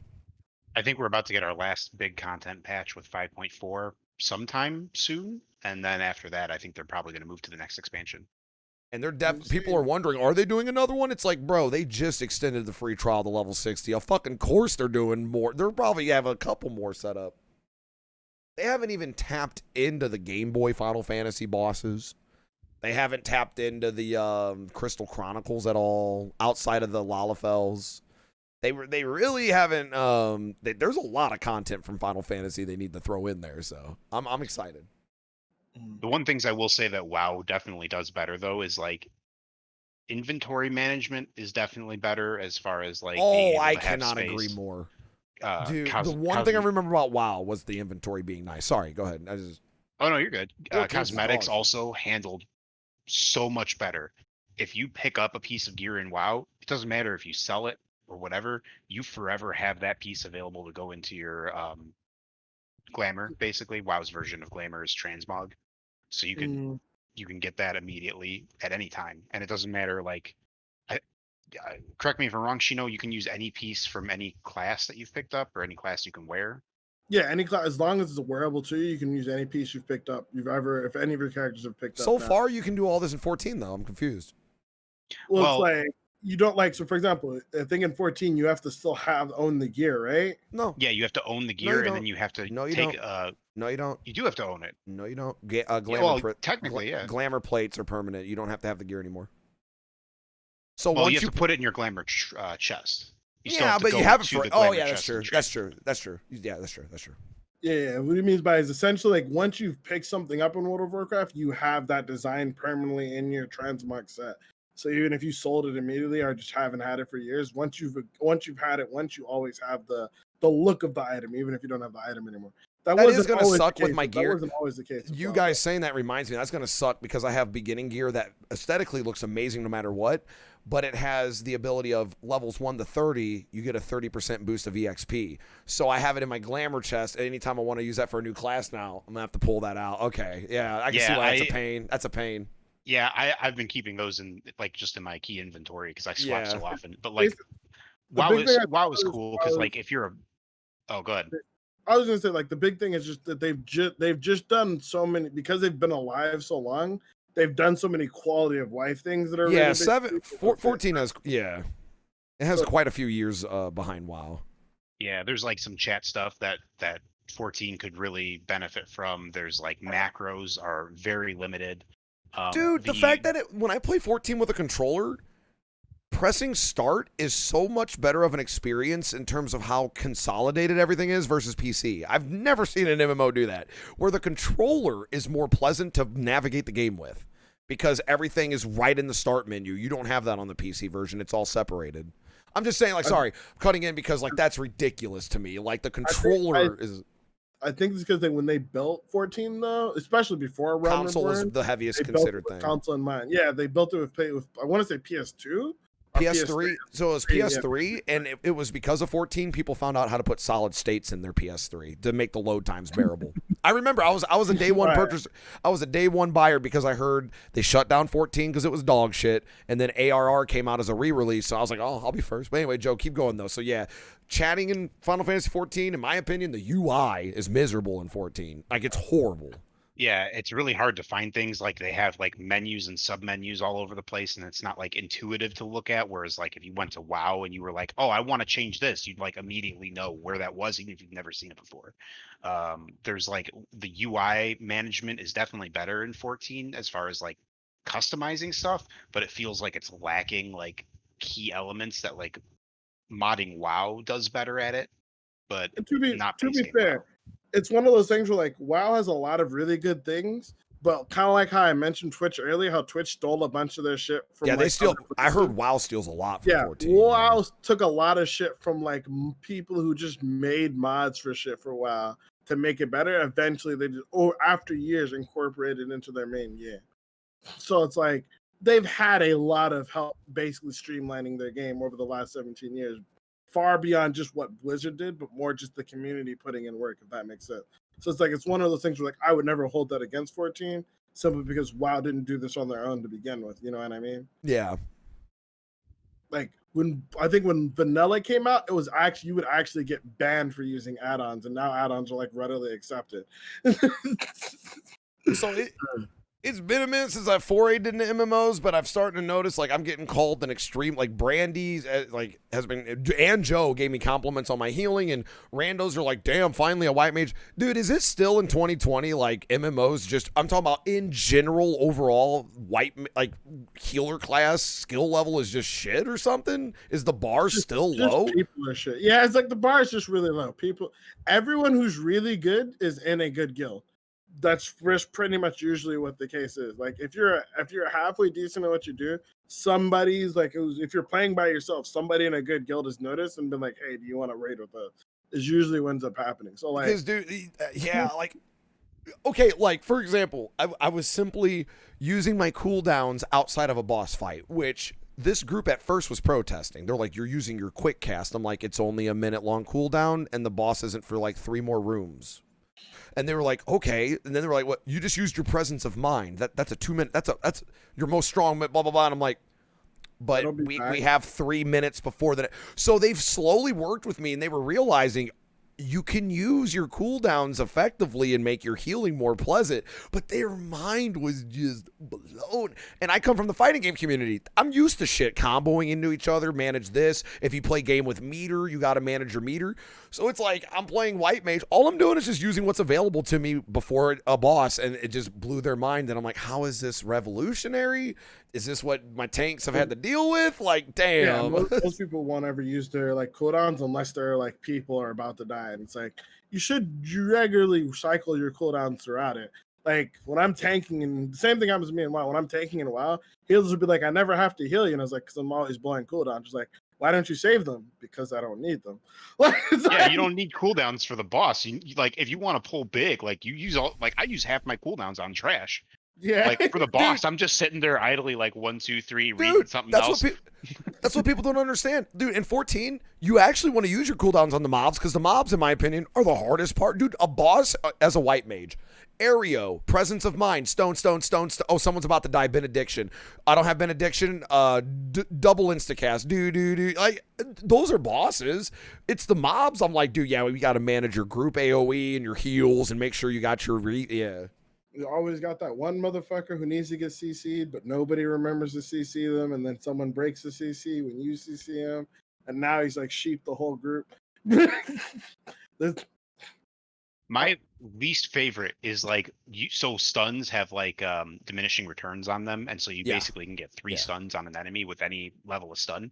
I don't think any other class has a stun longer than a paladin, which is 6 seconds, but it's on global cooldown, so it's not No. like you can just stun quickly. No. Holy applies 6. The first holy applies 6, and then 4, and then 2. Yeah, I think someone can correct that, but I got yelled at by a tank because I was taking his stuns. So Oh I my had to- god, dude. Yeah, like and like that's okay if it's a 6-second stun. I don't care, but like sometimes there's like dragoons or samurais or whatever class has like the major stun, and they're like AoE, and they're like 2 seconds long at the first one, and I'm just like, there's an enemy who's doing like this big ass AoE, and now he has no stuns left, and he's at 80 HP, and now I just tried to stun him, and I have to run away. Dude, I had a guy No, pop off at me. pugilist Oh, go ahead, gets go ahead. stunned like that. Dragoons are terrible with the stun. I know. I spam my stun a lot. I've done that before where I like hit it on one move. And it's a and then balancing right act. after right after Don't there's- stun unless somebody's casting something. Well, see, there's the argument I make all the time. Not my When fault, I I'm just get trying when to I be get yelled at helpful. about holy spam, when I get yelled at, it's only been by tanks that are a little weird anyway, but I'll get yelled at and I'm like, you do realize, yeah, I ate up your 3 stuns, but this mob was dead in 4 holies. Excuse me, what are you mad about? So like what I'm saying, I'm defending Dahlia. It's like I almost want to say you don't want to, like on trash mobs, who gives a fuck? They're going to die anyway, but you don't want to get in that mindset for important dungeons though. So I can see the balancing act. You don't want to get in that habit. That's why I'm trying to learn. I've been only casting holy every other stone now instead of just holy. Because yeah, Dahlia, it's the same thing. It's like, to me, I'm kind of like, well, who cares? These are trash mobs, but man, I use that stun a lot, and I Well, can see later on it being a problem. Well, that goes back to that whole thing of like I don't blow my cooldowns on bosses. I blow my cooldowns As long on as you trash do it because, like, properly, right? if I'm pulling the whole fucking room, like there are certain enemies that are going to continue coming into the fights, and like I don't want to have to move from my prime position. I'd rather just stun the giant AoE and then be able to pick up my ads properly rather than run out. Now I have to go chase the ads, all that stuff. So like One- I don't disagree. Like if something's going to die right away, fuck it, dude. Holy spam. I don't give a shit. Right. But like if I'm pulling big dick ads, like let me do it a little bit. Depending on the ads, though, because LOL HT in the Discord disagrees with you a little bit on 14. One of his first things in player advice was stop being afraid to use holy and don't listen to anybody. It is your strong. Yeah. It is your only. It is your only. No, I'm not saying I'm gonna listen. If I'm running a dungeon and it's vital, dude, don't use my stuns. I'm obviously gonna listen. But yeah, his advice was in general too many white mages, and he's been playing 11 since release. Mhm. My man, LOL HT was like, he's been playing Final Fantasy MMOs since the time frame of WoW, just separated between 2 games. But he was like, he is so tired of seeing white mages scared to spam their AoE because, like you said, it could fuck up the big pulls. So like that's kind of my view on it. Just tell me if you don't want me to spam holy. Otherwise, I'm going to, because it's my only AoE. It's literally all I have in terms of multiple enemies. Yeah, I You're would right. You're assume- right, Joe. I would It's a assume bad the habit to get concern into. Would just be like I would assume the only concern is if they don't want you to pull something that you weren't already fighting. Is Exactly, what I would assume. Yeah. That And like happens Joe too. said, there's sometimes you'll pull a group, and then it summons another group, and then it summons another group, and now you've just wasted all your stuns. I see where he's coming from. It's annoying. Speaking of pulling other things, this is my biggest gripe. And if they ever fix this, I will say Final Fantasy is 100% the better game, and anybody playing WoW What should we got? switch. What we got? Motherfucking tab targeting, dude, is the Yes. worst in this Yes. game. I don't The know how only- the My fuck fucking they lord. can't So they can't fucking take it seriously. Like you'll tab target, and instead of targeting have a whole something you're novel. fighting, you'll target like a fucking bird across the room. I have and a it's whole like, novel. I have a whole Oh. novel. I have a whole novel. Bro, as a white mage, this is still a thing on controller. Now, Final Fantasy 14 is weird. The healer classes work better on controller. I will stand by that. I play both now. When I'm at Dahlia's, I use controller, and when I'm here, I use my keyboard. Dude, I heal better on controller. It's just, I don't know what it is, the game. But here's what I'm getting at. Both controller and keyboard, it has been a thing for 7 years. If you're healing someone and they're targeted, you either have to click the enemy. The only way to get a proper enemy list is by healing the tank, because then it'll display all the enemies in a list. This is a really weird thing. If you don't have the enemy list, you have to manually click. But just clicking on the gigantic monster isn't enough. No, you got to click on their name. You can't just click the mob. You have to click on their name. Or you can do what Joe's talking about, tabbing. On controller, you press left or right. There's only one problem. This is the only way to go from, talk about quickly, targeting an ally to an enemy. If you want to do it with a hotkey, you have to press tab. But tab is a little weird. Sometimes it'll target the closest enemy to you. Sometimes it'll target the closest enemy to the tank. Or like Joe said, what it does 90% of the time, it targets un-aggroed enemy across the hall. and it's like I didn't even know you existed, dude. Why am I looking at you right now?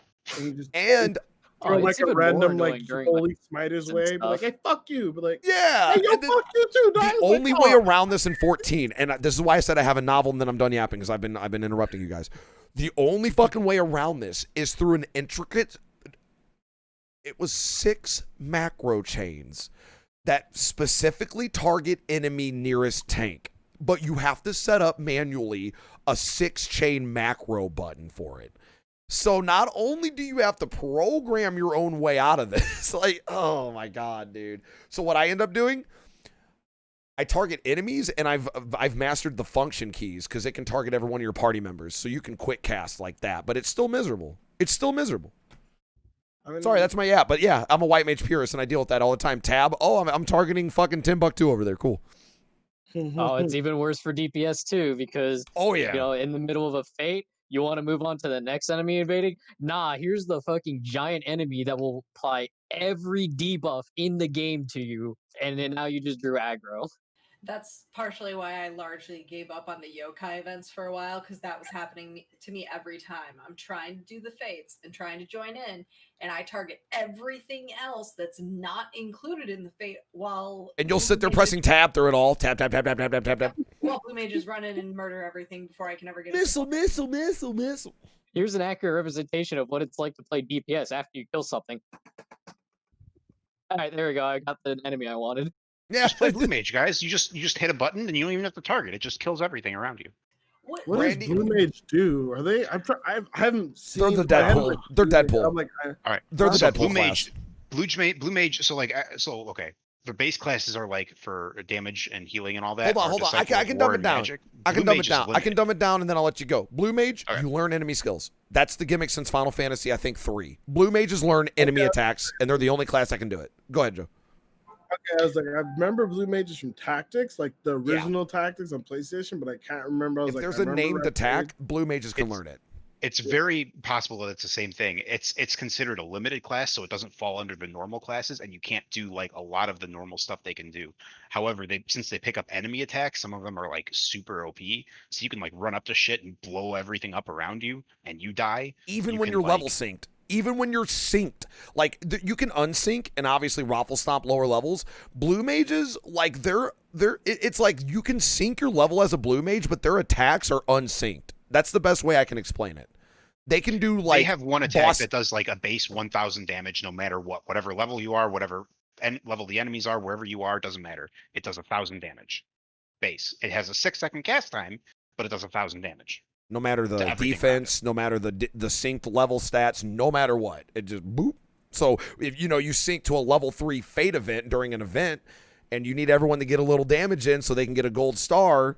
Here comes Blue Mage, level 3 sync, 1,000 damage. Like, oh, thanks, dude. Thanks.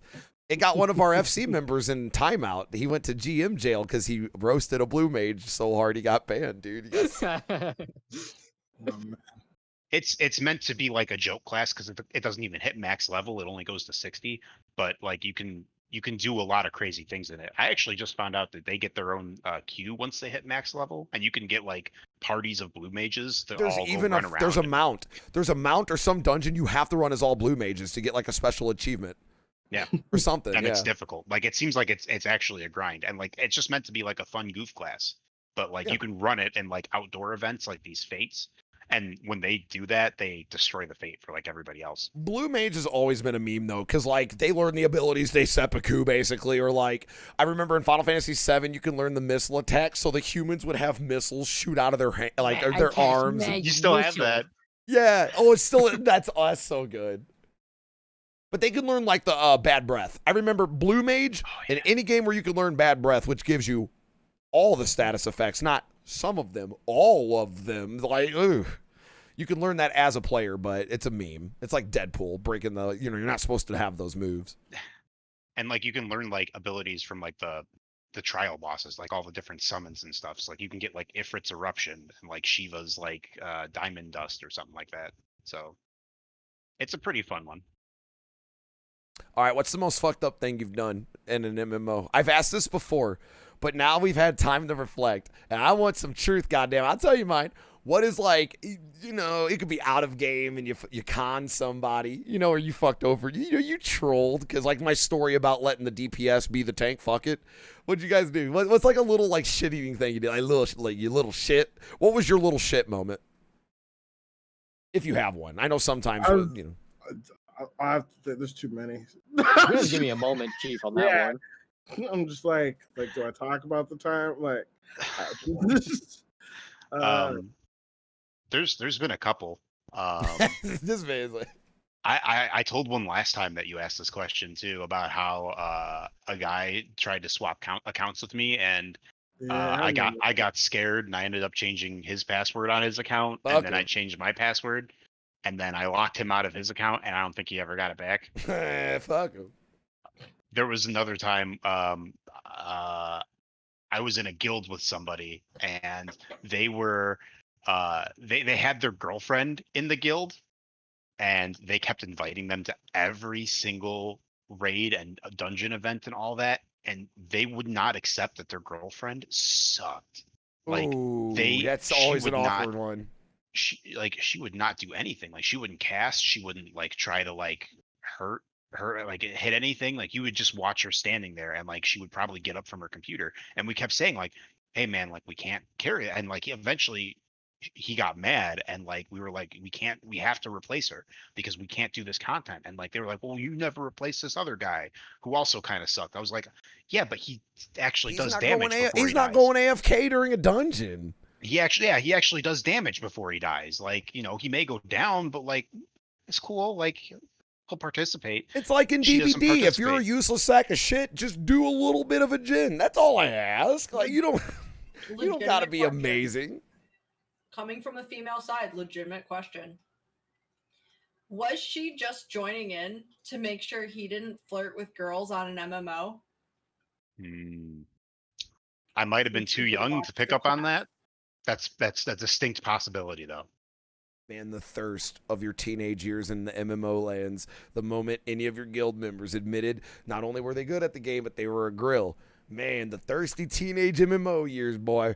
Even if you weren't the thirsty kind and you weren't disrespectful, boy, did you think it like, oh, this girl's really good. I'm not. This is just a mindset back in the day, but that's what it was. It sucked for women back then. It was like, wait, you're good at WoW? Dude, my female friend was one of the top paladins in WoW in her guild. They had a countdown to her 18th birthday in the guild. It's Jax. Yeah. That's Ooh. fucked up, man. Yeah, that was what it was like for girls back then. It still is. But back then, boy, so gross. There was so much thirst. Like, if you knew the girl in your guild logged in once they admitted they were a girl, because man, the tone changed in your conversation with everybody. You'd be Everybody shooting. said hi. Oh, dude, everyone would be shooting the shit. You may have said hey, and like you got two people waving at you back. But then the girl logged in and she was like, "Hey guys, hey, did you have a dungeon?" Hey, I found this like really great gear, and I don't really need it, but like we could meet up in this area, and I could trade it with you. Dude, it's really bad in Final Fantasy. I've noticed there are a lot of guys who like sit around in the main city. Like one of my buddies Oh, there are actually so got many simps. dude, one of my buddies went to a different server and he was playing as a girl, and he obviously didn't reveal this fact to anybody, but like he was playing as a girl, and like some guy walked up to him like, "Oh, I've never seen an Elezen before." Walking, Elezens are very rare around here, especially one so fine as yourself. And he was like, "Can I give you something?" And he just handed him like a fucking legendary, like rare weapon, and it looked really cool. So he was like, "All right, I'll take it." I will say this. I do like abusing some of the simping, dude. I play a small dragon healer, and I have the bee's knees sexy dance, and I ain't gonna lie, man. Sometimes I'll just go up to a random male character and go, blush, pat, sit.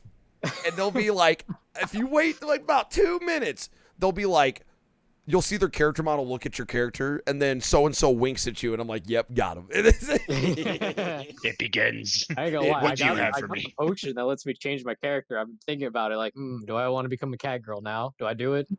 I mean, So, I like- think Rico Random said it the best. Our guild consists of like 90% males, but in game 90% females. Like I will pride myself on the fact I am actually like one of the 2 guys in our guild. Evilish is the other one. Evilish and Joe are the other one. Evilish. No. What's up, Dahlia? I mean, I don't know. Oh, she on my back. I was immune to this stuff only because I was always a tank, and so they were always hitting me up for runs. But they would always be like, "Please, can you run?" I'd be like, "See, I would, but I've got to go to the strip club with the boys." And so, like, your blush ain't as good as a lap dance. I'm sorry. Oh, dude, there's other emojis, man. I don't have them unlocked yet. I got those are DLC. Seriously Simp. watching porn by yourself. Those are, with the boys. No, listen, bro. DLC simp emotes. All right, listen. DLC it's coming in the mail. See, that scares me. What Brandy said. Lalafels also get simped. So Shino and 14 Lalafels are the gnome class, Footballs. but they are the literally gnomes. so gnomes look like gnomes. The Lalafels look like actual baby toddlers, and I don't know, but man, there's a creepy underlying eeriness when you see them get simped. You're just like, what are they at? Come on, Yeah. They literally look like, dude.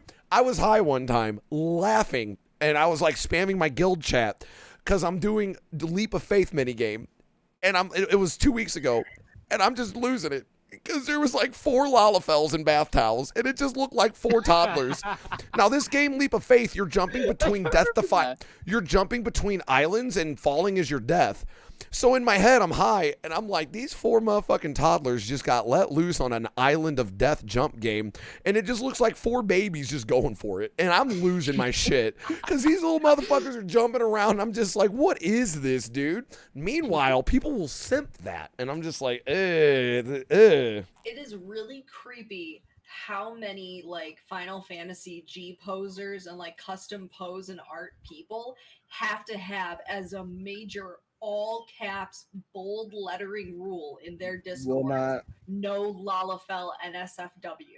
Yep. Mm, The worst is when they put the male Lalafels with mustaches and goatees. It's like Oh, putting no. it on a baby. I'm like, oh god. Oh man. I can't wait until the quest where we can punt Tataru. Is that a thing? Please.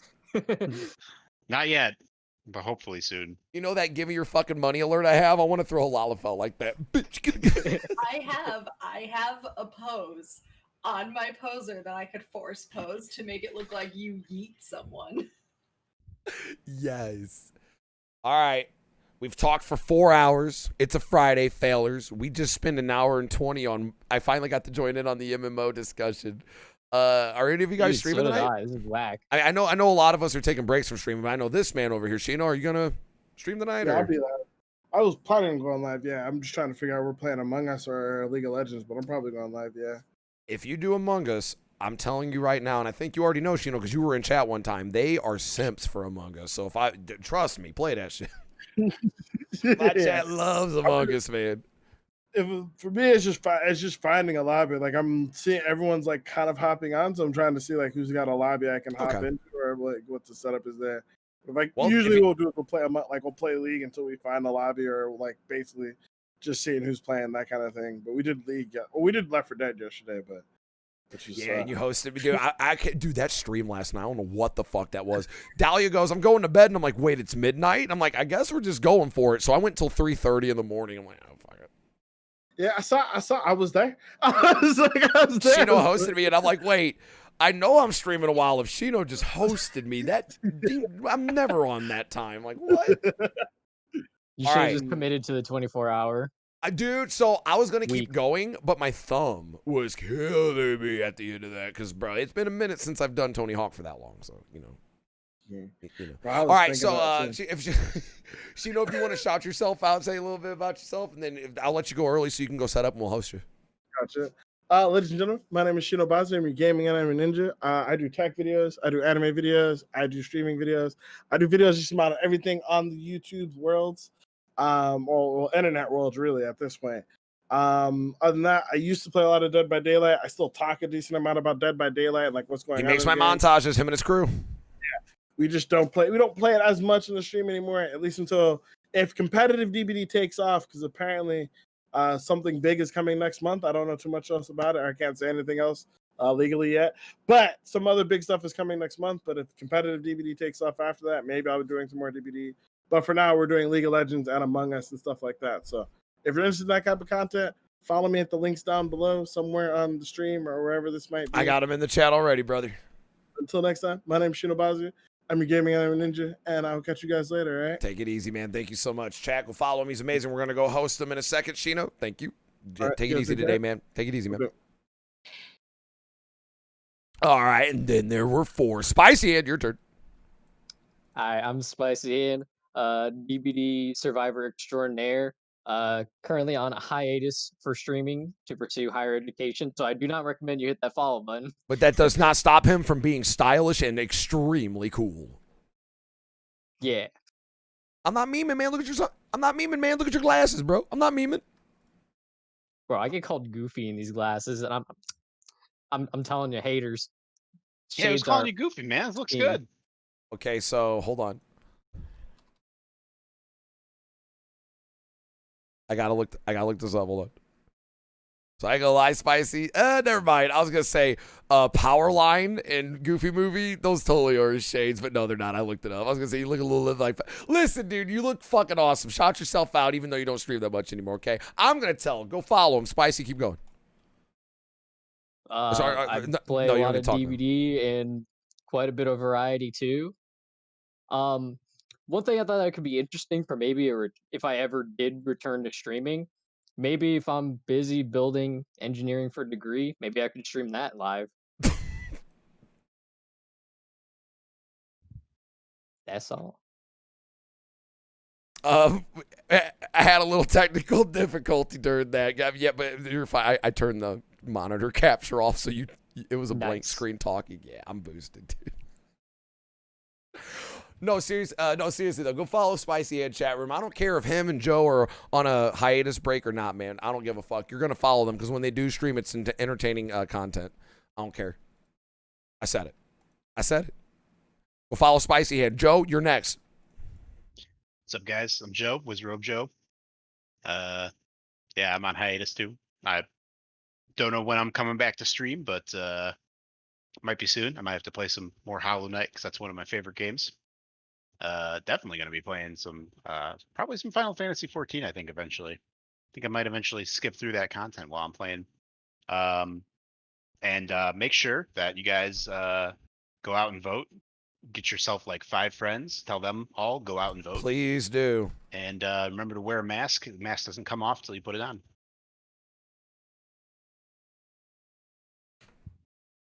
Galaxy He's Skipper, right. that goes double for you. I want you to come to America and vote. Yeah. Even though I don't know about the legality of that. But yeah, do it. But no, seriously, go follow Joe. Go follow Spicy. Both amazing streamers. More than that, they're my friends. I met them a long time ago. Even if they don't stream, I still consider them part of the stream team for life. They're amazing content creators. And even if they don't stream but once a year, it's worth it every time. Joe, Spicy, thanks for joining us. Last but not least, I'm a little biased. How am I going to do this? Hold on. There it is. Dahlia, a little bit about yourself. Shout yourself out. And then we'll send us over to Shino. Hey guys, I'm Black Dahlia 42. I'm semi on hiatus too. I occasionally come back to streaming if and when Vampire the Masquerade 2 ever actually gets released. I'll be streaming that intensely. So otherwise you can just find me in here in this chat. She's awesome. Her artwork on my perks and icons in the game ensued my character selection, and some of my emotes speak volumes. Never, with all three of these guys, never a dull moment. If you talk, they'll talk back. If you give them something to talk about, they'll yap at you just like I do. They don't mind discussion about anything nerdy related, especially if it's in their wheelhouse. All right, that's it from us three fellers. Let's send you guys over to Shino.